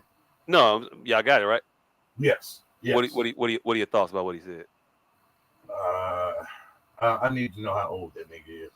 Fuck how old he is. He is old as he looks. Old enough. He doesn't right. He looks ambiguously aged. I mean, So give him mid-30s. mid-30s, he's too old to think like that. Mid-20s, motherfucker, I don't know. Mid-50s, that's probably right along the lines of what they. I ain't gonna say mid-50s, like 60s. If he's 55 and somewhere up in there, I can see it. You can see it. If he in his mid to late 50s, early 20s. Now do you agree with him being able to have that stance? Do you agree with his stance? I agree with that stance, but not why he agrees with that stance. Yes. What? Yes. Okay, you agree with the stance, but not why he agrees with it. It's always interesting to hear your assessments. I'm curious. I think the bro clock is right twice a day, and he's just right. I think a lot of watches porn. If a man watches porn, he is in the men. I ain't said all men. He said all men, and we taking this language loosely, but most of the niggas is fags. Yes, that's why they watching porn to see dick, and they think it's an acceptable way to watch dicks. So you think, how is most porn consumed, in public or private? How is porn consumed? In Generally, private. in Yes. private. So you Yes. think that these individuals are so closeted in their homosexuality? Yes. That in their private, yes, only to them. Yes. Okay. Yes. I think that's how fucked up society got us. Yes. That they don't even want to have the thoughts. But they have the thoughts. And then they hate themselves. And so they watch dicks and fucking regular porn with a woman in it. And fucking, fam, you got, all right, here's the thing. In your porn consumption, dick is two things to you: ancillary and fucking obtrusive, for lack of a better term.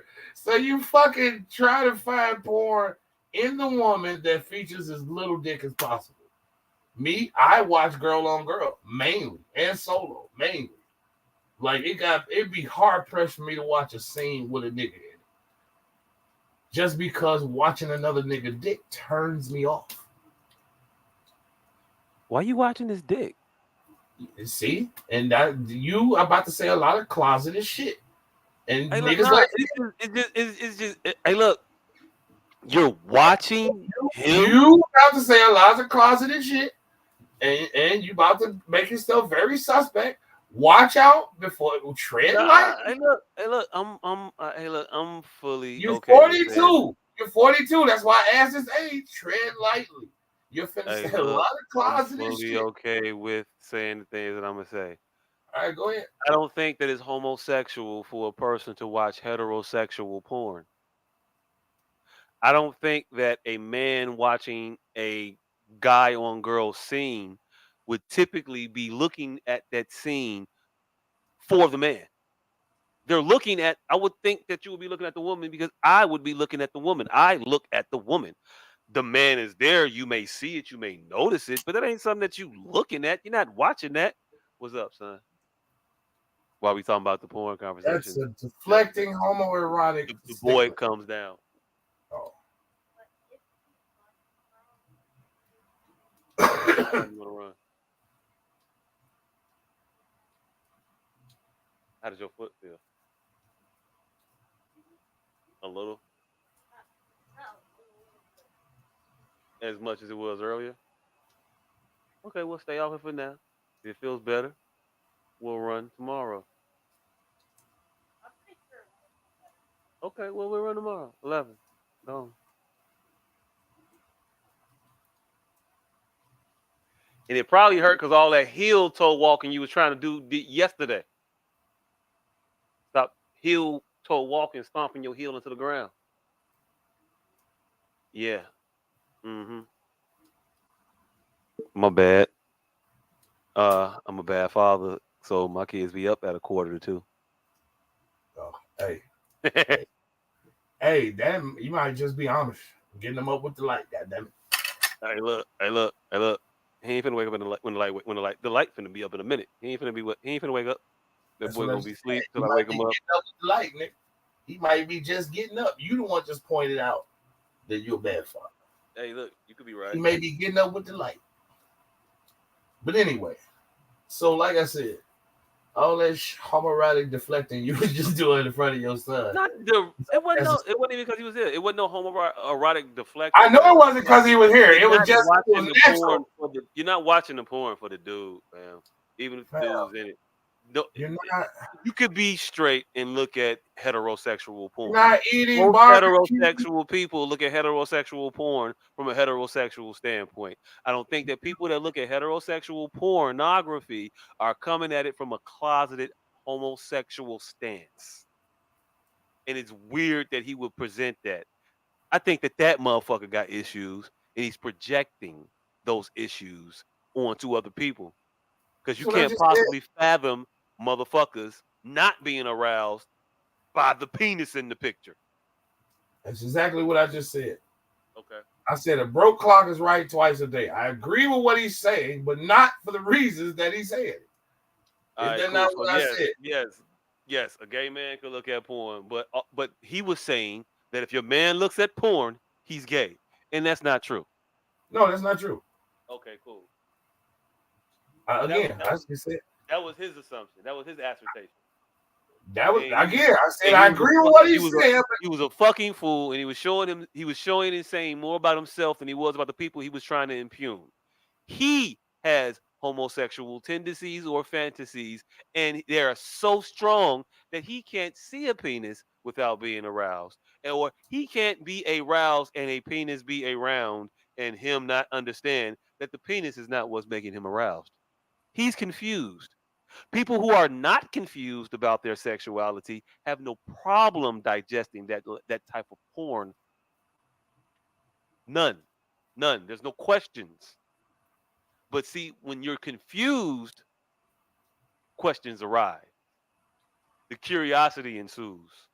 You're looking at that going, and you don't know what you done. You don't know if it's her or him. That's him. Most people know who the fuck they attracted to in the scenario. They know why they move moving.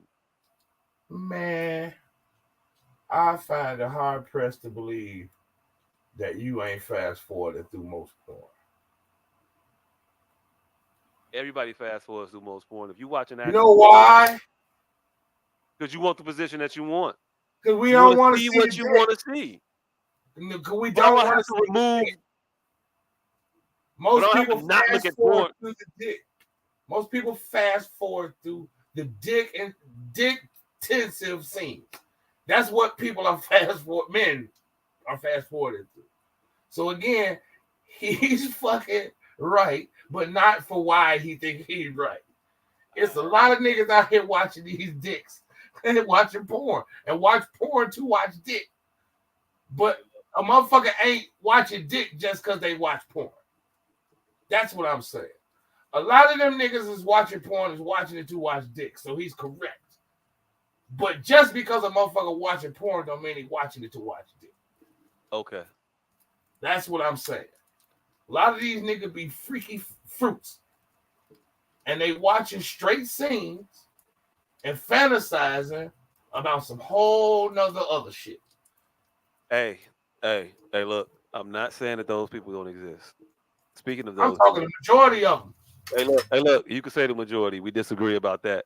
But speaking of motherfuckers who are closeted with their proclivities, y'all know Dwight Howard made the news this past week, right? I bet he watched a lot of porn. Huh? I bet you he watched a lot of heterosexual porn. Hey, look. I don't know what the fuck he watched, but motherfucker had y'all remember the scandal about the text messages that he had a while back, right? Scandal. That wasn't no goddamn scandal. You mean Tuesday? That wasn't no goddamn scandal. Tuesday? Dwight Howard's Tuesday? Is what it is. But a while back, that scandal about the guy who was saying Dwight had text him the messages, come over, I got some work for you. The guy who was alleging that Dwight Howard had assaulted him. That case came out. Well, I don't know if it was a case, it was arbitration or whatever, but supposedly um, testimony from the deposition came out. And Mr. Howard is corroborating what that individual said while maintaining his innocence in any assault. He's saying that the situation was completely consensual, and if you aren't familiar with the situation is as such. He invited a man to come over to his house, and when that man was to arrive, there was supposed to be a trans woman. And that's what you call them, a trans woman, a person that was born a man but is now presenting as a woman. That person was going to be involved in their little, get together, to some degree, well, based on that other man's comfort level. And Dwight, in the deposition, reportedly said, "Yeah, I called him over and I told him what was what, and he was down. And then we did the thing, and it was what it was. There was no assault."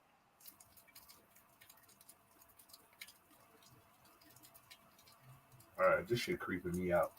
Hey, look. This is one of those things where we always knew Dwight Howard, but we didn't want no verifiable proof. This is the thing. This is my thing.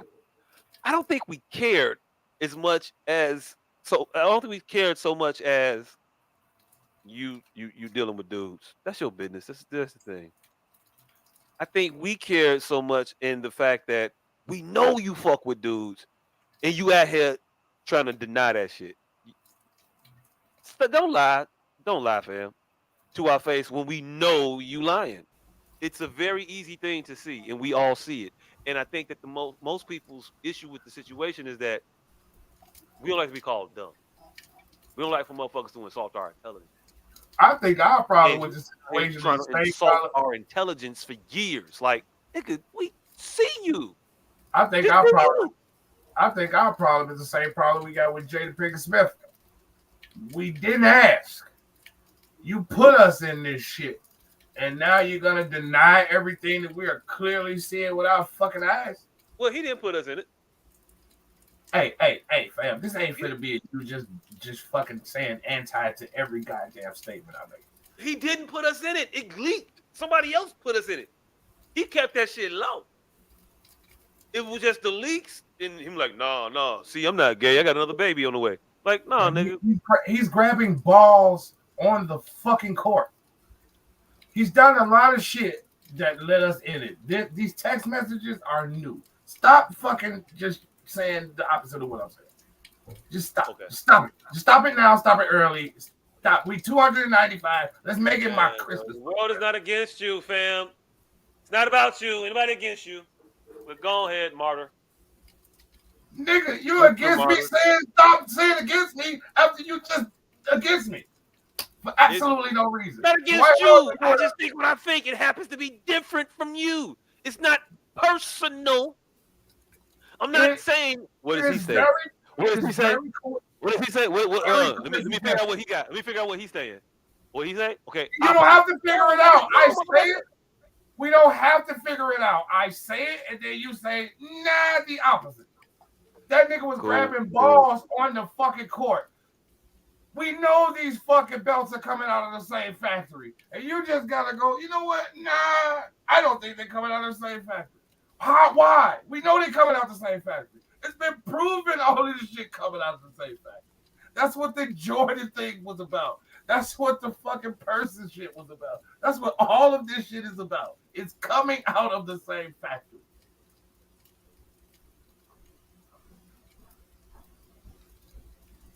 Now, can I continue this fucking thought? I don't even know what the fuck it was no more. What are we even talking about? Dwight Howard publicly grabbing balls for a long time that you're not thinking was open. And so now, because private text messages leak, 10 years later, you saying that Dwight Howard didn't invite us into this. This is all because Dwight Howard invited us into this. He did a bunch of fruity shit on sidelines and fucking press conferences. And every time we see him, he doing some fruity ass shit. He invited us into this. Just like Jada Pinkett Smith invited us into her travesty and then wanted to deny it the entire time. That's why we got invested. Just like her. And now 10 years later, now shit's coming out surreptitiously, yes. But for a long time, he been grabbing dick in the open air public and doing fruity shit in the open air public.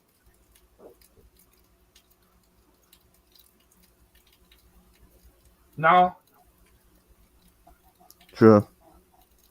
I'm waiting to hear how this nigga's gonna tell me no and he don't believe so and try to make some fact-based argument on it.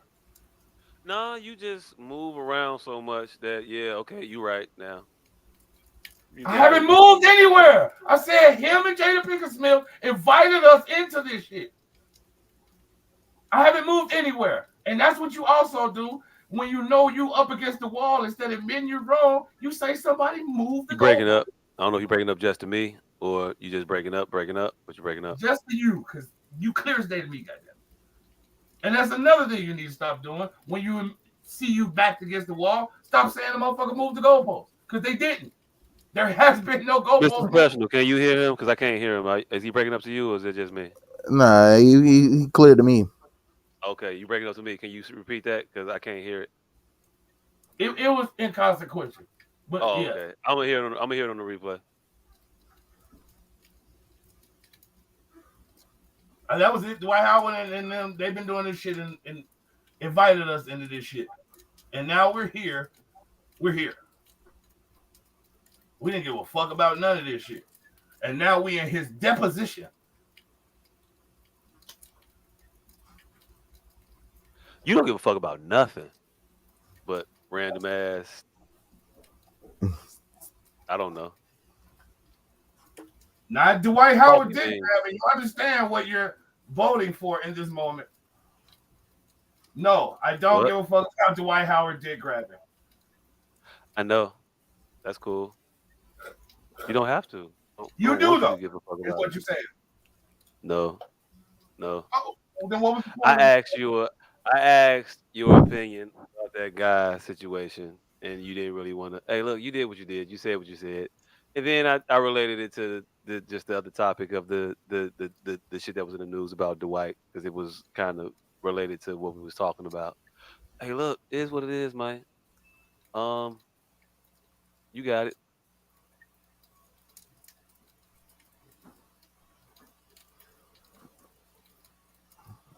I don't know what else. I was done, nigga. That was the only other thing I wanted to talk about tonight. Nigga, I was done when I said they invited. That was my swan song to get out of this goddamn conversation. This shit is uncomfortable. The Dwight Howard thing, not fucking getting you on live being a contrarian. I got you.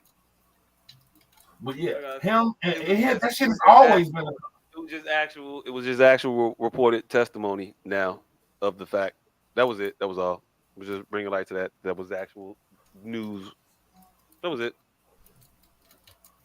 Yeah, like I said, the actual news of him being a dick grabber, we all knew this shit. We all knew this shit for years since he's been grabbing dicks publicly. Hey, look. Cool. Didn't know he was fucking niggas publicly though. Had the feeling. Pretty much knew. He denied it. And now in the deposition, it's pretty fucking evident and clear. Because when this shit first came out, his public statements were, "Motherfuckers will spread rumors and lies about you and all kinds. You just got to ignore it and you can't focus on shit like that." But in the deposition, reportedly, yeah, I called the nigga over and we was fucking. But I mean, he went like he ain't like it. That's what I was speaking to. But again, Dwight, the overarching thing I want to leave you with, pause, is it's cool to be who you are and don't live your life in secret. And the issue that most people have is when we're just lied to blatantly, or when you're trying to publicly make us you're publicly gaslighting us, fam. We know you swing a certain way. Let me see, but I feel like, hey, it ain't none of the motherfucker business. Yeah, it ain't. It ain't. But once you out, fam. Just call us. Just keep it a bean. Don't act like, no, it's ridiculous. People will spread rumors and lies, and it's crazy. It's not crazy. We're not crazy. You are what you are. It's cool. Just be that. Accept it. That's all. That was it. Hey, I mean, maybe he did accept it, but he didn't feel like explaining that shit to the world. And that's what it is, and that's what it is. That nigga's grabbing dicks. Yeah, that is. He wanted to explain something. That is rather suspect. NBA playoff games on the bench, nigga. I mean, not just once, not just twice. This is a reoccurring thing during his career, and I'm a casual basketball fan. So who knows what you two niggas have seen him do on fucking camera? Because I've just seen this shit casually. Him grabbing dicks. I've just doing other. I just seen him give babies to women that no man should respectively be with, unless he was trying to facilitate a facade. See, I likes women. And then one of them bitches, didn't they say he was a fruit ball? Yep. But every scoring bitch said niggas a fruit ball, though. And that's why we didn't believe that. But then he started on his dick grabbing tear. We have to pause dick grabbing tear. Pause. Yeah, you probably should. Well, no, because that's a pretty accurate description of what the fuck that nigga was on. Yeah, he was a dick grabbing terrorist. Mm-hmm. Speaking of sports, how do y'all think LeBron gonna get out of here? Because it won't be quietly. And he definitely not finna wait till Bronny comes. So what is he finna do? What is he finna do as his swan song? Yes. You think this is gonna be a swan song? No. Whenever it is. Oh, okay. I think he's gonna do the dunk contest. Oh, he not. Nah. He's definitely not. I'm asking y'all. What do y'all think? Y'all can disagree. Now, see, I don't think he's gonna do anything. I don't think he's gonna go out of his way to do anything spectacularly impressive for the fans on his way out. I don't think it's gonna be for the fans. I think it's gonna be for his ego. For his ego. I mean, I don't know. Maybe he'll do the dunk contest. I don't think he will, though. No, I don't think he's gonna do the dunk contest because his ego won't let him lose it, and he will lose it horrifically. He will lose it, and it's not. There's no luster on it anymore. Back when we were clamoring for him to do it, there was a luster on the dunk contest because there were dunkers, and it would be a competition. I think if he don't do it, old motherfuckers in their 20th year try to jump. Hey, I think if he don't do it, that'll be why, because he overplayed his hand. I think if the dunk contest, I still think he's gonna do it, but I think if the dunk contest was more popular now, that would have set it in stone. Mm-hmm. My personal opinion. Yeah. But he's not a very creative individual. I don't think he is, but I think he is all about legacy, and I think that school failing, that school's gonna fail? Nigga, the whole school just failed math. Hey, look, you know, how many schools all failed math? That don't mean that the school has failed. There's not one school on the planet that 100% of the students have failed math. Hey, look, fam. Hey, look. Not 100% of the students, 100% of the 8th grade graduating class has not held up to the proficiency of that.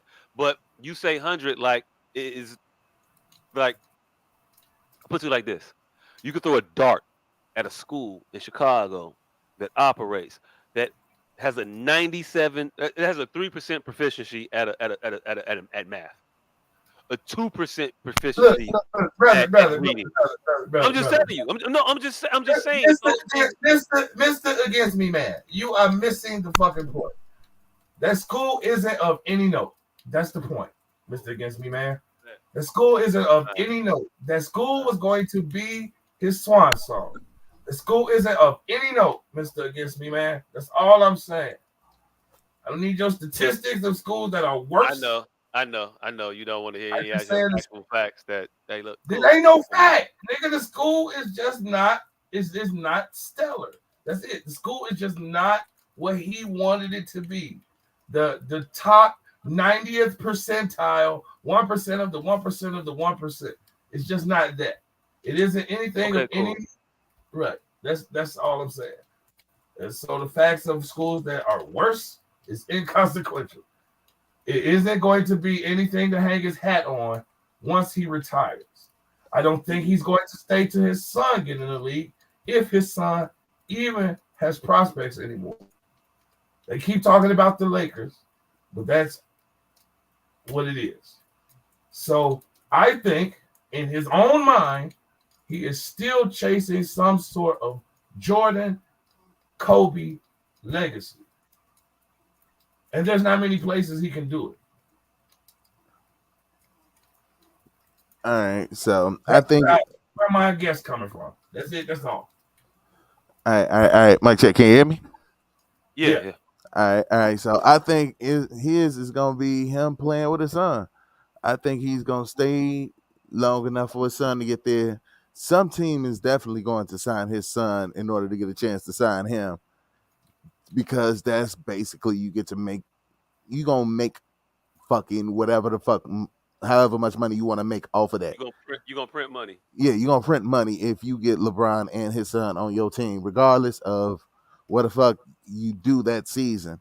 Just having them there is gonna instantly give you a shit ton of money. So I think that's what his is gonna be, because that's gonna be something nobody has done. Like that's some baseball Ken Griffey Jr. type shit. Like it's happened in baseball, it's happened in other sports. They did. They played on the same team. I thought he managed the team. Nah. 1 year. They played 1 year. His His last and final year. But again, that's what I've always believed. I don't think he's going to make it. No, he's not good enough. He might not be good enough to make it, but he will make it, just for that one simple fact. I don't think LeBron is going to stay long enough for Bronny to go through whatever rigmarole is going to take to get him on the team. I don't think he's going to get a 10-day walk on or none of this shit. I think he's going to go the traditional route, and that's going to land him in some G League first. Well, and I don't think LeBron is going to stay all the way to there. Well, Bronny is in his he did his first year already, right? Is he going to the second year, or is he going to his first year in college? Yeah. Oh, he's going to his first year. He's going into his first year this season, so this season will be his first season. Yeah, I think LeBron. You could declare after your first season. Mm-hmm. So let's just say he don't do it this season because he had the heart thing. It might be a setback. Might want to stay another year in college. Fine. So do LeBron have realistically another 3 seasons? Inning this season included in that 3. I don't think he's gonna need 3. I think just this season and then next year, Bronny's coming out. Yeah, I think the financial gain from that shit will override all basketball thought of it. Like, yeah, and in all actuality, he's not good enough to get into the league next year. But with the override rules, though, the override rules is on only 1 year of college. So after this year, he can come to the league next year. But what I'm saying is, it's certain stipulations. Like you think he's going to 10-day walk on? Like it's got to be because he's going to go undrafted. No, that's no, what. No. So you think he's going to get drafted? Yeah, because you think it's going to be some trade play that get him and his son on the same team, rather than some dickhead just stopping them because they don't want him. That he's not that good. It bodes well for him being able to go wherever LeBron is, because there's not going to be competition for his services. No. You know See, the thing is, you draft LeBron literally plays year to year. His contracts are 2-year contracts with the second-year player option. So every year he could be a free agent.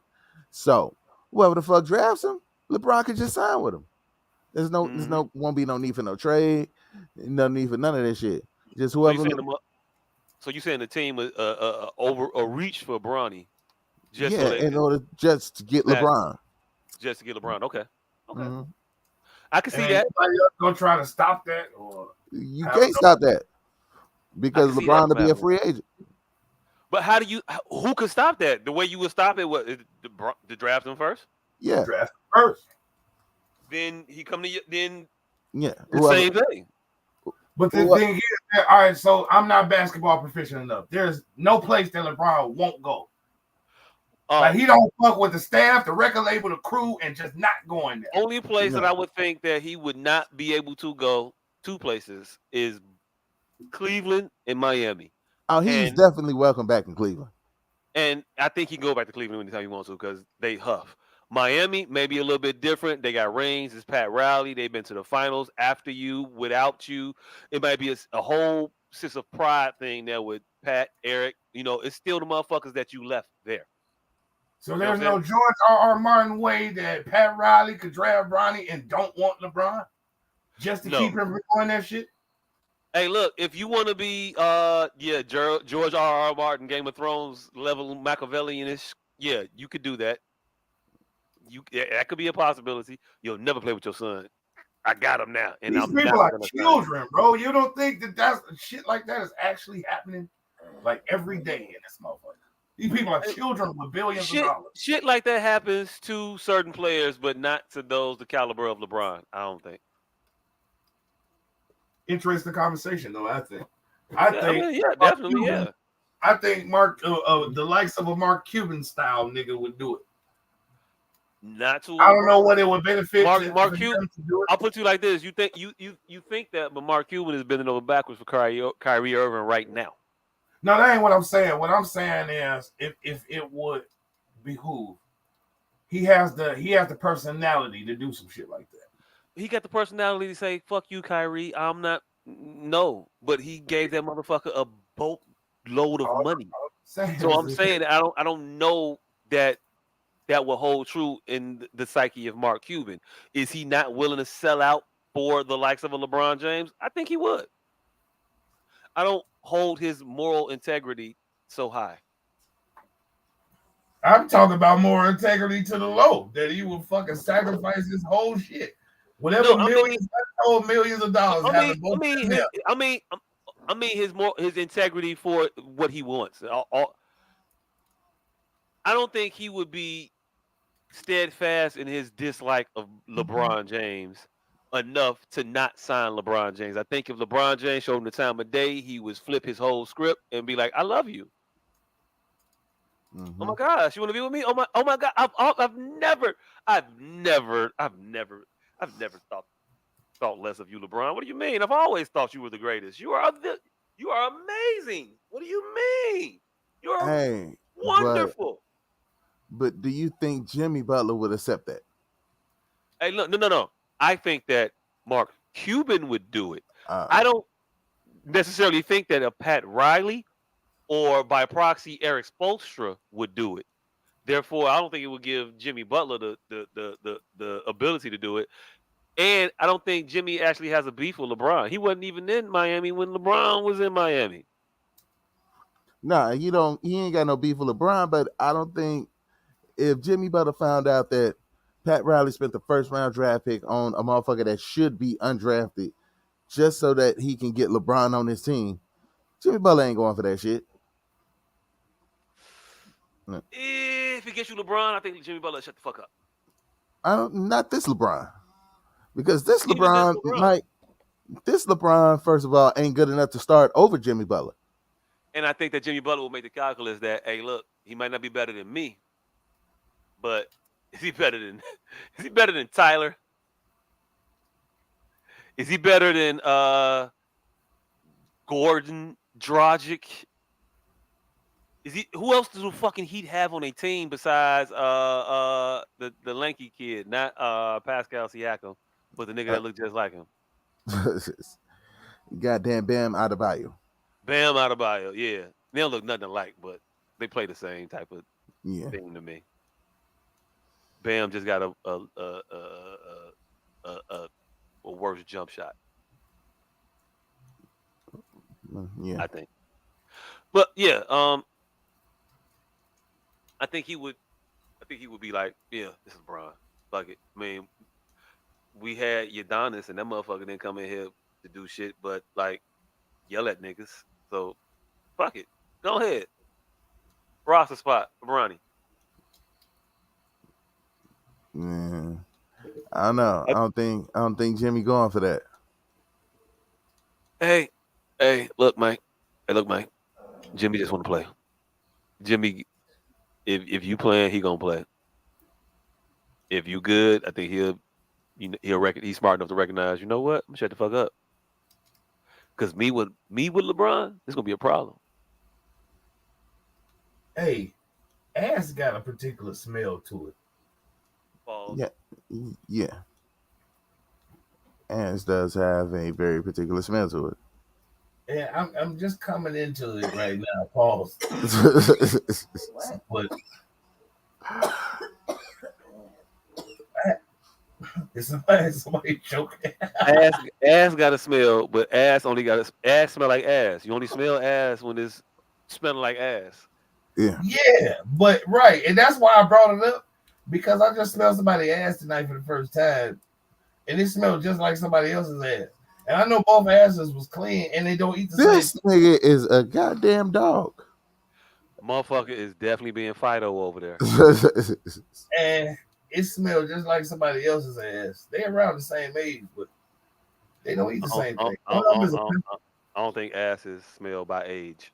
Hey, nigga, this whole fucking human evolution thing that you're doing, it's not going your particular way if this is what you evolve into. Man, look, it's crazy. Ass sniffer extraordinaire. Right. This is not a superpower you should put on the back of your player's card.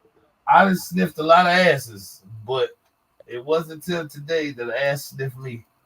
Nigga, this is gonna be the worst edition. This is gonna be the worst issue of X-Men ever. Man. What the fuck is Professor Xavier gonna do with you, nigga? You gonna help attract Juggernaut because he has a particular ass smell.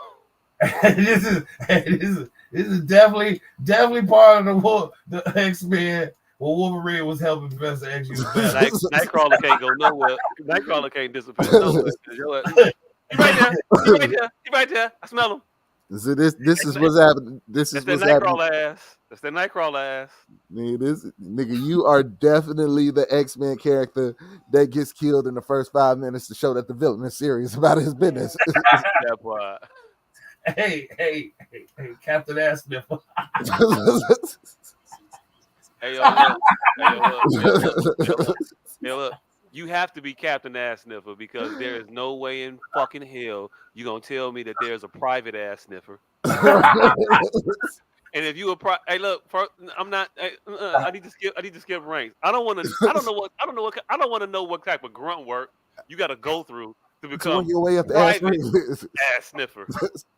Hey, corporal ass sniffer. I don't want to go through the ranks of ass sniffing before I get to general. I want to come in general ass sniffer. Captain ass sniffer sounds lieutenant ass sniffer at a minimum. Hey, the funniest shit. Captain is better than lieutenant, or vice versa. I have no clue. Hey, the funniest shit is you either gave yourself their name or somebody looked at you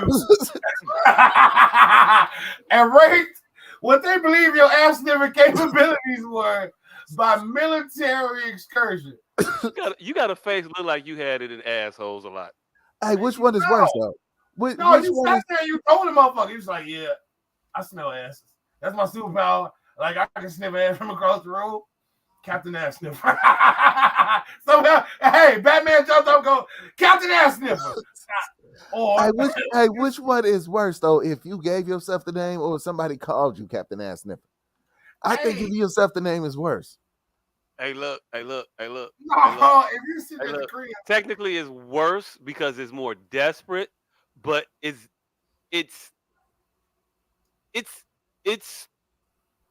definitely worse for you to be called that by somebody else.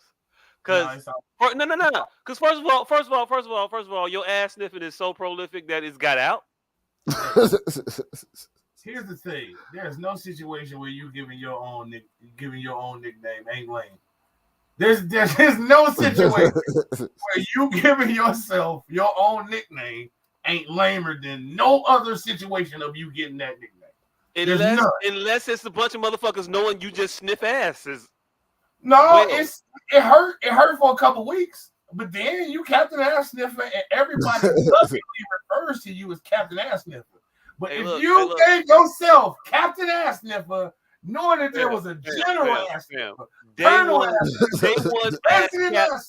one as Captain Ass Sniffer, whether it was a self-given title or bestowed upon you, is a rough day. It is. I don't give a fuck how you came about the name. You having problems when you punch in. Yes. I agree. But day 21, those two people think about day 21. Those two people think about themselves differently. When everybody is at the superhero table, and you find out that the crowd gave him his name. His mama gave him his name. His name was gave to him by the newspaper, and you sat back and you chose a medium ranking ass sniffer. You chose halfway up the ass sniffing ladder. Like, you know for a fact you're the only one with this power. And even you didn't make it to the top of this power in your own mind. So even though everybody else. Hey, look, even though everybody else might be cool. It is by designation that although they're not identified yet, you just know that there's somebody out here better than you for this. Yeah, I'm with that. Like, all right. So I admit I'm pretty good at sniffing asses, but there's definitely got to be somebody better than me. So when that nigga come along, he gonna be general ass sniffer. Your spot is right there, sir. Fam. You don't even really top tier ass sniffing stats. Hey, you don't even have to tell them how you acquire your booty bouquet. That's what make it even worse. Because you don't have to name yourself Captain Ass Sniffer. You can name yourself. You breaking up, I know what you said. No, like I said, you don't even have to tell people that's how you come across your booty bouquet. You don't have to tell people you're an ass sniffer. You can say, Hey, first of all, booty bouquet. Nah, fuck that. That's the episode name. That's the episode name, by the way. Keep going. Hold on. Hold on. This one may get you even further up the ladder. You don't have to tell people your ass wafting medium. That's it. No, you definitely do. Fuck that. If you a motherfucker that's known for sniffing asses, I need to know that when you walk through the door. Like, you have to introduce yourself as that. Hey, look, how you introduce yourself as an ass sniffer? Do you tell them what their ass smell like? Do you give them an aroma of nigga, ass? I'm not finna find out that you're an ass sniffer by surprise, nigga. Fuck that. Here's what you could call yourself the bowler. But this is the thing. So many people gonna read that as the bowler.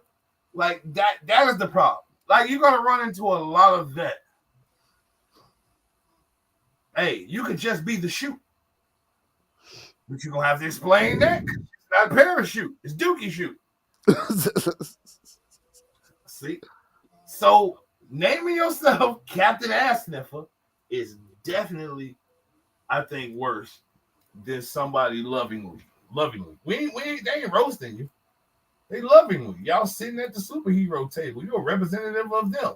Nah, nigga, you are definitely being roasted when you call it Captain Ass Sniffer.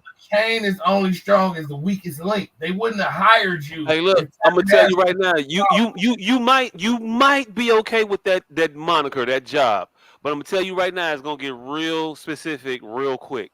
And the first case is gonna be, hey boy, and my bad. Captain Ass Sniffer, my fault. I didn't mean to be derogatory. But can you get a whiff of these real quick? We trying to find a missing person, and it's gonna be a nice little pair of some lace shit. But as time goes on, it's gonna be some boxer briefs.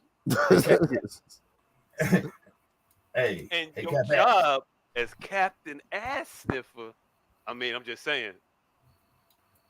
Hey. I need you to know.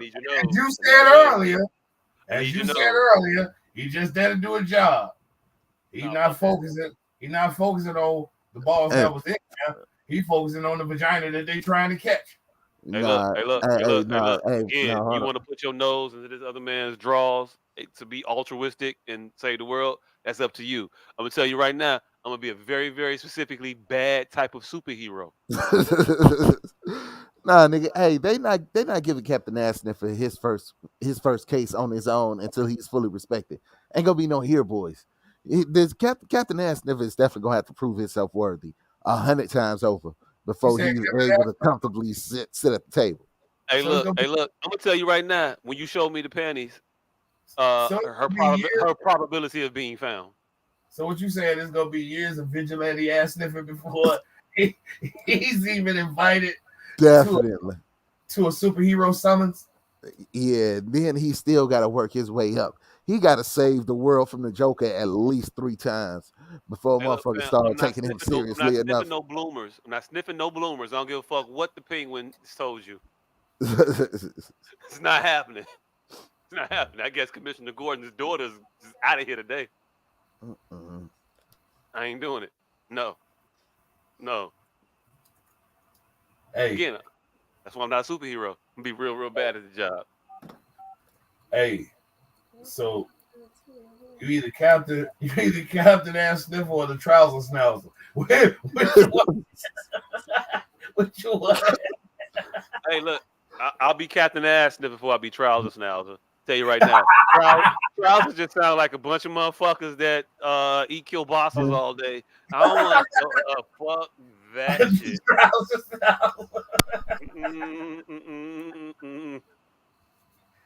I don't know. I want to be the panty puffer. I don't know. It's hard. Captain Ass Sniffer, the Trouser Schnauzer. Hey, my name definitely not about to be no bar. Like I'm definitely Captain Ass Sniffer. Hey, Captain Ass Sniffer bar too. Call you Captain Ass. Cap Ass. Hey, CAS. It's just hey, I'm too alliterative to get away with Captain Ass Sniffer. Nigga, I think the Trouser Schnauzer, even though that it puts you in the mind of a more male. It has a more male connotation to it. By the time a nigga figure out what a schnauzer is, I think you'd be past the League of Shadows. Nah. Trouser denotes inseam, fam. That's what I'm saying. So they be thinking you the big dick bandit before they figure out you sniff asses. Nah, you said Trouser Schnauzer is it make it. No, I'm telling you. By the time you come to the first reunion, they gonna be thinking like, "Hey man, I thought you was swinging niggas." No man, I sniff asses. I thought schnauzer was a euphemism. Nope. I sniff asses, brother. See, I'm telling you, Trouser Schnauzer over Captain Ass Sniffer. Nah.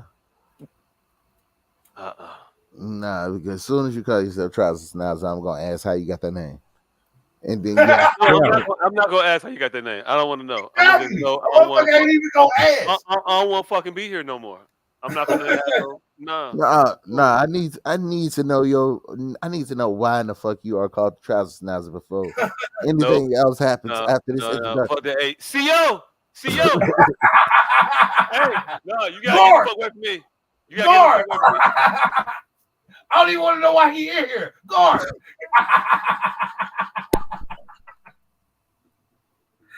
Get this motherfucker. Guard. Open his gate. I don't even know what a schnauzer is, but I don't want to find out. Nah, that's some bullshit. Fuck that. Dude weird as hell. I don't know. The trouser schnauzer conversation was riveting. It's also 2:30. It is 2:30. Hey, nigga, what the fuck did we almost talk about? Shit, like 700 things. I was just looking at that like, God damn, who the fuck, what the fuck? This can't be right. Oh, yes. When I'm trying to close the deal, but the wife keeps interrupting the sale. I don't know what that's about either. Your thoughts after 26-year-old nurse Tristan K. Smith took her own life, leaving behind a letter titled "A Letter to My Abuser," in which she referred to the healthcare system. Probably should have talked. That was kind of fucked up. That might be a topic for a later date, but yeah, we might have should have talked. Old girl, she just what you just said. She was felt overworked and overwhelmed by the healthcare system and felt pimped by it. And it's a lot of nurses that are galvanizing behind her letter, talking about the unfair practices in healthcare and what they're subjected to on a daily basis.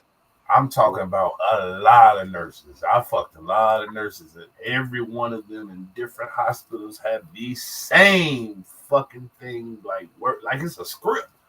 They are fucking overworked, understaffed, under fucking supplied, and overwatched because of abuse of certain abusive practices prior to them. Like that shit is the nursing field is one of those low key, very fucked up fields. And then them motherfuckers in the middle. And when you in the middle with any situation, it's always fucked up. Hold on. Always get fucked.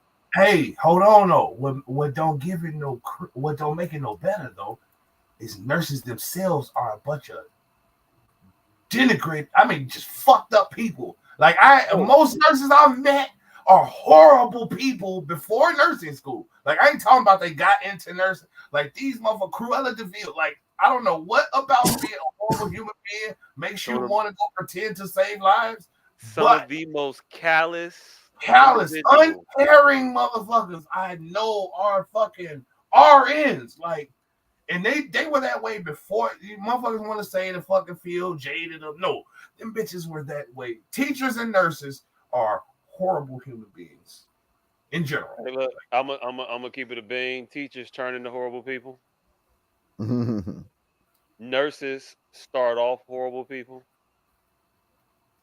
Teachers, I'm gonna keep it. I'm biased. It is what it is. Teachers enter into a field where they know they ain't finna make no damn money, where they know they ain't finna get no respect, just cause they would be able to get their summers and shit off. Yes, exactly. Horrible human beings. Them motherfuckers do that. Look.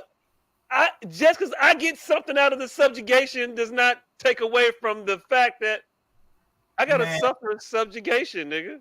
Here's the thing. I do it to get a summer off. I still have the worst fucking job, and the bitterness that you find in a teacher is beat into her by the uncooperativeness of parents, staff, and students.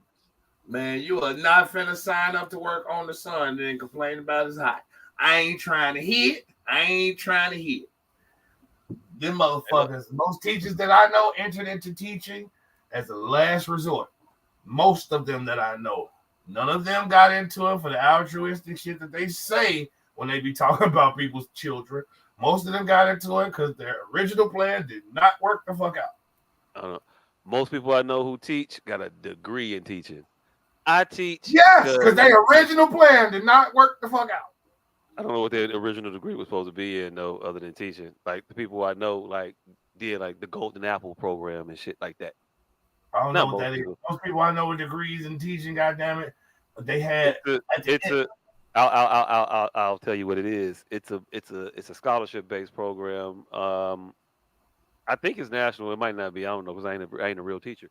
But I think it's national.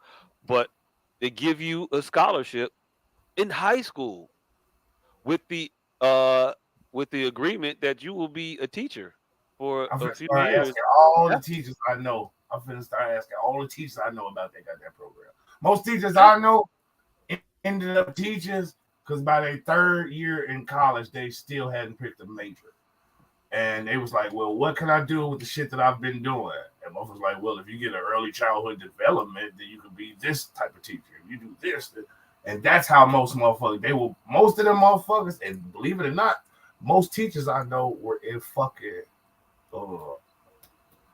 what the fuck is the one fucking fly by night that everybody goes to first? It's R and something, radio, R&T, radio and television.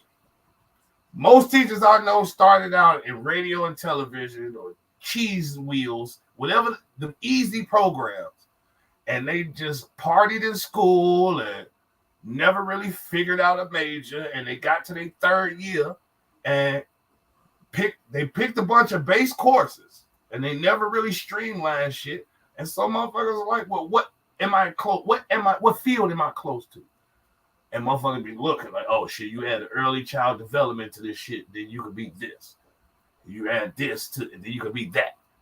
And so they used their last year and and got an educational degree. That's how I know most motherfuckers to become teachers. Okay. Hey, if you or anyone you know has entered in the teaching profession and want to share your story with the S.O.S podcast, please reach out at 773, whatever the fucking number is we got. Also, they all fucking lie.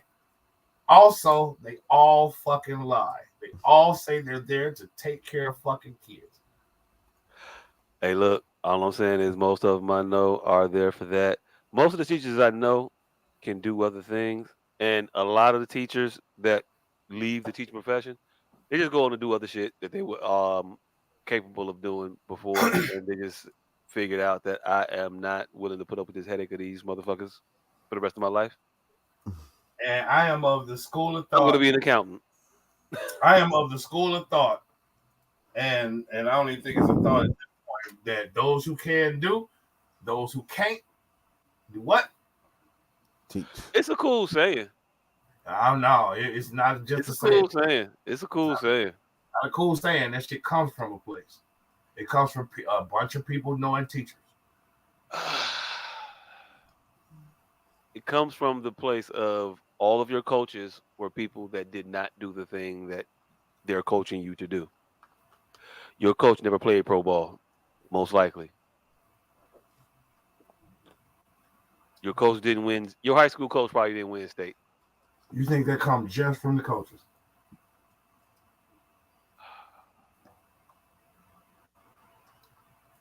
Or is that an indie industry that you couldn't survive in? Tax accountant, anything. I think that it was born of it. And if you were to look at teachers, I would think that you would find a larger shift towards people that had degrees in mathematical fields that went into accounting after they tried teaching. Because well, look, let me tell you where it was actually born. Block is hiring. Let me tell you where it was actually born from. It was born from actors. It was born from actors not landing jobs and opening acting schools. Oh, okay. So that's where it comes from. So expand your mind. They don't mean teachers in school. They mean teaching, period. If you can't survive in the field, go teach a class about it. That's where it comes from. It's not just teachers and gym teachers not being football coaches. It's about all teachers in all fields.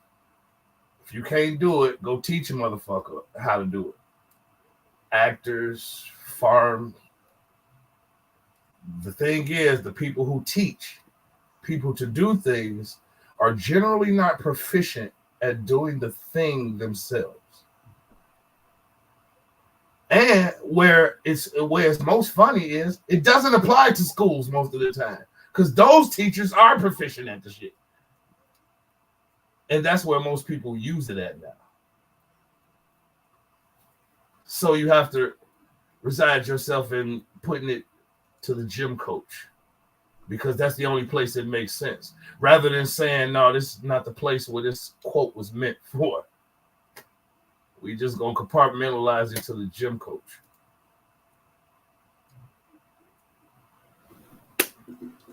Actors and singers where that shit started.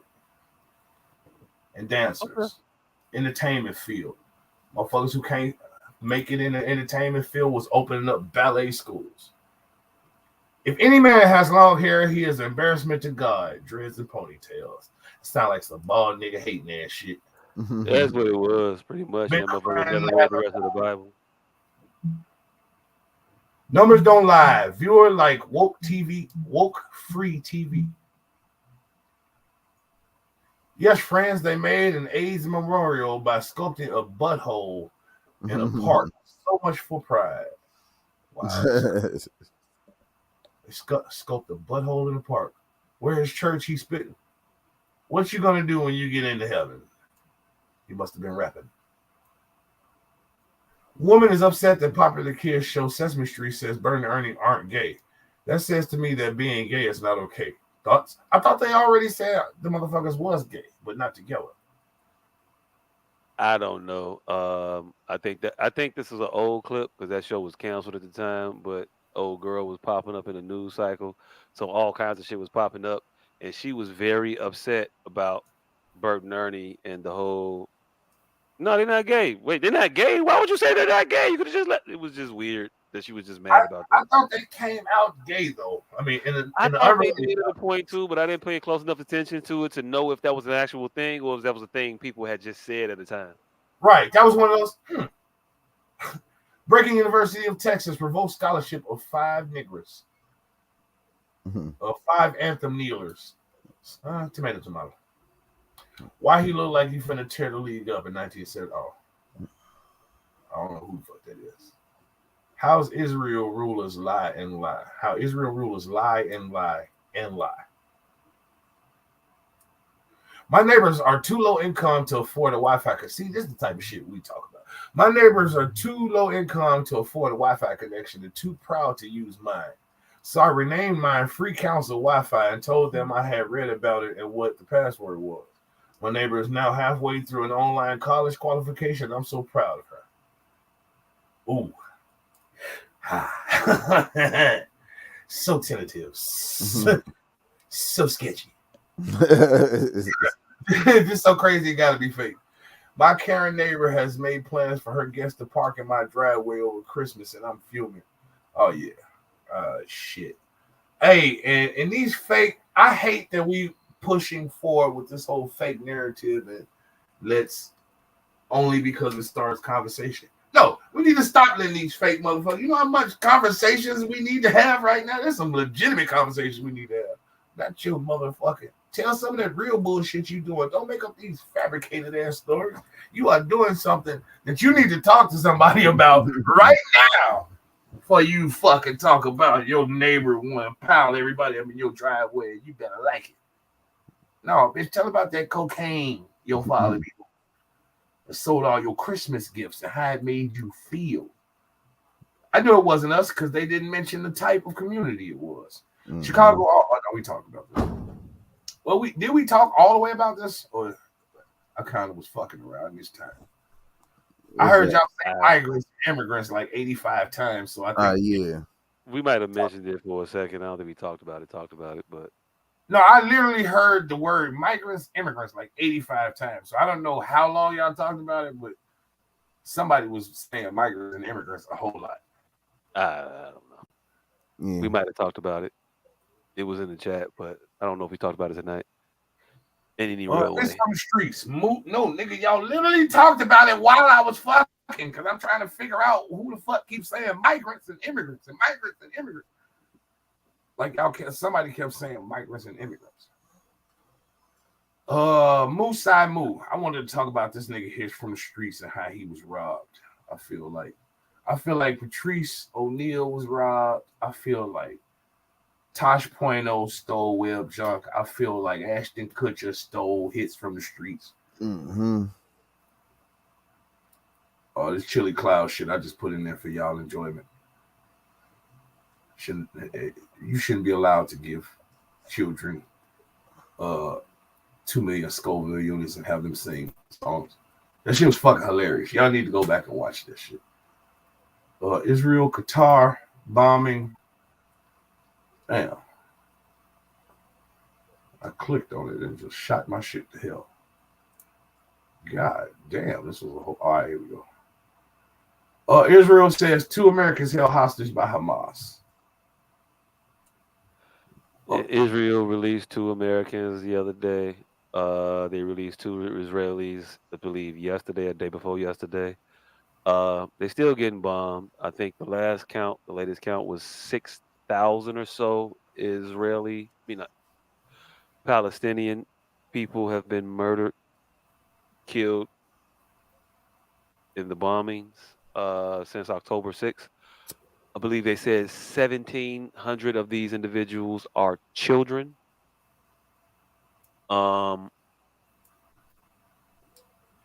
Yeah, all of the bloodlust that these motherfuckers are screaming for. Y'all killing kids, fam. And you can act as pious as you want. You can act as all of the Israel has the right to defend itself all you want. They're committing war crimes, and war crimes are, as stated, you are not allowed to collectively punish a group of people in a war situation. You are not allowed to cut off the water, the electricity for a group of people to collectively punish because you have a beef or issue with Hamas. That is not what you're allowed to do. That's a war crime. The rest of the world is reluctant to call that out as such. The UN has established guidelines stating this very, very clearly. They have come out and said what Israel has done. They're not part of the Geneva Convention. They not? No, they signed it, but they never ratified that shit into their own personal laws. So that shit don't mean nothing. It's like the same way weed is legal everywhere, but it's federally illegal. So no matter what your state does, it don't matter. So they signed the Geneva Convention in like 51, 52 maybe, but they're not part of that motherfucker. So that war crime shit don't matter to them. It don't matter to them because nobody enforces it, and the U.S. continues to give them money every fucking year just so they can commit this bullshit.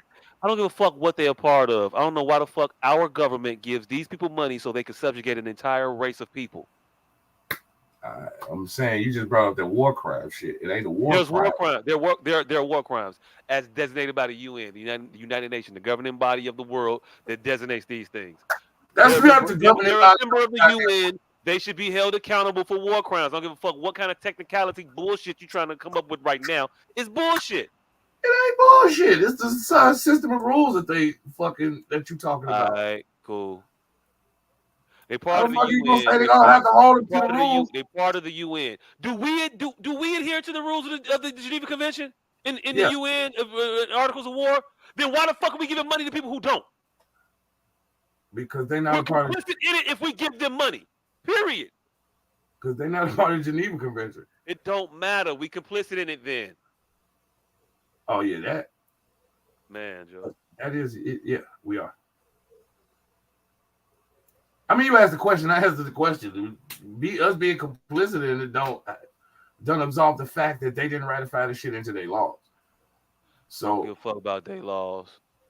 They don't get to make their own laws. They do, motherfucker. They literally do. They don't, though. They literally do. They're.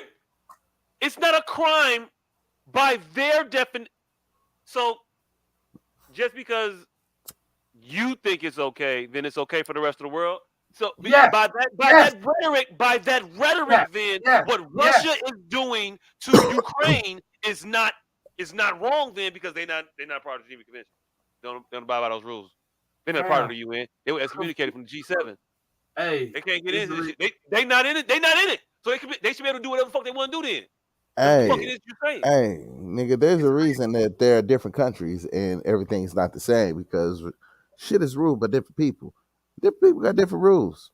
And what the UN does when different people have different rules in those countries, the UN goes in and say that's not right. We're gonna go in and liberate those people. The rest of the civilized world acts as though they're civilized and say we're gonna civilize these barbaric countries because we don't like their practices of non-democracy, so we're gonna go liberate people. No, the fuck they don't. Nah, because yes, the fuck they do. There are a lot of non-democracies in the UN. A lot of not. Fam, the UN is just so another Hitler don't arrive. Other than that, they let countries do what they gonna fucking do and come to talk about it once a year. No, we don't let countries do what they gonna do. We sanction the shit out of countries when they don't do what we want them to do. We economically cripple entire populations. Ask Venezuela what the fuck is going on. Ask Iran how we crippled them. Ask Afghanistan how we withheld their money. Their money. We said you can't get it. Nigga, you are talking about some extreme cases. For the most part, it's pretty much you get to move how you want to move. Wait. He's talking about the status quo, but what he doesn't understand is that the access of power has shifted. And so the US and the UN don't hold the same leverage that they once held. Like UN, the UN, the power that America holds is just weird America. Man, that shit has wore off. America is the fact that we write the checks for these motherfuckers to do the shit that they're doing. Do you think do you think Israel could drop bombs on Gaza right now if we didn't give them the bombs to drop? Yes. No, they couldn't. They not. You know how? Shit. We provide their defense, fam. But do you know how? We provide the Iron Dome. That's us. Because if we didn't, you know, someone else would. Who? One of the. No. Let me tell you. Britain looked at the motherfuckers and got the fuck away from them. But you know who? They said we not dealing with you motherfuckers no more. We out. But you know who? Stupid motherfuckers that step up and prop up this fucking government. Hey, but you know who? You know who is looking for an ally close to them right now?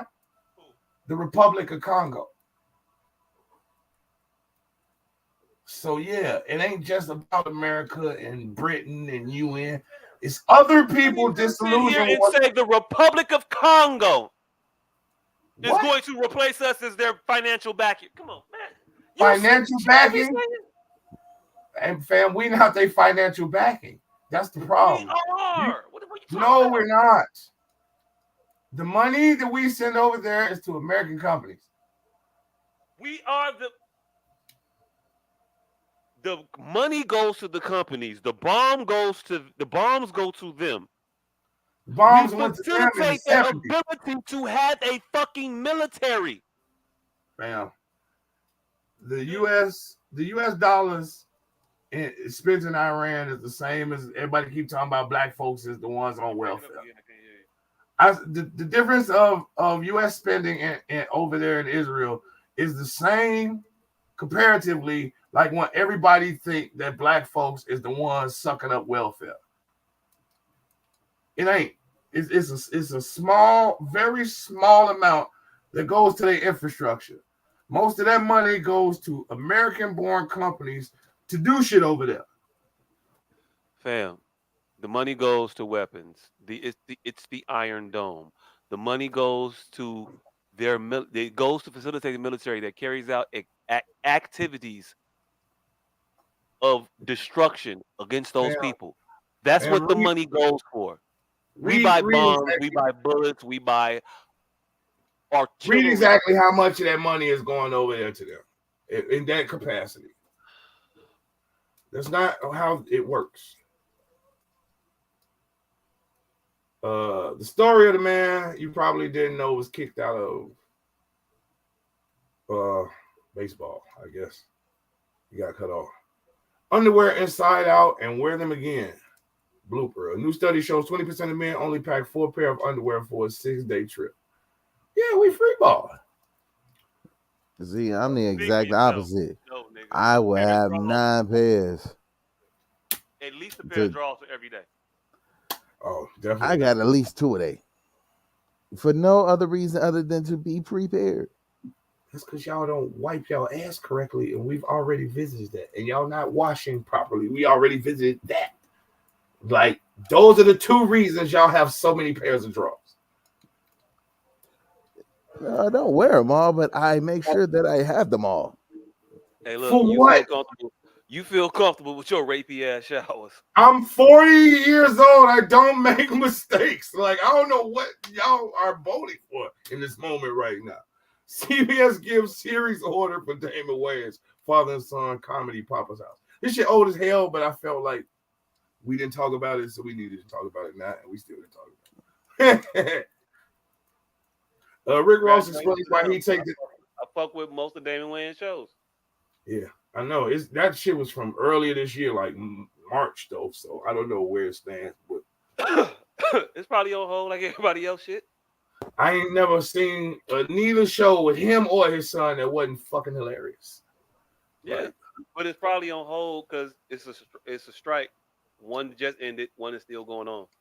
Yeah, writers, actors. Rick Ross explains why he take a dinner with Jay-Z over $500K. Are you ready to digest the knowledge? Jay-Z said Jay-Z wouldn't even take the shit. Right. Jay-Z said Jay-Z wouldn't even take the dinner. So Rick Ross is you're a fucking idiot. Yeah. Rick, take his dick out your mouth, Rick. Hey, fam. With that statement, I like to bring us back to that song. Hopping out the Bugatti with no drawers on. What up, Jay-Z? Pause. No, how the fuck you get away with it? How you get away with that so early on in his career?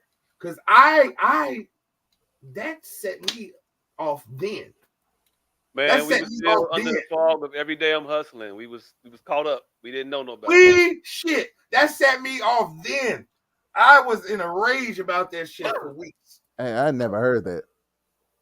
Do you remember me? Yeah, I remember you telling me about the shit. Yes, I walked around in a fit about that shit for weeks. I'm like, this nigga can't make this good of music and just said that shit. Jonathan Majors accused her to be charged with assault 7 months after accusing him of something.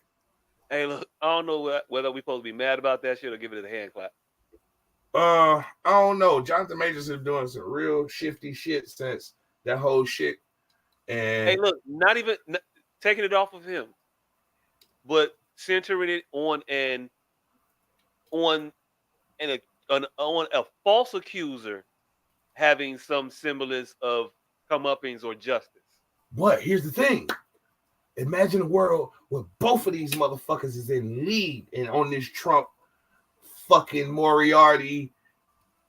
We're both gonna get a slap on the wrist. You say this, I say that. And at the very most, I think that's where we're headed in the world. And I think both of them motherfuckers might be in on it together and just know ain't shit gonna come of it either way. So they're gonna ride it to the end. House Majority Whip Tom Emmer drops out of. Oh yeah, we said that shit. Well, he dropped out, and then what's old boy name? Kevin something. Not Kevin. Fucking. Took it to the grave. They got a new speaker today. Oh yeah. All right, and last but not least, took it to the grave. Mike Johnson. Always some weird ass, regular ass names. Mike Johnson, new speaker of the House. My bad. Keep going.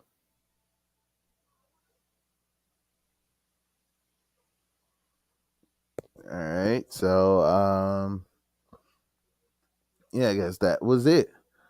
Hey, the nigga so that's the end of the episode. We'll do this shit every goddamn week. Want to thank y'all for tuning in. Hey, the nigga that you cannot see that just disappeared, that nigga has herbal containment units, personal protection gear. ashtrays, rooms, all that shit for the low, 29 motherfucking 99.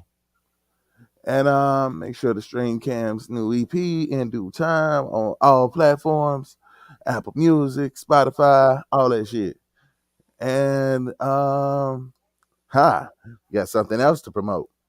Hold on, because I seen it earlier today, and our producer ain't here, but hey, yeah, she gonna coming up next month, November 19th.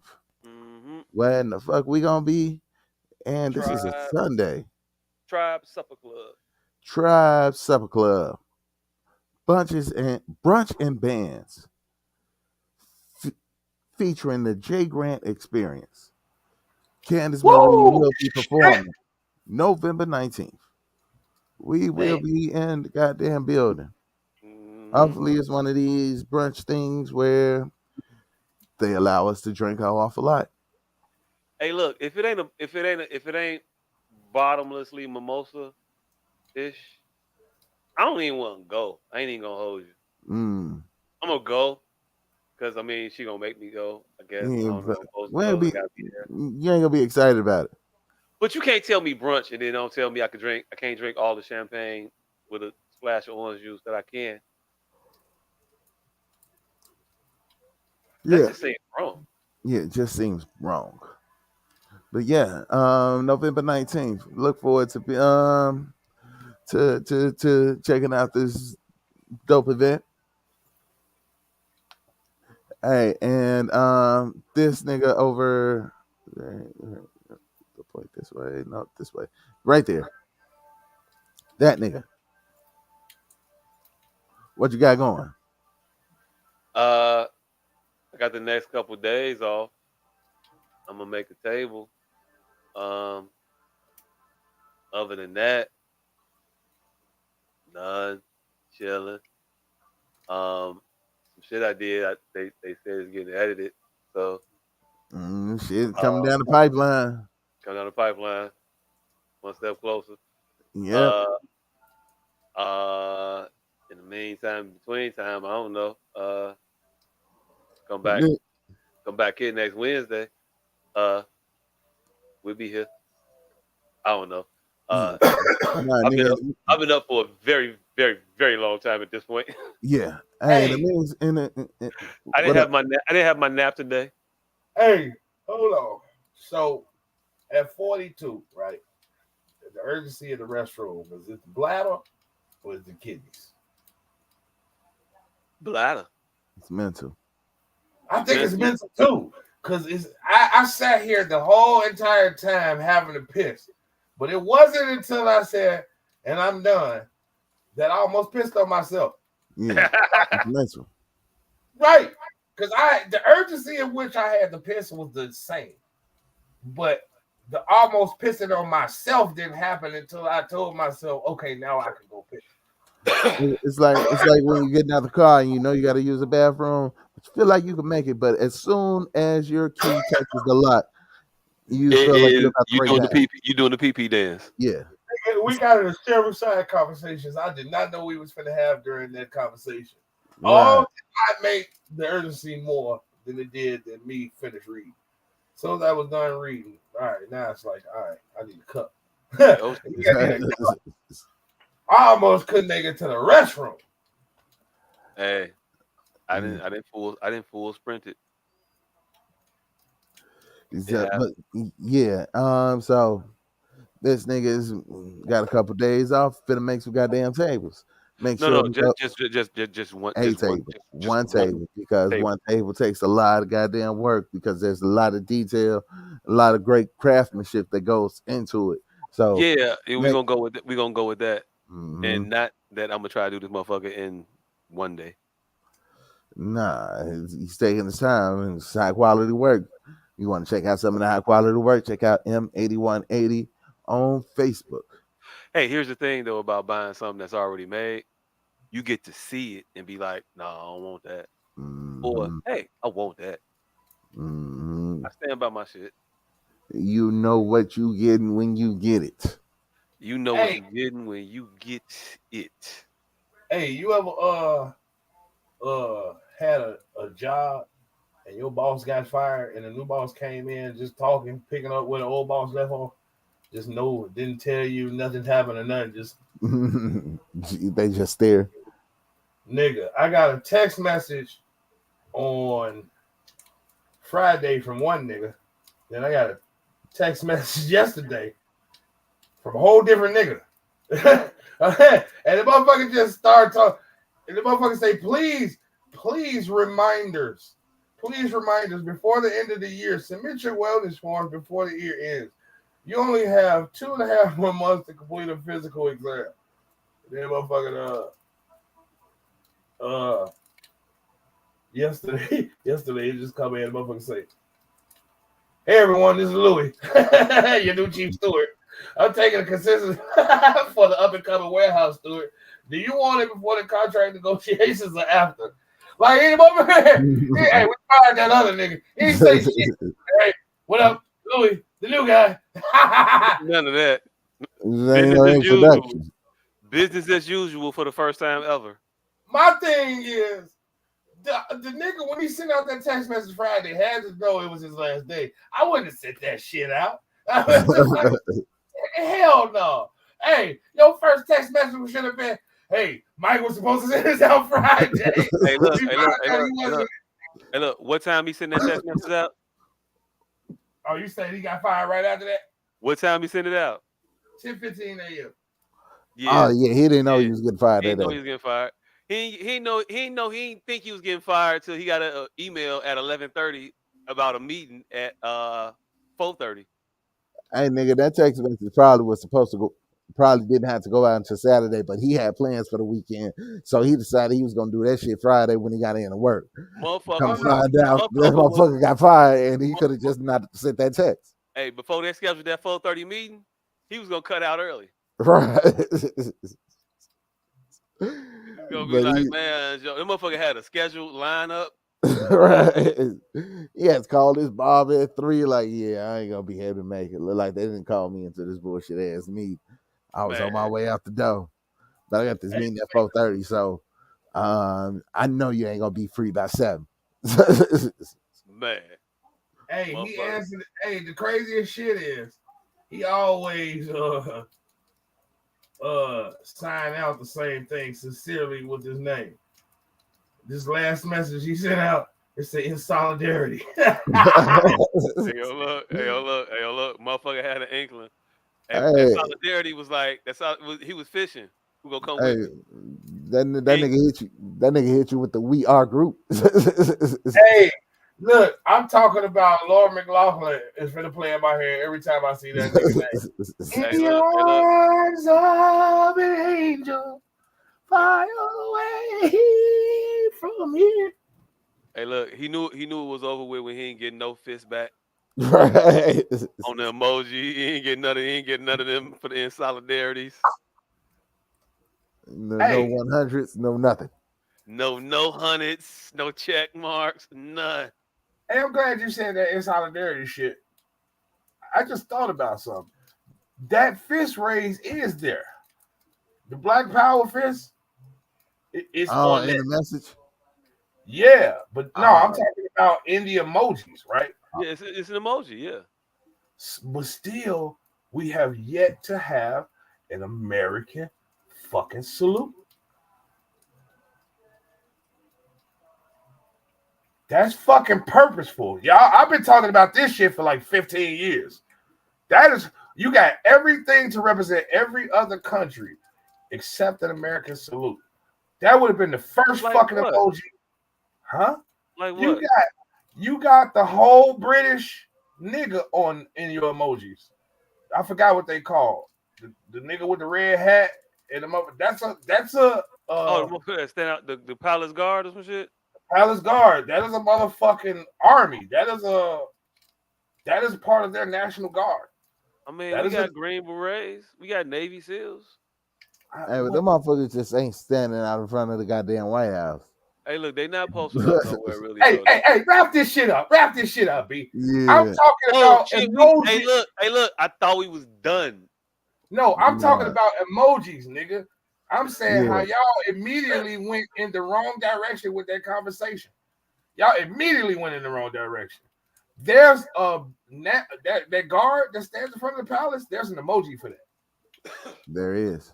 There's an emoji for that. There isn't an American military emoji. Is what I'm saying. Ain't no World War II helmets and no shit. Man, ain't no American military salutes. It's a Chinese shit in there. It's a bunch of shit, but it ain't no fucking American salute. So they ain't got no goddamn drawn emojis. Fam, they got a nigga in a wheelchair. They got several different lesbians. They don't want to leave a single lesbian out. As long as hey look. I gotta know. What? How you know they lesbians? They got titties with a bob and a collared shirt on. They have the Flanders on with titties. That's how you know they lesbian emojis. Shit. One of them motherfuckers got on the Flanders and pregnant. There are several different lesbian emojis. And far be it for me to say that nigga, and this is where I think the whole world is being quite progressive. That flamenco dancer. Now, one time have we all sent that as a gay emoji. We all sent it as party on. I think that needs to be pointed out as progressive. What? I don't my emojis, I have not sent out a lot of emojis. This nigga emoji game is mad extensive. Man, I ain't even gonna hold this nigga is expressing a lot of emotions with emojis. I just sent the laughing one. I didn't send the laughing one sideways. I didn't send the laughing one with the tears out sideways. I didn't think I hearted some shit before. I didn't thumbs up some shit. I didn't piece some shit. I didn't gave the fist to some shit. That's how I knew. Pause. My emoji game is a direct extension of the pause game. I did that shit with 100% no sincerity. But now it is part of my everyday habitual. You're not finna tell me. You're not finna sit here and tell me you learned ballet ironically. I did. Literally learned ballet ironically. Me and this nigga for years would type out H-A-H-A-H-A to the point where Mexicans started typing out J-A-J-A-J-A. And I swear, to this day ain't nobody finna take that from me and him. Nobody. Because people were LMAOing and LOLing for years, and me and him were the only two people on the planet that would not do that shit. Absolutely refuse to use the acronym. I'm talking pre-emoji. I'm talking when internet was in its inception. Me and this nigga would not LMAO or LOL or LBVS. None of that shorthand shit. Last of a dying breed. Always HAHA from the get-go, nigga. Like from the time you start typing over the internet. That's how me and him type. And now 5 years, 10 years after that, I started seeing motherfuckers do the shit. And then it got to the Mexicans like 3 years. When I seen the ja, I'm like, get the fuck out of here. When I seen the ja, I'm like, I know you the fuck ain't. Like, cause y'all don't even have the backstory of why we even do shit. Like, we got a backstory. It wasn't just some shit we seen that was cool. We were anti anything that was cutesy over the internet. Yeah. That was it. That was all. Like, for a long time, I would be upset at it. Way too long. I ain't never did ha. That shit sounds psychopathic. We were doing as long as the joke. I'll give you a good H and then a bunch of A's. Man. Or a few H's and then a bunch of A's. Man. But I'm not finna HAHAHA the correspondence. Hey, if the shit was hilarious, you actually get some caps, nigga. Motherfucker would get you 10 Hey, man, I went a whole page of highs one time. Some shit was so funny, nigga. A whole page of highs. Yeah, I literally typed out the amount of laughing that I did. Yeah, that's what I'm saying. Some of this shit was fucking hilarious. Hey, look, I don't think I ever went back and counted. I think it's a 12 general high. It's like a 12 general high. You got a 6. You got a 6 high, quick high. You got, but there's a 12 general. Ha ha ha ha ha ha. I don't have no video of me actually laughing. Damn. Like for real. Hey, Rick and Morty. Have you laughing? Hey, it's this new one. Oh, that's what made me write that shit. Yeah. They got 2 new episodes. About this shit. We didn't talk about this shit. Hey, look. I'm Look. finna talk about what we didn't talk about. Fucking that. We need to talk about it next week though. But Dan Harmon, Dick Wolf, and damn, who the fuck was my other one? I think I texted that shit to you. I think you didn't did. put it in the goddamn chat. Chuck Lorre. Law and Order thing. No, I mean the creative bias. One of these motherfuckers and all of their artworks gotta go, or one of them you gotta pick one in all of these works. I think that is much more difficult than any one of those memes I've ever seen. To choose between these 3 niggas, Dick Wolf, Dan Harmon, and Chuck Lorre. I mean, if I knew what they all did, then maybe, but I don't know what they did. I know what Dick Wolf did. Pause. And so he's definitely staying. Chuck Lorre, right? Chuck Lorre did damn near everything you watched from 2000 to 2020. Anything 2.5 Men, Mike and Molly, like all of that shit. That's you Chuck keep Lorre. Both of them. You ain't said nothing that's gonna keep him in the game right now. Other guy got Law and Order. I know that. And Dan Harmon did all of the new shit. Rick and Morty, Community. Dan Harmon's the new nigga up. Hey, look, I'm keeping him over the other guy already. Mm-hmm. All right, well, whatever. It was simple, but I think if you looked at what Chuck Lorre made, you change your mind. The motherfucker makes a lot of shit. Like he controlled TV for like 20 years. What you did, man. And Dan Harmon right now is the nigga. Dick Wolf was the nigga before Chuck Lorre. You know what I'm saying? Like these motherfuckers control whole like the television for a point. And then it was Chuck Lorre, then now it's fucking Dan Harmon. Dan Harmon did Community, he did Rick and Morty. He got this new show called Crapopolis. Is what popped it into my head that damn, he's starting to be one of these motherfuckers. Like he's starting to become one of these effervescent. What the fuck is that nigga that do Saturday Night Live? Lorne Michaels. Lorne Michaels, yeah, Michaels. He's one of those can't miss ass niggas. But yeah, that's it. All right. Hey man, we've been doing this for 5 hours and 46 minutes, man. So we finna wrap this shit up. Hey, like I was saying, go to M8180 on Facebook, and you can see some of this niggas high quality carpentry. Hey nigga, I've been inspired by you. I've decided to start getting into making furniture. Like I started like building mirrors and shit. Like this is something that I can really see myself doing.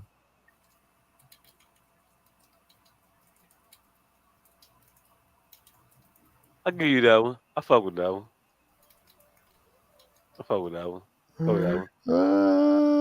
Making mirrors. I see myself doing it. Hey, look, doing it.